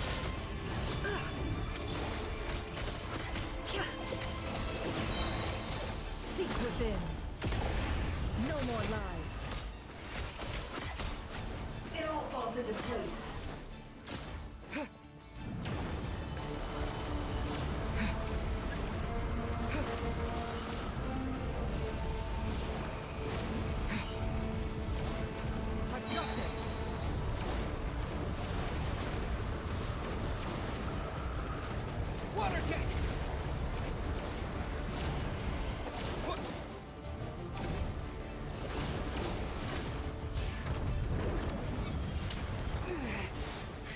death is within my grasp! I can't keep this up!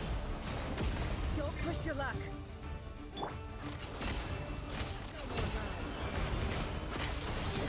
Shameless. Destroyed! Reborn! Let's see what you're made of. Can't hide the truth. Bombs away! The deception ends here. It all adds up.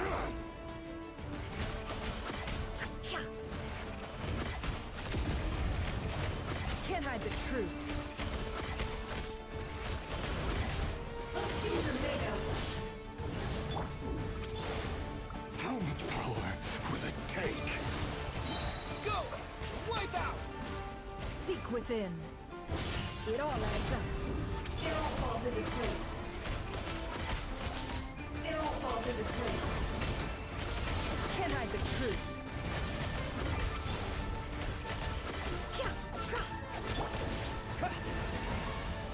Destroyed! And reborn! Bombs away! The mystery unravels. No more lies. It all falls into place.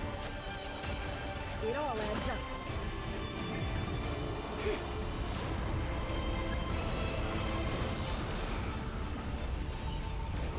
Curses.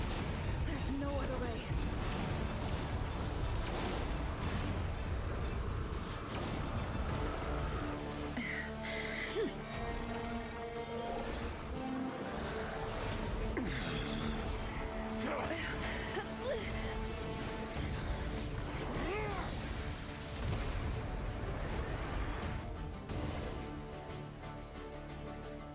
The only way to defeat Rarer is to borrow his own power. That means Columbina will have to disappear while you two bear the brunt of his attacks. You have to hold on. Find a way to keep him focused on killing the two of you.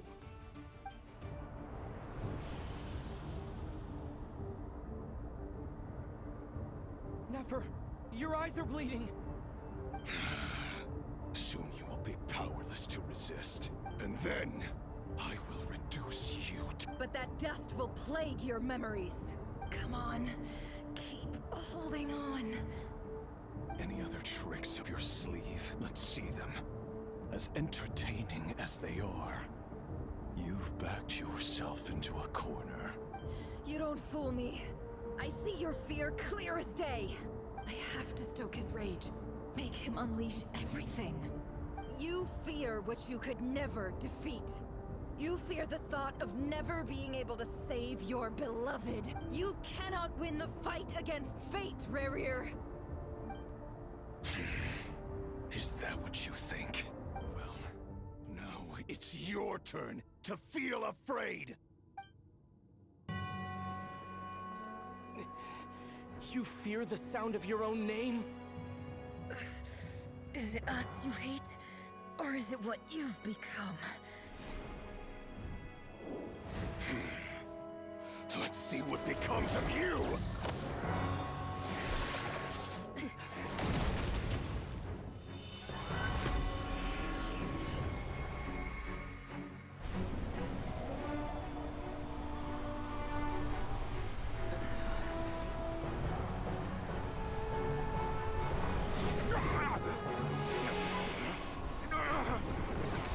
What's happening?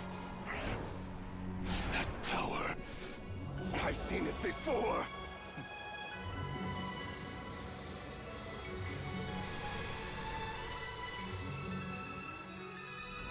His power is on another level. We'll need to use an alchemical array to convert his power into a usable form. Then quickly channel it into Columbina, rendering her powerful enough to compete with him. I'll join you. I can help. If I release enough abyssal energy into a confined space, it'll create a potential difference, allowing us to extract a huge amount of elemental energy. Next, I'll synchronize with everyone's minds using Pyro, then give you temporary access to their abilities and fields of view. But it won't last long. Can you see? Well enough.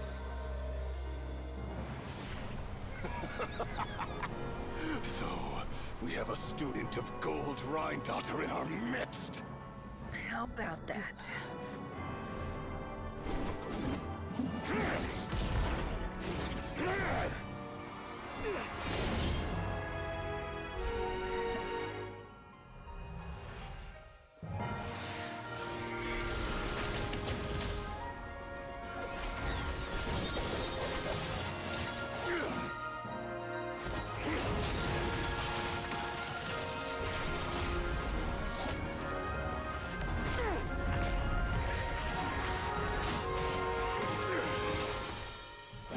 You use my own power against me?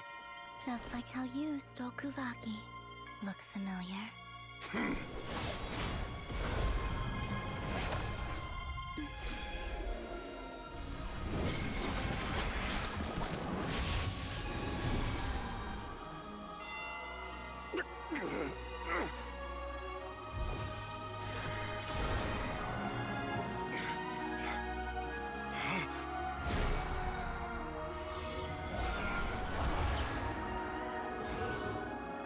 Don't you realize? You don't have the power to hold that gate open! I don't, but someone else does. Goodbye, Rerir.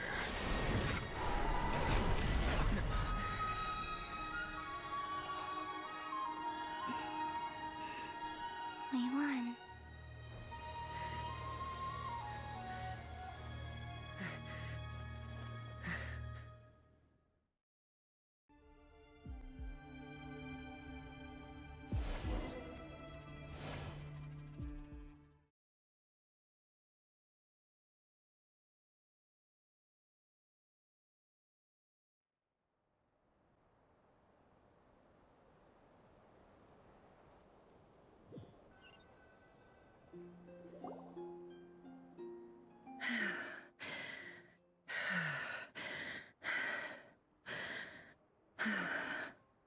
Nefer, how are your eyes?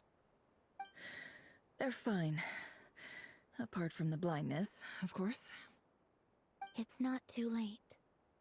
Let me handle it.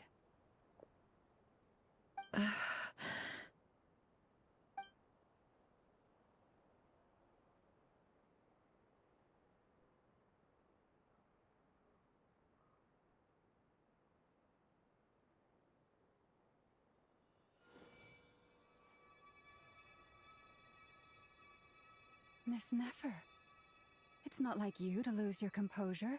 That was the most reckless thing I've ever seen you do. Reckless how? The situation was critical. Our lives were at stake. We had to do something. Even so. Okay. I guess you're right. Under the circumstances, it was a wise decision. You traded your eyes for an incredible victory. In business terms, I suppose that's a huge return on investment. I'd be hard-pressed to argue otherwise.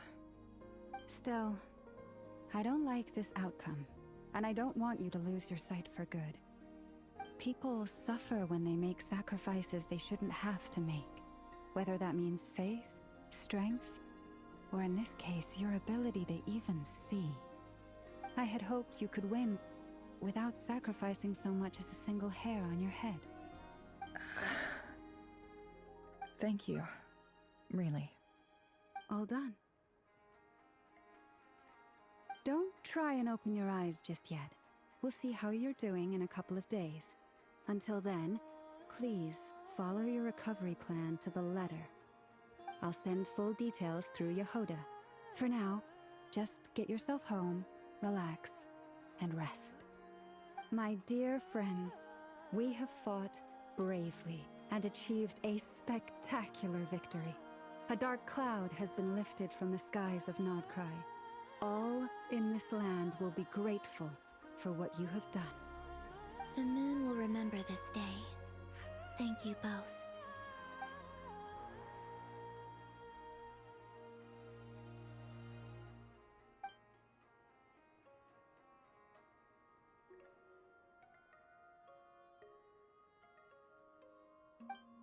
There's something I want to let you know.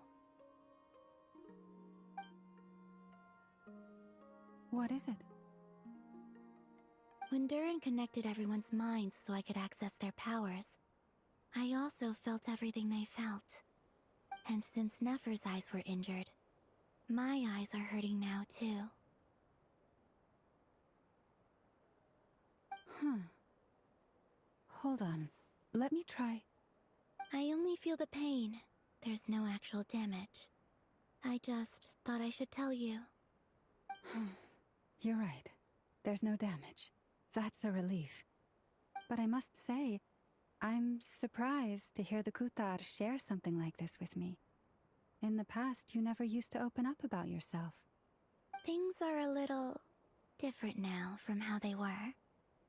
I'm learning to share how I truly feel with my friends. Friends? You have no idea how glad I am to hear that.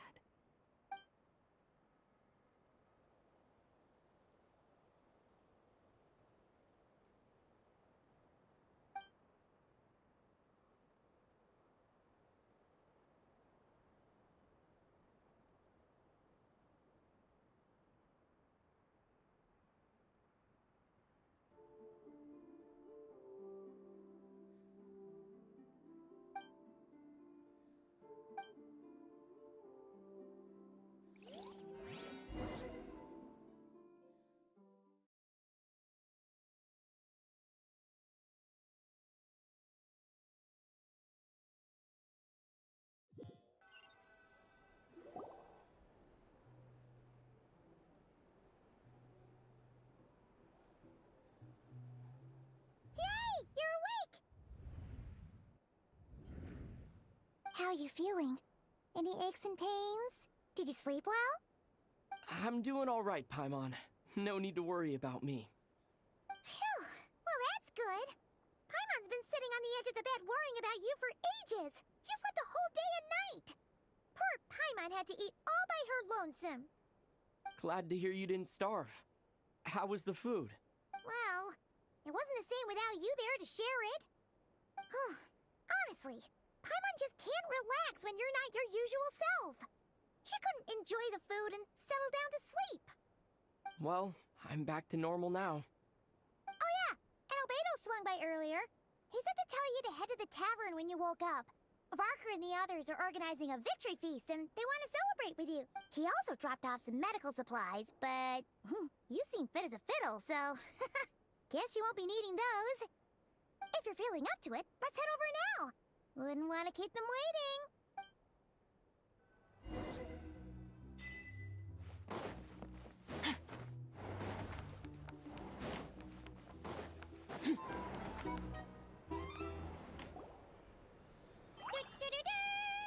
We're here!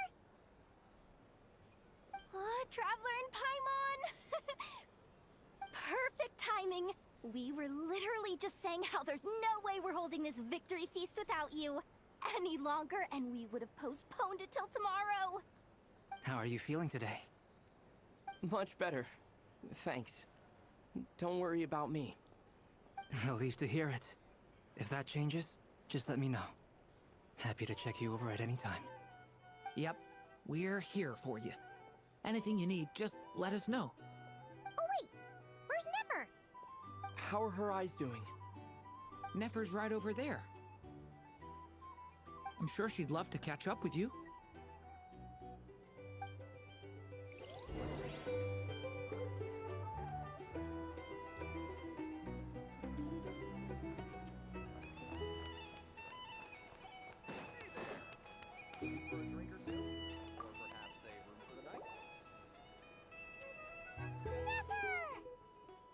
Traveler, Paimon, are you recovering well?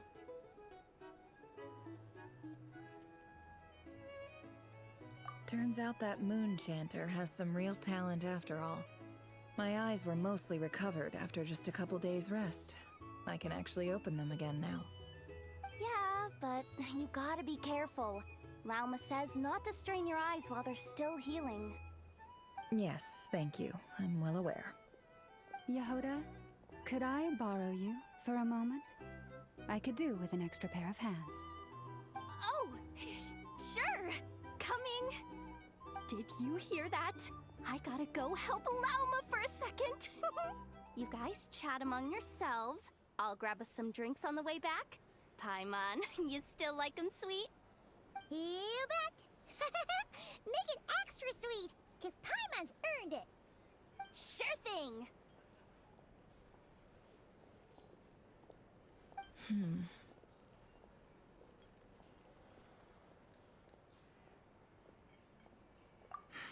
The Raker of Solnari. Kind of a snake, don't you think? No, definitely a snake. A poisonous one who spewed his venomous hatred everywhere. Anyone who seeks revenge out of hatred for other people has become a snake. That's something my dad used to say.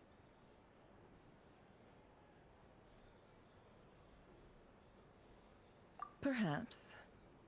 I'm sure it sounds like a very wise and open-hearted perspective to your ears. But me?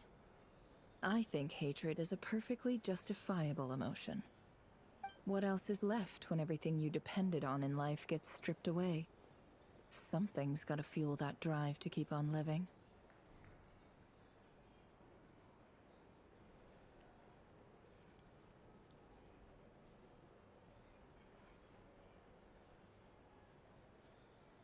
If you're worried about me, you can nip that in the bud. I'm not someone who gets stuck in the past. It's just... I suddenly feel like I was wrong to call my father a liar. He was just a fool. That's why the Academia turned their back on him, and why the other tribes ganged up on him. Oh, Father. How much better things could have been if you were a skilled liar. Look at the Ibis King. Thoth is a fiendishly cunning liar. And yet, strangely, he feels more like a father to me than my real dad ever was. He's never brought it up, but I'd bet he feels the same way. Why else would he give me the power to perceive the truth, while at the same time training me in the art of deception?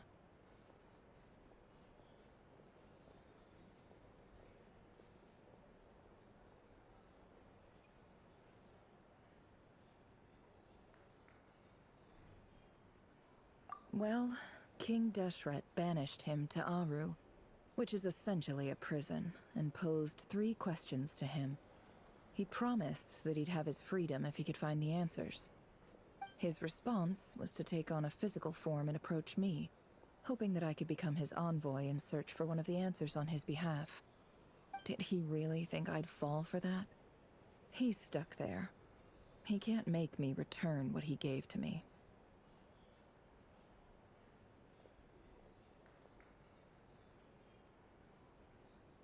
So that's enough for you to decide he's nice, is it? He's a prisoner, and he was scared. So he decided to perform some good deeds to win people's approval. He lives in fear because he's a deceiver. How is Rerir any different? You can't work as a spy your whole life and expect a happy ending. It's preposterous. Yet I can't say I don't understand it. Liars live in the darkness of their own making, but it's still human nature to want to go on living. They say that a liar's soul is the most worthless thing in the world. What do you think?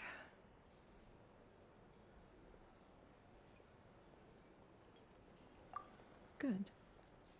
If you understand that, it means you're smart, and you see things objectively. If you ask me, the soul of a liar really is worth nothing, because all they care about is themselves. For example, when something good falls into my lap, I don't go sharing the news around. Stops other people trying to steal it from me.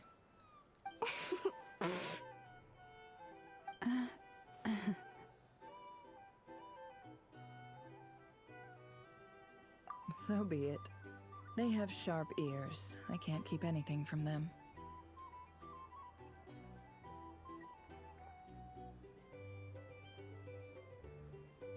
Oh, is that what it looks like?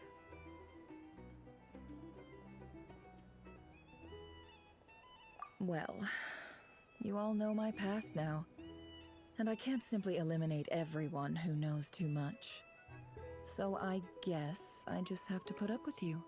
For the foreseeable future, at least. When you find yourself in a situation you can't control, the safest play is to keep calm and start monitoring everyone involved like a hawk. In the intelligence world, you need to have a sense of perspective and play your hand accordingly. If you understand what's at stake, please ensure my secret is safe with you. I trust you'll respect my Very good. Oh wait! Now that the panic's over and we've all calmed down, Paimon suddenly remembered something. After all that build-up, our mystery ally never showed up even once!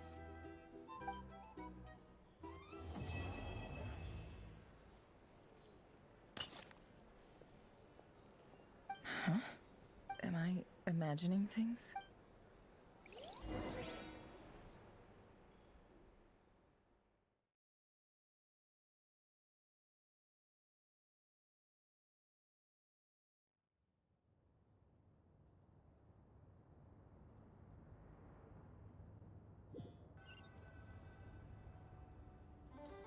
So, that close colleague who stayed behind with you?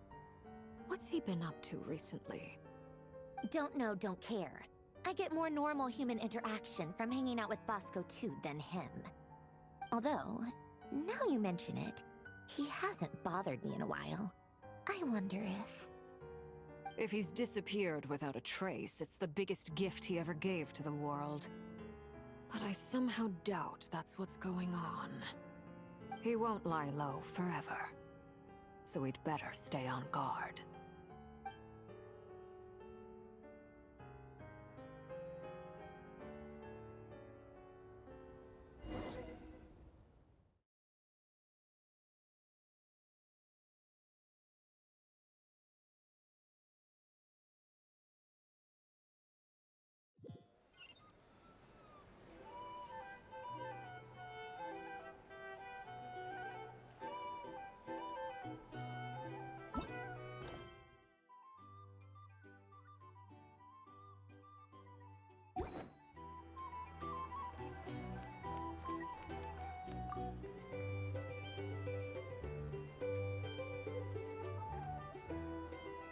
Ah, Lord Sangama Bay. How lovely to see you. I must thank you for the device you provided. It was an enormous help. Would I be right in thinking that it was developed by the Academia? Why come and ask me when you clearly know already? I mostly came to thank you. That's more like it. A little gratitude goes a long way with Lord Sangama Bay. Play your cards right, and you might even stand a chance of becoming my long-term supplier. The chance to work with such a kind and charitable investor as yourself would be a great honor for the Curatorium. Huh? Charitable? Who said anything about charity? First time hearing about it. Let's see. The first plot of land you purchased in Krai, your desert interests, and... Stop! Exposing my investment history!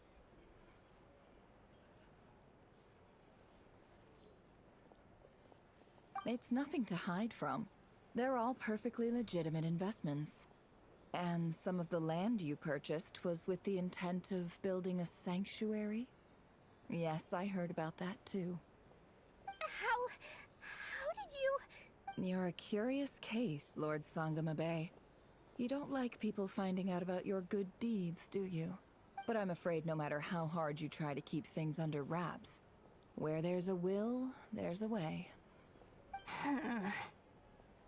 You did it for Sumeru, didn't you? It was empty land that was gonna go to waste otherwise. I figured if I built something there, it might at least get some use in an emergency. Disasters are capricious things. They strike without any warning. I've lost family to a disaster before, and I don't want to lose any friends or business partners if I can help it. My elder sister used to dream of finding a sanctuary. Somewhere with plenty of food, water, and medicine.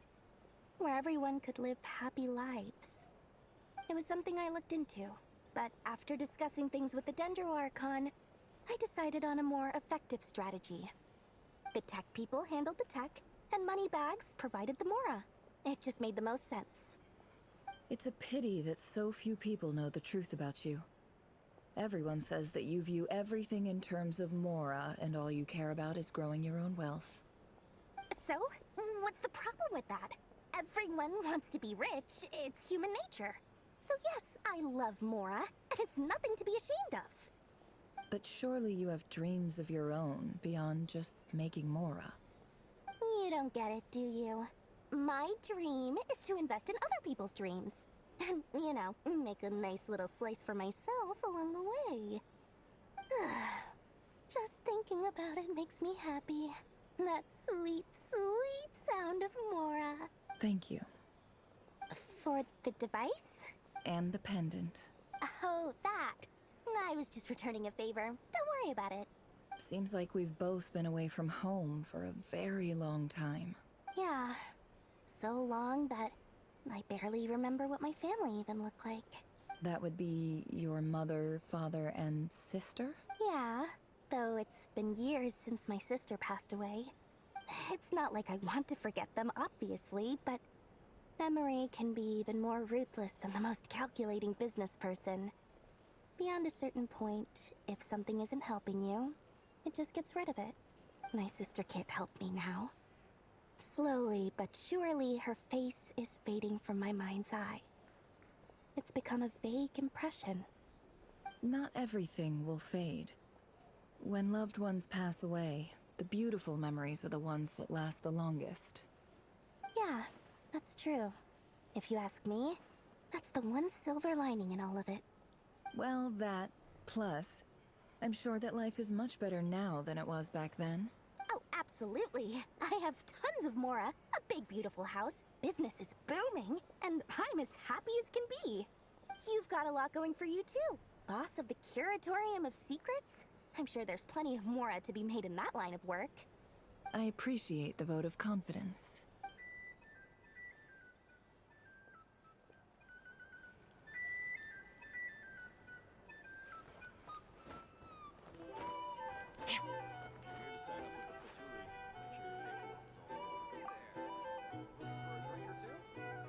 How have you been holding up? Any adverse reactions? If you start to take a turn for the worse, make sure you tell me right away. You don't need to worry about me, Grandmaster. I'm fine. I mean, I barely did anything, so... What? You're too humble, young man. You played an indispensable role in the battle for Krai. We can't thank you enough for your support. Sometimes, when people praise you, it's because you deserve it. The best thing is to accept it calmly and with grace. It's important to learn how to respond to words of admiration. Let's do a quick demonstration. Albedo, that was an incredible feat of alchemy. The pressure was on, but you worked flawlessly at lightning speed to get the job done. Thank you. I can't take all the credit, though.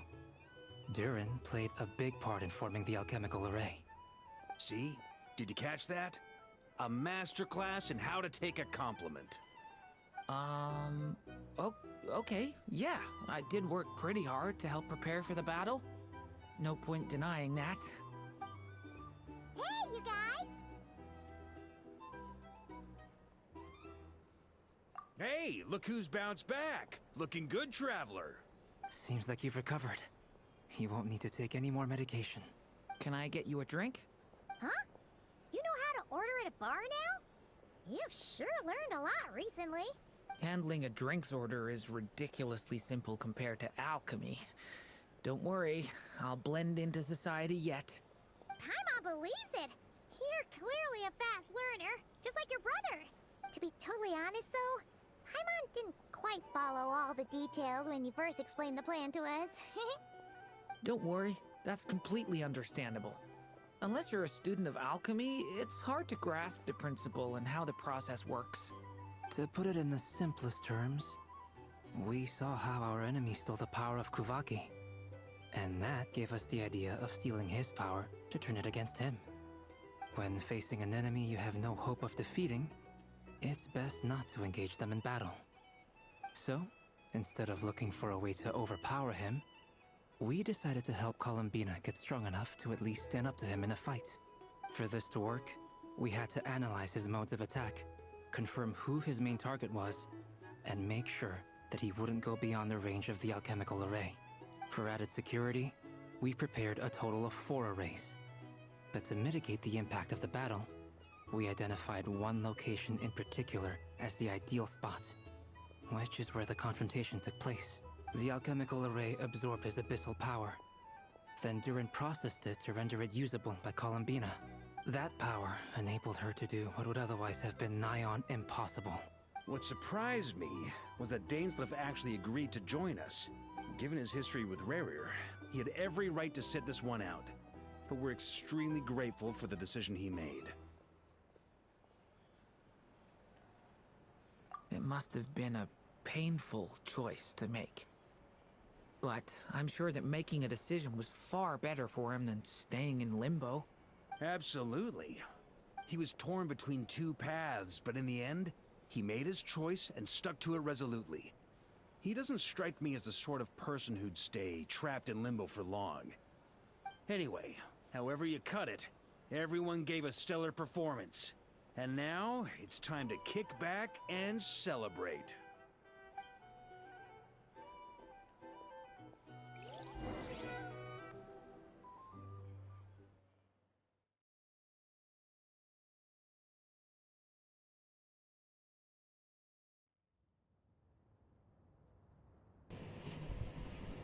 That was really good, bhai. Archon quest.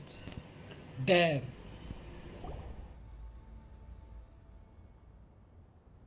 That's the only reason you're here. Yes. I've thought a lot about it. And I've realized that you, me, and Arlecchino should be friends. I think this is very important.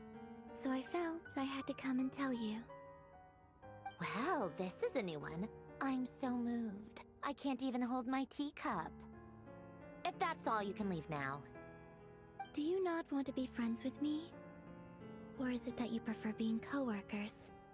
What is this, Columbina? Are you deliberately testing my patience threshold? Right now, my politeness module is active. But if you say another word, I swear I'll shut it down. If your politeness module was active, wouldn't you say the word please at some point? Polonia, please see Lady Columbina to the door. Will you still invite me to your next tea party? What? Yes, I think you will. Bye-bye, dear Sandrone.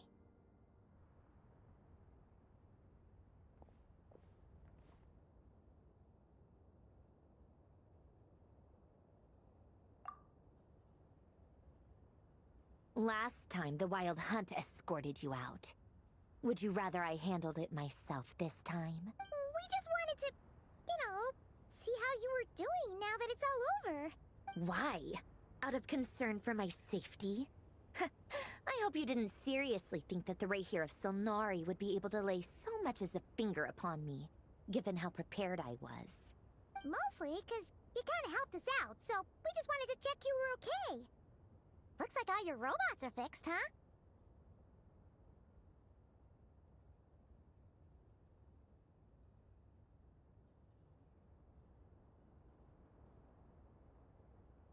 Oh, don't you worry about that. Tea time is already a write-off. The visitor before you managed to kill my appetite. If you're in the mood for tea, go ahead and help yourself. Otherwise, it's going to waste. My coasters are still missing in action, though. Use this notebook instead. Whoa! Pretty hefty notebook. Look at all those calculations. You can ignore those. They're just dumb scribblings. I doodle and write in my free time. Sometimes I remember the distant dreamlike past. Sometimes I imagine the far-flung future.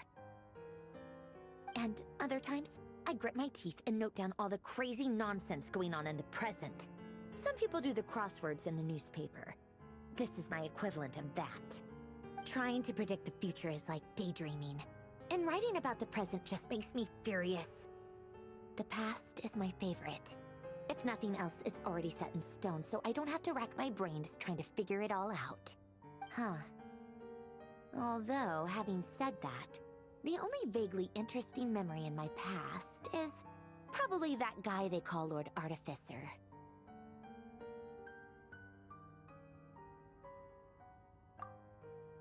Who else? Pretty much all the mecha in Fontaine are his personal handiwork. Wait, are you saying you know him? Like, personally? As a friend?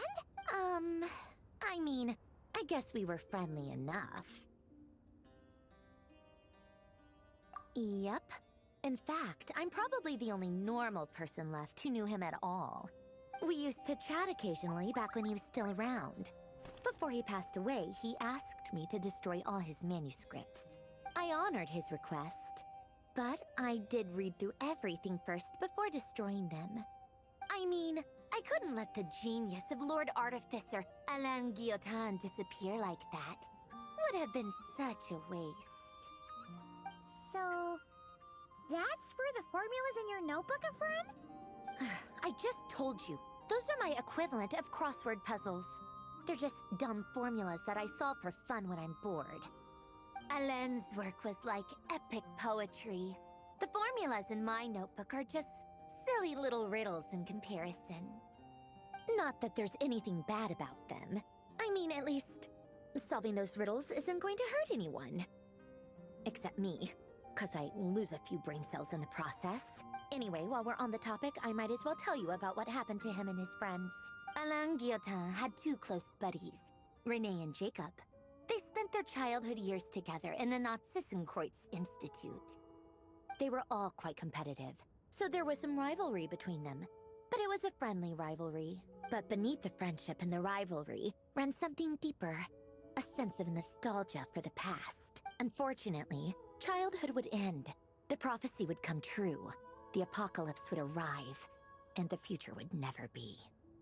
A mad dream that would normally only capture the minds of lunatics began to take root in their hearts. A dream of saving the world. And if Renee and Alain had been people of lesser wits, that dream would probably have ended up as something for them to joke about in their older years. But alas, they were some of the sharpest minds around. They nurtured that dream with the full power of their intellect, and it grew into something that ate away at their souls. The first of them to fall under its spell was Renee. Against Alain's wishes, he persisted in experimenting on a mutual friend of theirs to try and save their life. Alain did not approve and parted ways with Renee. It's complicated. Alain wanted to believe that Renee only did what he did for the sake of their friendship. But when he told me about what happened, I could tell he still had some suspicions about Renee's motives. Perhaps the seed that would grow into a nightmare had already sprouted in Renee's mind. Even then. The next time they met, Renee's soul had been completely engulfed by the dream of salvation. His futile attempt to change the tide of fate only resulted in a wave that swallowed up the world, even before the apocalypse came. And although that wave died down eventually, I hear that it just recently came back with a vengeance. As I understand, Renee wanted to live out his dream of salvation once more. But I'm told that the attempted resurgence finally died out for good. At long last, Renee awoke from his deluded dream. Though of course by then it was far too late. What do you think of Renee? Do you admire his transcendent genius? His view that any price was worth paying to achieve the lofty goal of saving the world? Or do you despise him? Dismiss him as an evil madman who wrought havoc on the lives of everyone around him as he pursued his delusional dream. Same difference, really. Just a matter of perspective. What a cop-out. But I suspect you'd have a more incisive and insightful answer if we dug into it further. I don't like fanatics who give up their whole lives for their ideology. Nor do I like fools who let their delusions take control. Maybe I could understand if Renee had just been an ordinary person. But he had a sage-like intellect. And still managed to get himself lost in the labyrinth of his own desires. Anyway, that's enough about Renee. Now, moving on to Alain Guillotin. He managed to put a stop to the first storm whipped up by Renee. But after that, Alain lost his friends and family. To his credit, I suppose, the loss of his family and friends was purely a tragic accident. It's not like Alain sacrificed them for his cause or anything. After that, the only thing supporting his work was the same dream that had dragged his closest friend down to the abyss. But although the desire to save Fontaine drove him to found the Fontaine Research Institute, Alain continued to reject any form of transcendental knowledge or power. He was suspicious and fearful of it, having seen the way it had affected his closest friend. I think that formulas and machines derived solely from human intellect were the only thing that gave him a sense of spiritual comfort. Yet Alain's intellect was simply too great. It barely left him space to breathe in his lifetime. Once he realized that the end of his life was approaching, he finally accepted the truth. The Nazissenkreuz Institute needed someone, and a human being, to see its story through to the end. He quit working on his formulas, trading them in for the fairy tales that had played such a formative role in his childhood, but which he barely touched in his adult life.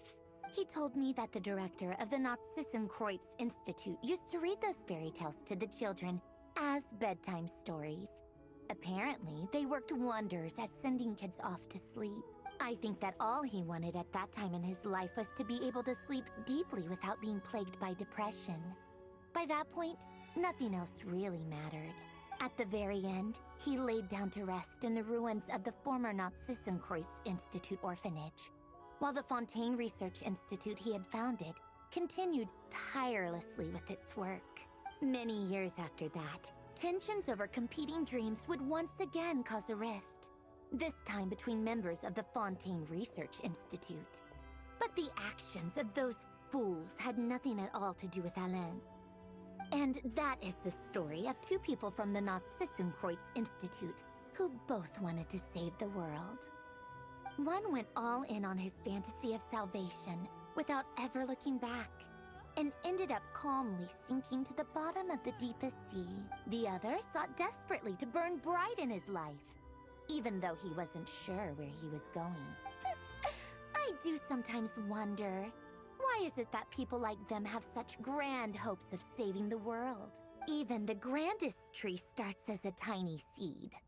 So perhaps, for each of them, their mission to save the world began with a very simple desire: to save themselves. They were young children with friends and family who mattered to them, desires to explore the meaning of life, ambitions to have a successful career. They didn't want to see all of that taken away in one fell swoop. Or maybe they just wanted to find something to anchor themselves within the chaos, to stop them getting quietly swept away by the storms of life. But instead, the search for their own salvation took them down the rocky road laid out by fate. Do you think the desire to save oneself is enough of a justification to try and save the world? The way you said that sounded just like Alain. I asked him the same question back when he was in his prime, putting all of his energy into his work. He gave the exact same answer as you did. No elaboration, just a quick short answer before getting right back to his work. He was always that way. All right, tea time's over. I owe Arlecchino a favor for telling me these stories. I'll have to bring a whole sack of gifts the next time I visit the House of the Hearth. I'm gonna go tinker with Polonia now. You guys can do whatever you want, as long as it doesn't involve interrupting me. Polonia, exit hibernation mode. Begin diagnostics.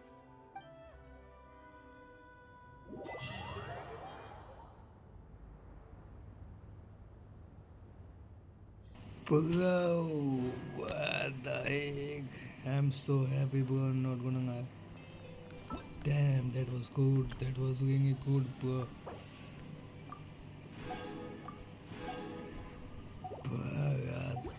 What the fuck? क्या क्या किया है भाई? क्या है इस song में? Damn.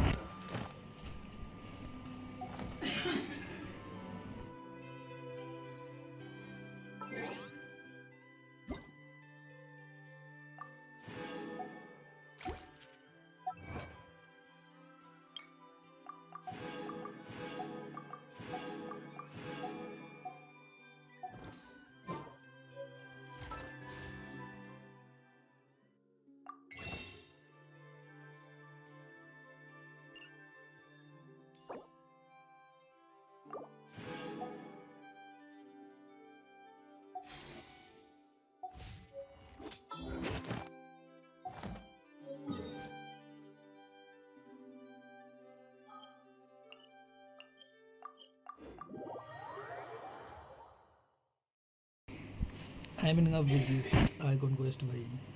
इतनी मोर इन्फॉर्मेशन आज तक मैंने किसी भी आइकॉन क्वेस्ट में नहीं देखा है। नॉट लाइक कि इन्फॉर्मेशन कम है, दे फिंग्ड us with information in this icon quest. हर भाई की तरह ये नहीं किया गया यार ठीक है होगा। इस बार इन्होंने पूरा कंप्लीटली हमें फिंग किया हर किसी के बारे में। किंगी की मदर एंगिस उसकी हिंट्स में हर किसी जो भी थ्योरीज पहले स्पेकुलेट होती थी कम्युनिटी में, सबकी इंफॉर्मेशन यहाँ पे शेयर की गई है A to Z। वो चाहते नहीं कि कोई भी फेक थ्योरीज बनाए, वो पहले ही तुमको एग्जैक्ट थ्योरीज के पॉइंट दे देते हैं, स्टार्टिंग के पॉइंटर्स, ताकि तुम अगर तुम्हारे माइंड में कुछ चंग हो कि यार ऐसा हो सकता है ऐसा। No, just think about that and that's the way they doing it. I really enjoyed that story. I'm not gonna one quest one and I'm gonna do it later. But मैंने इसको अभी तक कभी ट्राई नहीं किया है। I'm not gonna you will gain a deeper understanding of the origin of Mingenius Star Wonderland after completing the icon quest in all things come to an end. Wait. Even time itself.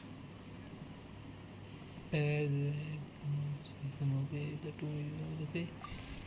Let me just Imagine if you can believe it. Oh my, A इसमें whole cut other scene है world यार। within this universe. मुझे नहीं पता था इसमें cut scene आने वाला है। In that world, people found supreme पास इतना bliss time नहीं in है what भाई, can what the best be hell? described as lucid dreams. Reality became blurred, एक बार ये or कट सीन करते हैं हम rather, ऑफलाइन जा redefined. रहे I hope.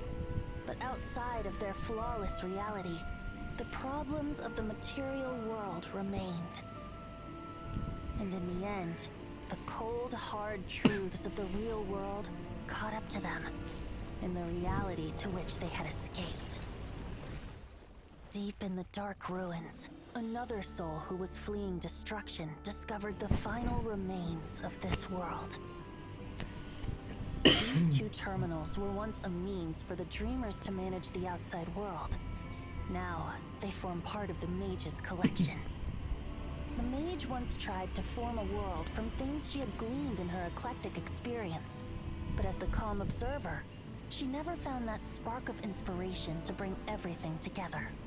Before fate caught up to the wandering mage, she paid one more visit to her wise and learned friends. She learned much during इसके their है time थोड़े together, यंगान जैसे and लग although she did not find the answer, her loneliness ये एंग्लिश faded है क्या away in किंगी की time. Mother? But as she and her friends crafted other wondrous worlds together, she finally realized the missing piece in the world she dreamed of creating. A vibrant, captivating protagonist. The glorious traveler and their impeccable companion were the perfect candidates. She was filled with hope. The lucid dream of a lost civilization was built anew, and the mage's vast collection now had a world to call home. Wait. After ये sojourning for so long, ये character it हम was बन सकते time हैं इन for her दोनों to में से कोई भी leave lest the destruction catch up I with don't her. know exactly ये क्या चल रहा है अभी? And in any case, a new story had now begun. क्या मैं प्रीमोस मिलते इसमें? मेरे को सिर्फ इतना बता दो फिर मैं कंटिन्यू करूँगा। Let me see. Wait. मैं कोई एक चूज कर सकता हूँ। Wait.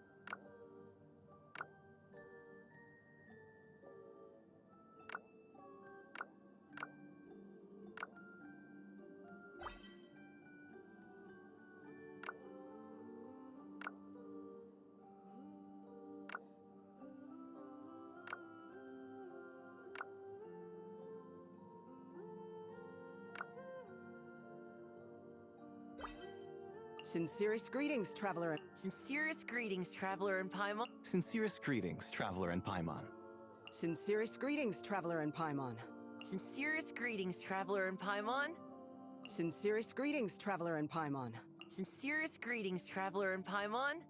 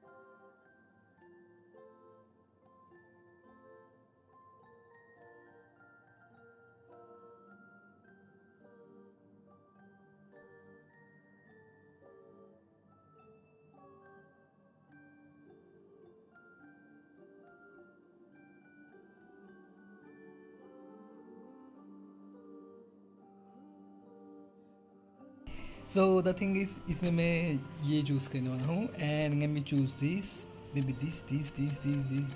Okay, I'm gonna choose this next. Skin tone सही है, hair, eyes gonna be black. This is good. This is good, I guess. Yo. Yes, this gonna be this.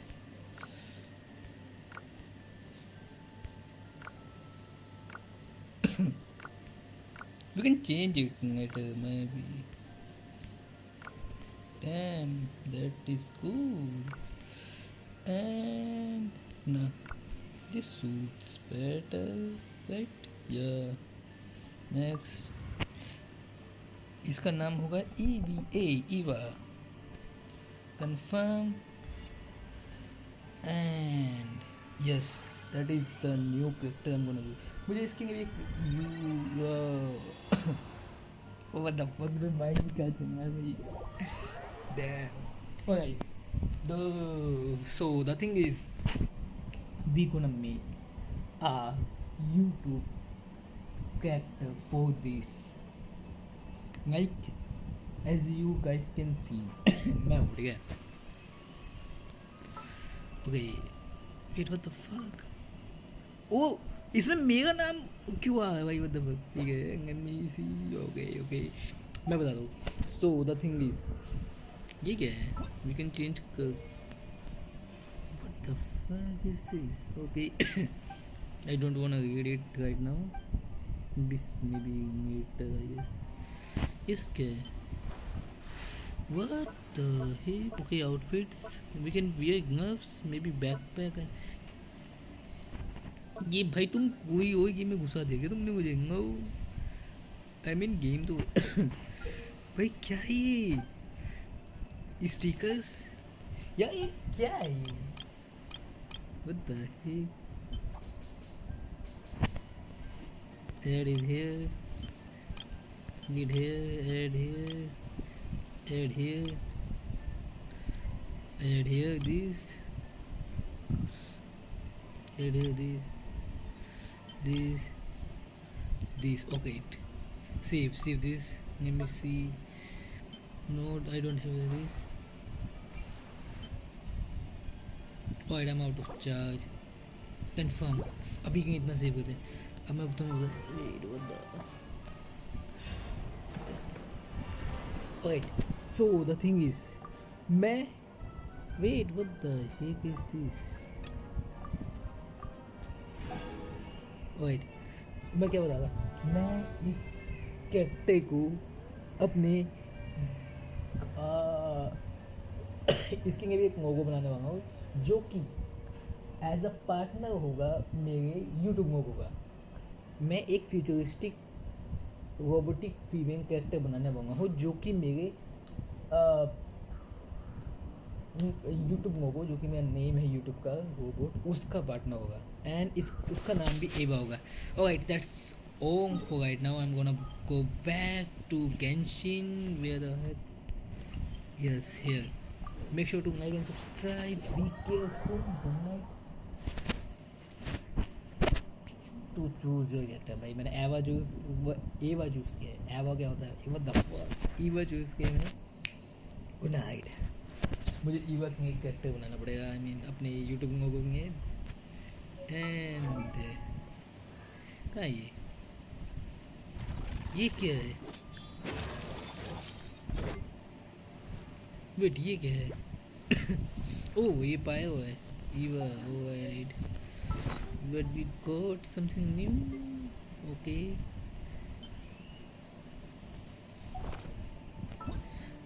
and what the fuck? Okay,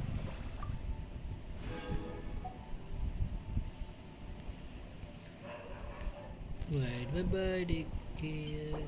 I don't know what we gonna get in these boxes. Good night.